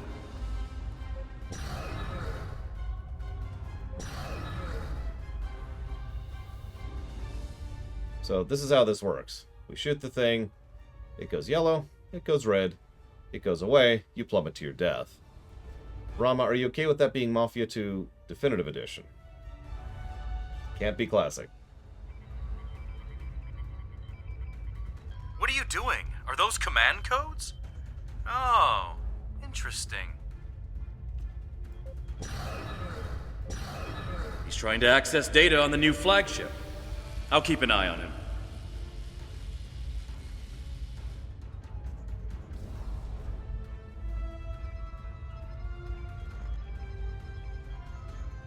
Also, lol, Huthor. I'm going to share that out loud for anybody who doesn't read chat.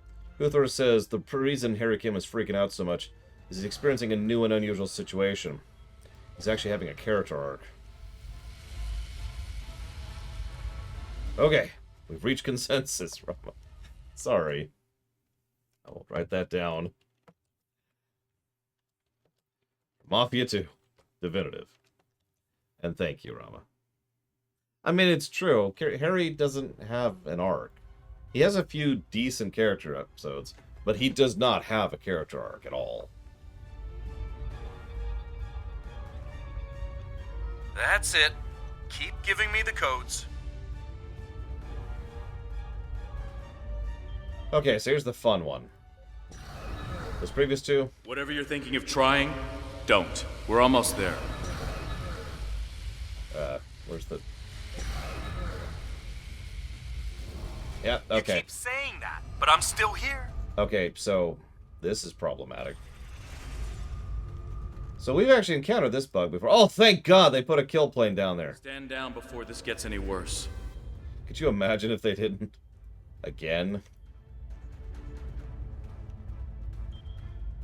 Okay. Worse? How can it get worse?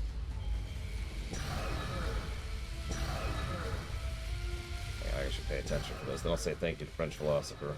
I don't want anyone to get hurt. Whoop! That... I think I fell between the platforms there. And I don't want to hurt anyone. I just want my life back! Well, that's probably never happening, if we're being honest with ourselves. I guess I'll just pause here. Don't do anything you're going to regret.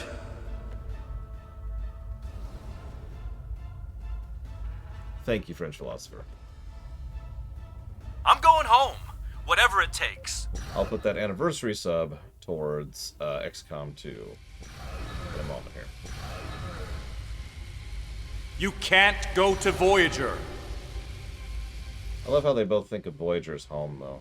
Something's appropriate about that. I have the codes, and now I have the coordinates. I mean, yeah, but you don't have what you actually need.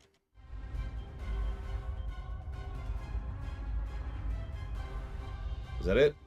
Okay. And welcome to the 2-year club, French philosopher. Thank you again.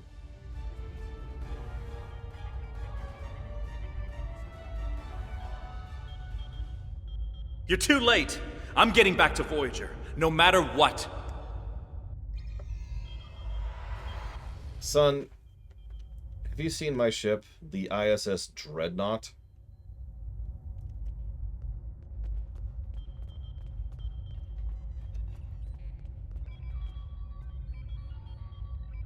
This is bad. Ketan used Jedliah's command codes to access the Kabali flagship in orbit and transport himself to the bridge. Not only that, but he has Voyager's coordinates. If he goes there, the Vaadwaur will see it as an act of war. We'll lose Ketan, the Kabali flagship, and probably Voyager too. Which one's the original or not is debatable, Trihexia, because they're both were the original. They were split. One wasn't made from the other, they just split. I call him one because it's easier to keep track of that way, but that doesn't mean he was the first. Exactly. We have to stop that ship. I'll get on the Dreadnought. You should get back to the Rhode Island. I'm coming too. I helped find Ketan's body. I've watched over him during the rebirth process. It's my responsibility to help him now. Please, you must let me do this. I need to fix the mistakes I've made. I mean, this is your fault in so many ways. If you'd told Harry about this from the beginning, this wouldn't be a problem. If you told me about this from the beginning, this wouldn't be a problem. If we'd done this above board instead of clandestinely, this wouldn't be a problem. And this is the issue with the Cabali. What the Cabali do on the face of it is something that not everyone's going to be okay with, right? Not everyone's okay with the idea of their dead being brought up to be necromantized to be a part of another race, and that's fine. But if they were at least above board and decent about it, and, you know, didn't try this kind of backbiting crap, then people wouldn't hate them for it. They wouldn't be reviled for it. You know? Hi, nice Roscoe. Thank you very much for the sub. I'll put it towards whatever you want to put it towards.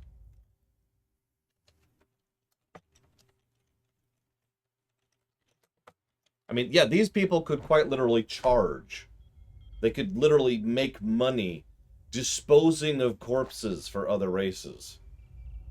I'm not trying to sound too mercantile here, but I'm just pointing this out because this could be an above-board operation. And the fact that it isn't is the problem. Or at the very least, it's one of the problems. You got it. I'll put it towards Fallout New Vegas. Let's go catch Ketten. By the way, we're up to 14 Kettens so far. I've been paying attention. I told you to stay away! Why won't you listen? I'm going to find Voyager, and I won't let you stop me. I can arm this ship. Don't make me do it. I don't want to hurt you, but I will if you keep trying to stop me from getting back to Voyager. Kid, please look at my ship, and then look at yours. Now, Voyager is in enemy territory. If you go there, you're gonna die. You're not giving me a choice. Computer, arm all weapons and fire. What the? He's gone to war. Oh my god.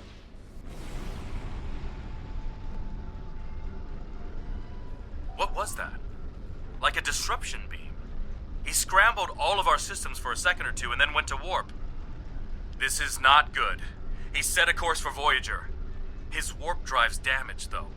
He's only going warp 6, and I don't think he can push the engines any harder. Not without an engineering team. I know we can catch him. Then we just have to convince him to stop. I mean, if he's going warp 6, we could probably catch him going backwards. My ship can go warp 33, thank you very much. That's not actually an exaggeration. In fact, I think I can go higher than that if I try. So with my not fast engines, I can catch up to you. Come on, boy. Go home. Give me one good reason why I can't contact Voyager. They're not on any secret mission in enemy territory. I found them. They're in something called Krenim space. I don't even know who the Krenim are. Voyager is trying to get home. Just like me. Oh. That's what Voyager's doing right now. Yeah, that tracks. So I guess we do actually know what mission they're doing. Harry, it's been 32 years. Tuvok is in command of Voyager. A lot has happened, and Voyager's on a secret mission. If you expose them, they could die. Quit trying to confuse me! I know what year it is! I know who my captain is! Just check your ship's logs. Ketten's not responding to hails. But I think if I use the deflector dish to emit a pulse-tachyon beam, I can disrupt his engines and force him out of warp. But he's going to be expecting something like that. Which is why I'll distract him with a bit of a light show while you send the real thing from your ship. Okay.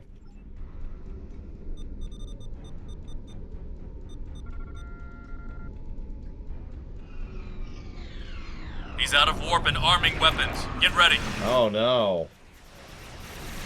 I'm trying to hurt him too badly. You the transporter coordinates for the Samsar's bridge. I don't think I even took down his shields before I beat him there. Prey, you are in Hirogen space. Oh, for God's sake. That is an interesting ship. Ah, a new Cabali battleship. We have heard rumors about the corpse collectors and their new toys. But this is Hirogen space. Leave now and leave the ship as a trophy. We will see how well it performs in a hunt. But the ship is disabled. The hunt won't please you. Perhaps. But wounded prey can be amusing as well. Or maybe I'll strip it and display its bones as a warning to intruders. Red alert.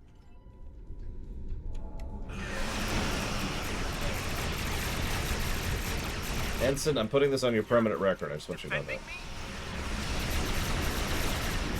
Why wouldn't I defend you, you moron? If I was trying to kill you, I would have done it 30 minutes ago. Of course we are, Ken. We want to help you.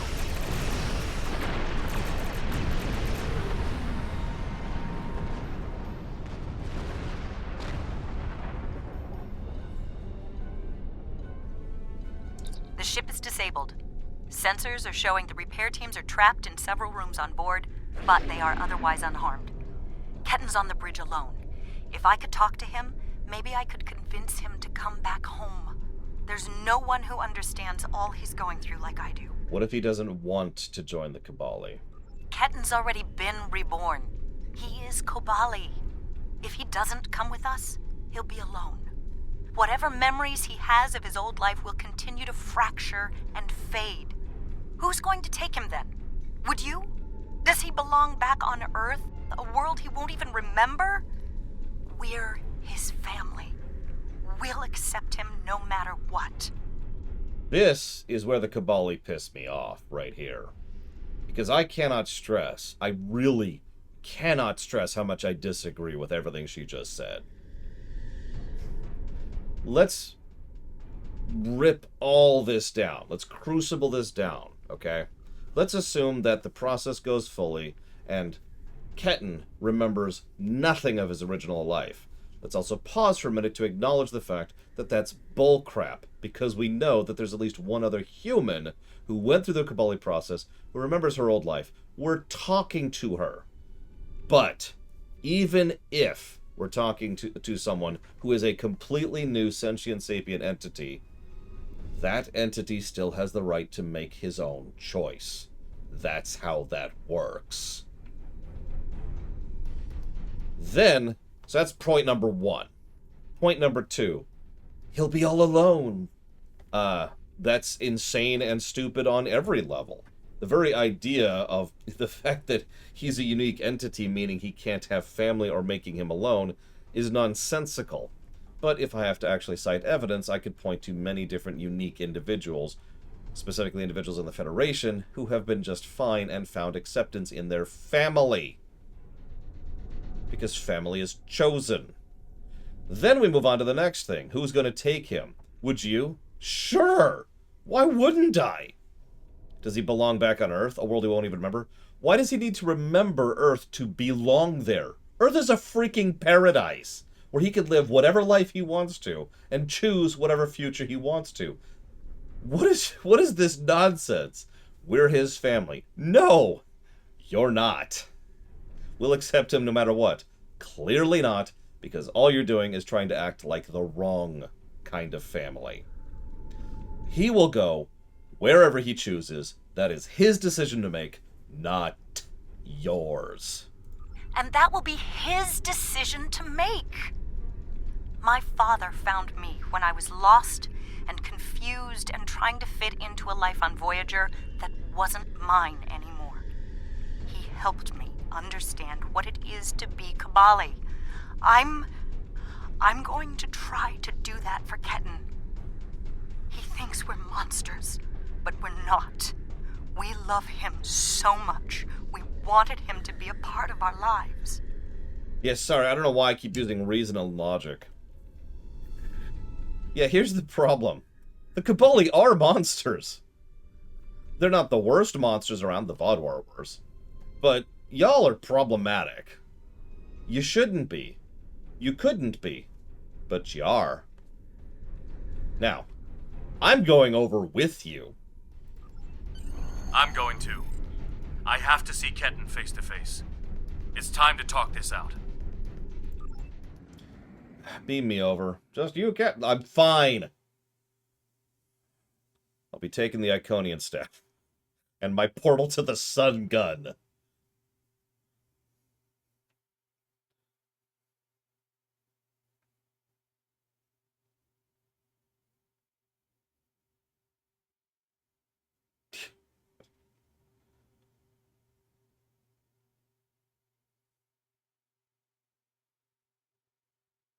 Yeah, the Kobali prey on others.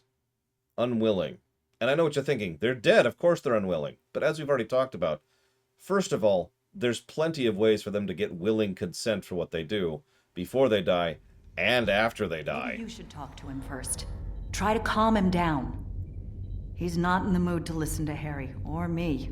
Remember, they have the process of being converted to a Kobali takes some time.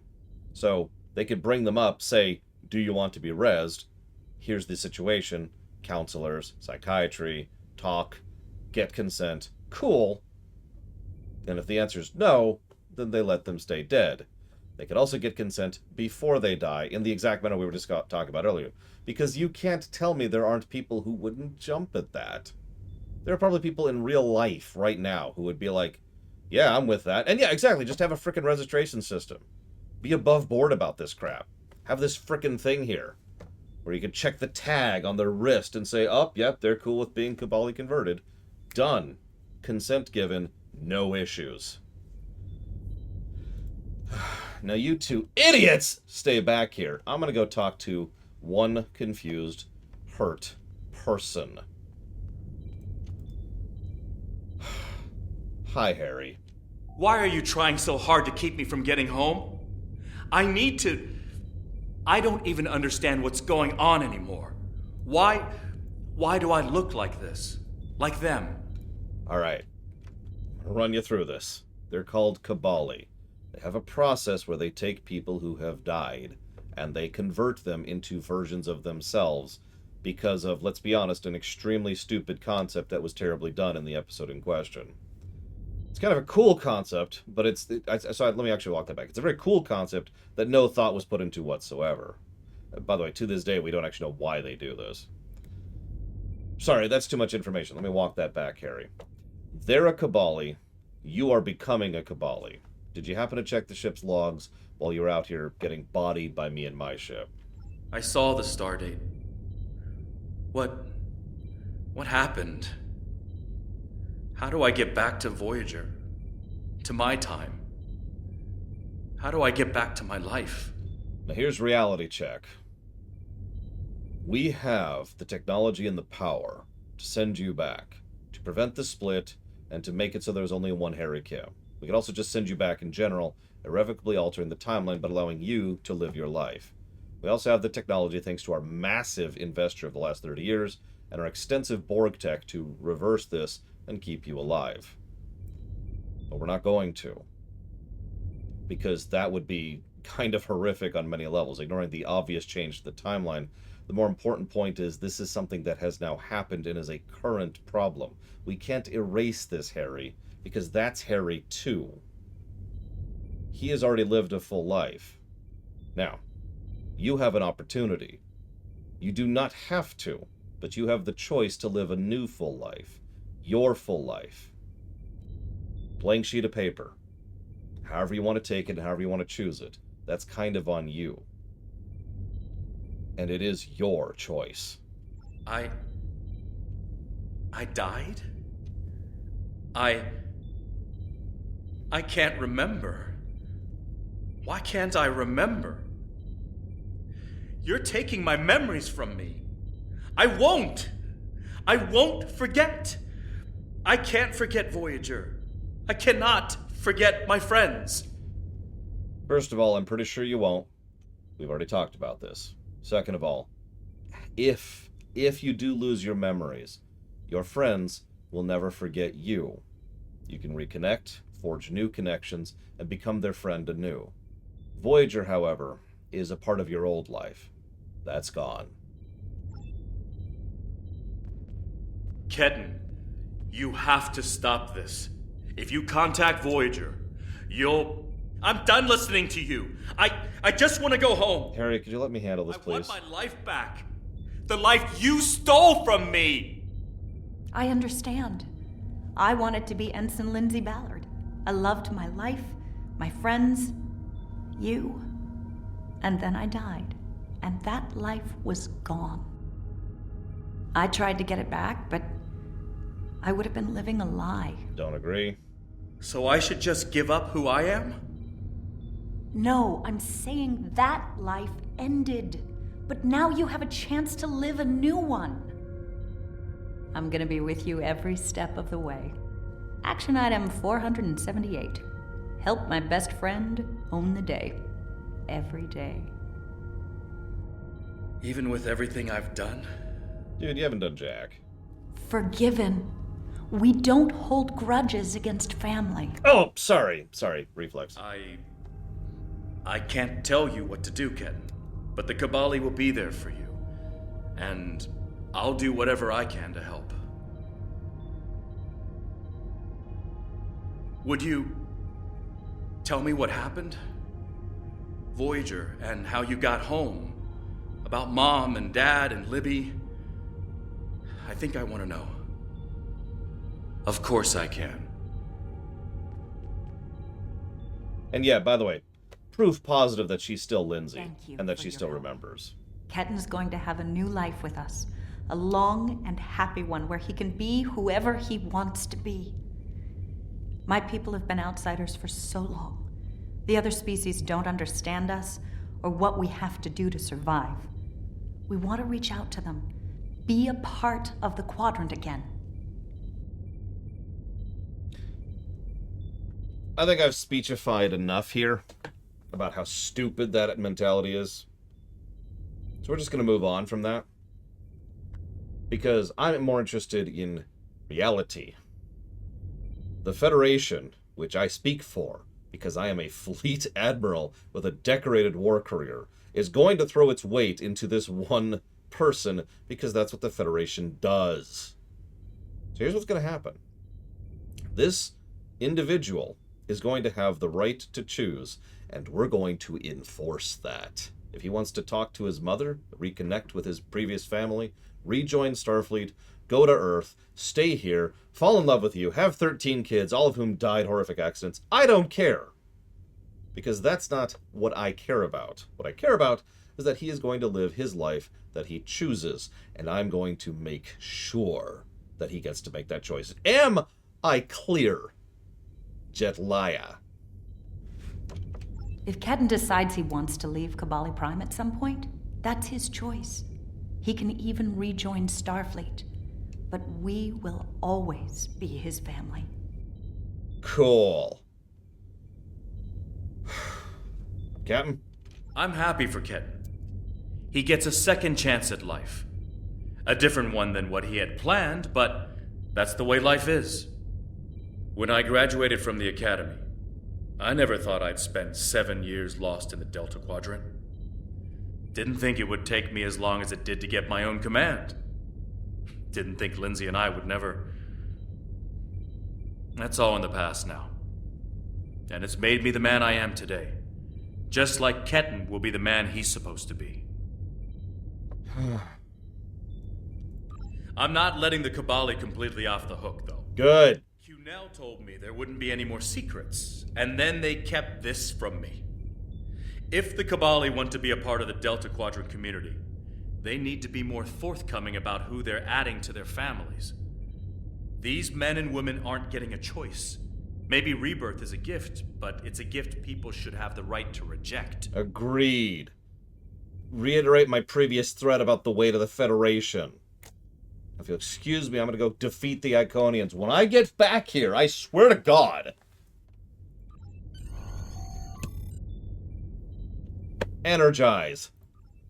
Ugh, I need some tea. Jesus Christ, these people. Ketten has been sent back to Kabali Prime to finish the process of rebirth. In the meantime, the Kabali have agreed to make their list of currently held bodies public knowledge. Hey! Anyone who wishes for their dead not to be turned into Kabali will have the body returned to them. Thank you for all your help with this.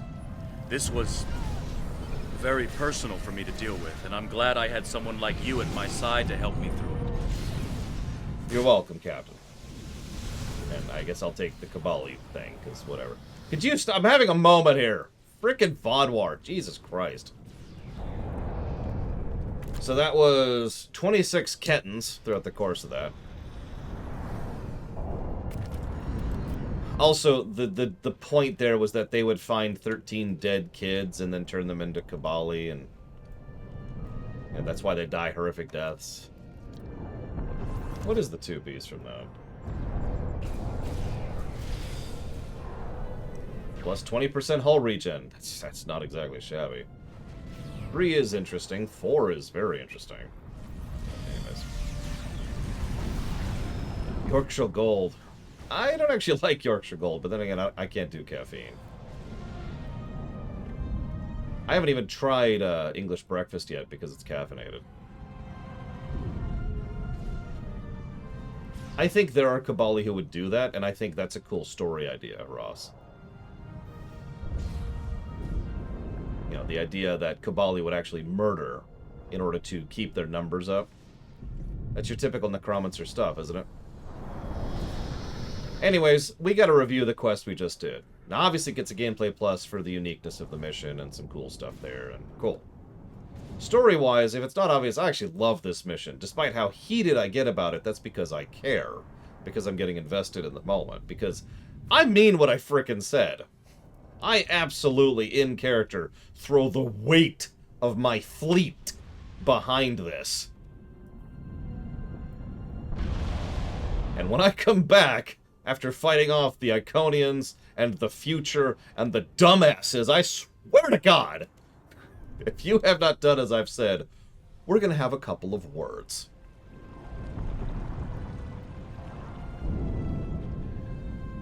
Ahem. Thank you, Mr. Red, for being a part of the show. Yeah, exactly 2 words. Ahem. Let me put that down for Firewatch, whatever that is. See you around, Yada. It's a game, I think. Okay.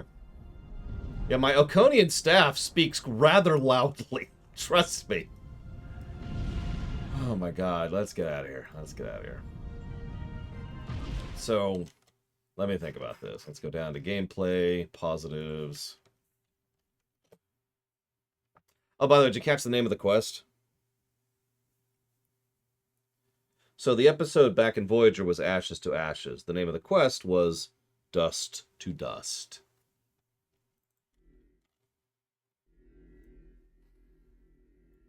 Nice little wrap-up. And once again, good arc welding on behalf of STO.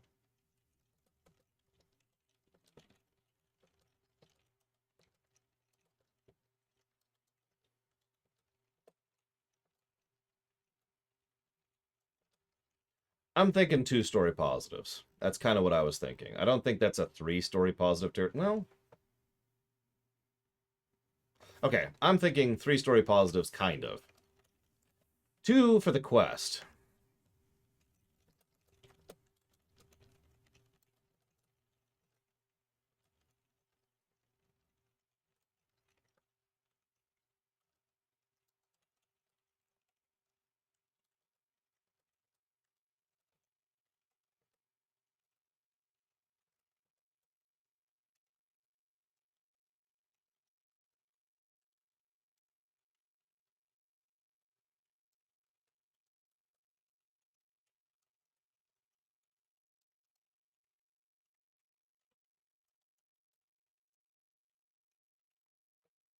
Yeah, I've been thinking about the external continuity thing a little bit.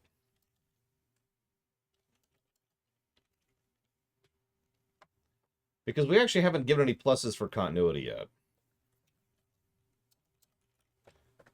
And we need to decide how we do that. Now,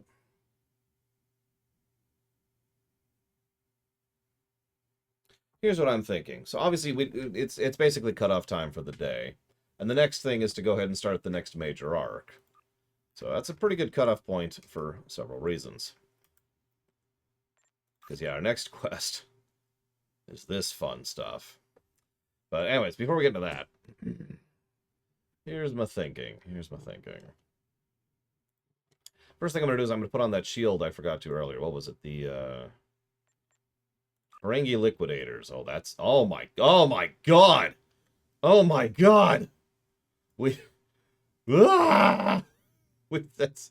So there's the Ferengi Liquidators. Well,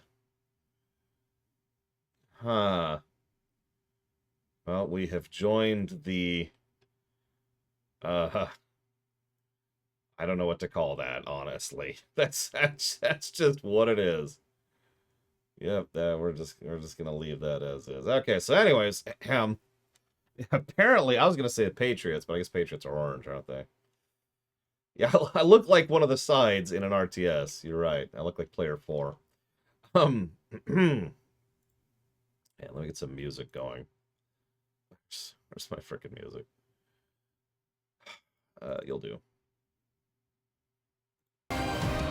Whoa there. Let's actually play the correct song. So.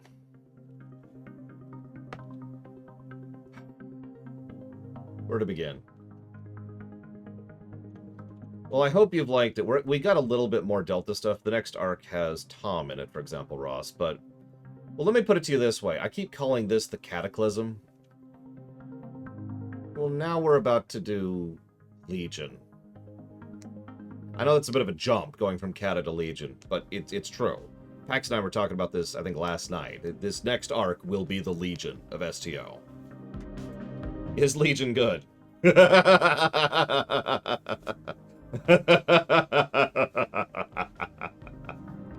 Alright, so let's shotgun some positives here, because there's actually a lot of positives I've been sitting on.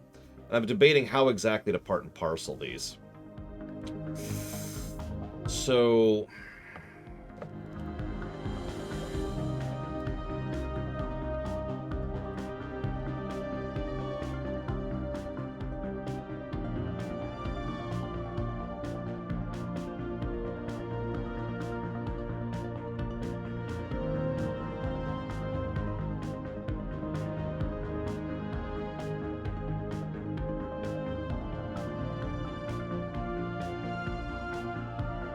I'll get groceries, I am going to get groceries, don't worry.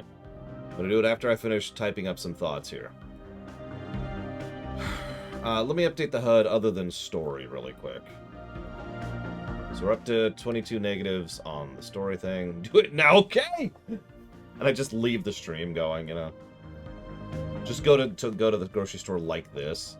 Everyone looks at me weird, like, what? 68 gameplay positives. Hang on, Space Cadet. Give me a sec. And we're at 84 negatives for that. Yep, we're doing Stellaris now. Which is funny, because that is actually something we'll probably do someday. Why is the camera in a weird spot? There we go, that's a better spot. I'm gonna put it like that. There we go. Yeah, I'll just go out into the... What is it today? Hang on. Billion degree heat. Billion degree...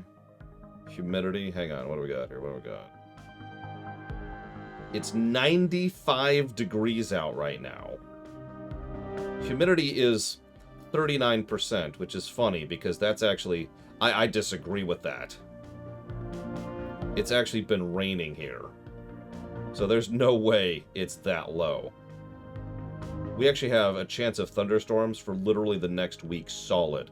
In fact, next week plus. Next Sunday, we're supposed to have thunderstorms. That's how long it is. Yeah, anyways, let's ignore that for the moment.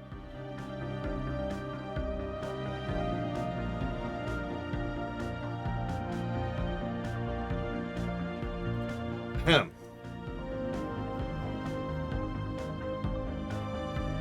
Yep, it's time to dodge lightning. In the heat. With this outfit. Oh man, honestly, I know rain's a good thing, but can we just not have rain here anymore, please? The humidity is killing me. Ignoring the obvious physics involved in the human body not being able to properly vent heat when it's too humid. There's also, I personally have a problem where I have trouble breathing when it's too humid. So that's just all kinds of horrible.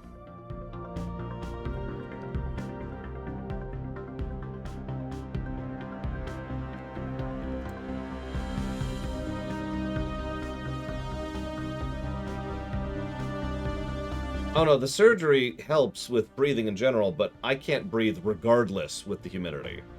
Like, it's so bad. Because I can't get it, I don't know how to describe it. It's like trying to breathe in while I'm holding a bag over my mouth. Or I guess my nose, but you get my point, right? It's like doing this. Like, you're getting air, but not really.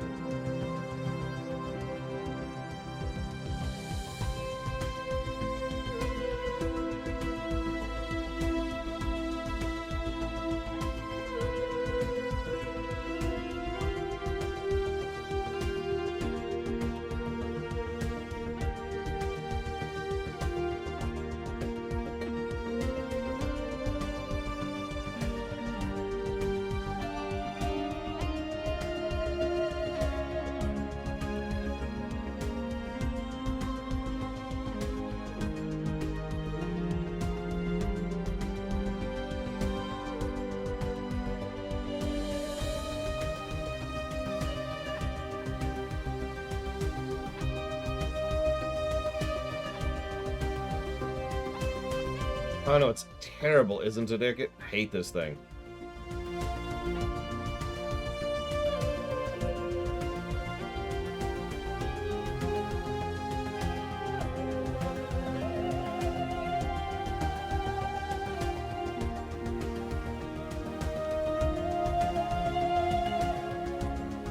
This looks so bad. I'm never using this again. Alright. So we're going to go ahead and update the story positives and shove that up to where we actually are. And that's where we are right now, at the end of the Delta arc. And that's actually caught up. That's all my notes with one exception at this point. I was debating Jarok, but ultimately I decided against it. We'll see if she's part of an aggregate later, maybe. But for now, I'm gonna go ahead and chop off and go get some groceries in this outfit, in the heat. Tomorrow there will be no streams, as usual. Unless a freak accident happens, in which case, the next time I will see you for the beginning of the Iconian arc is Monday at 9 a.m. Eastern Standard Time, as per usual.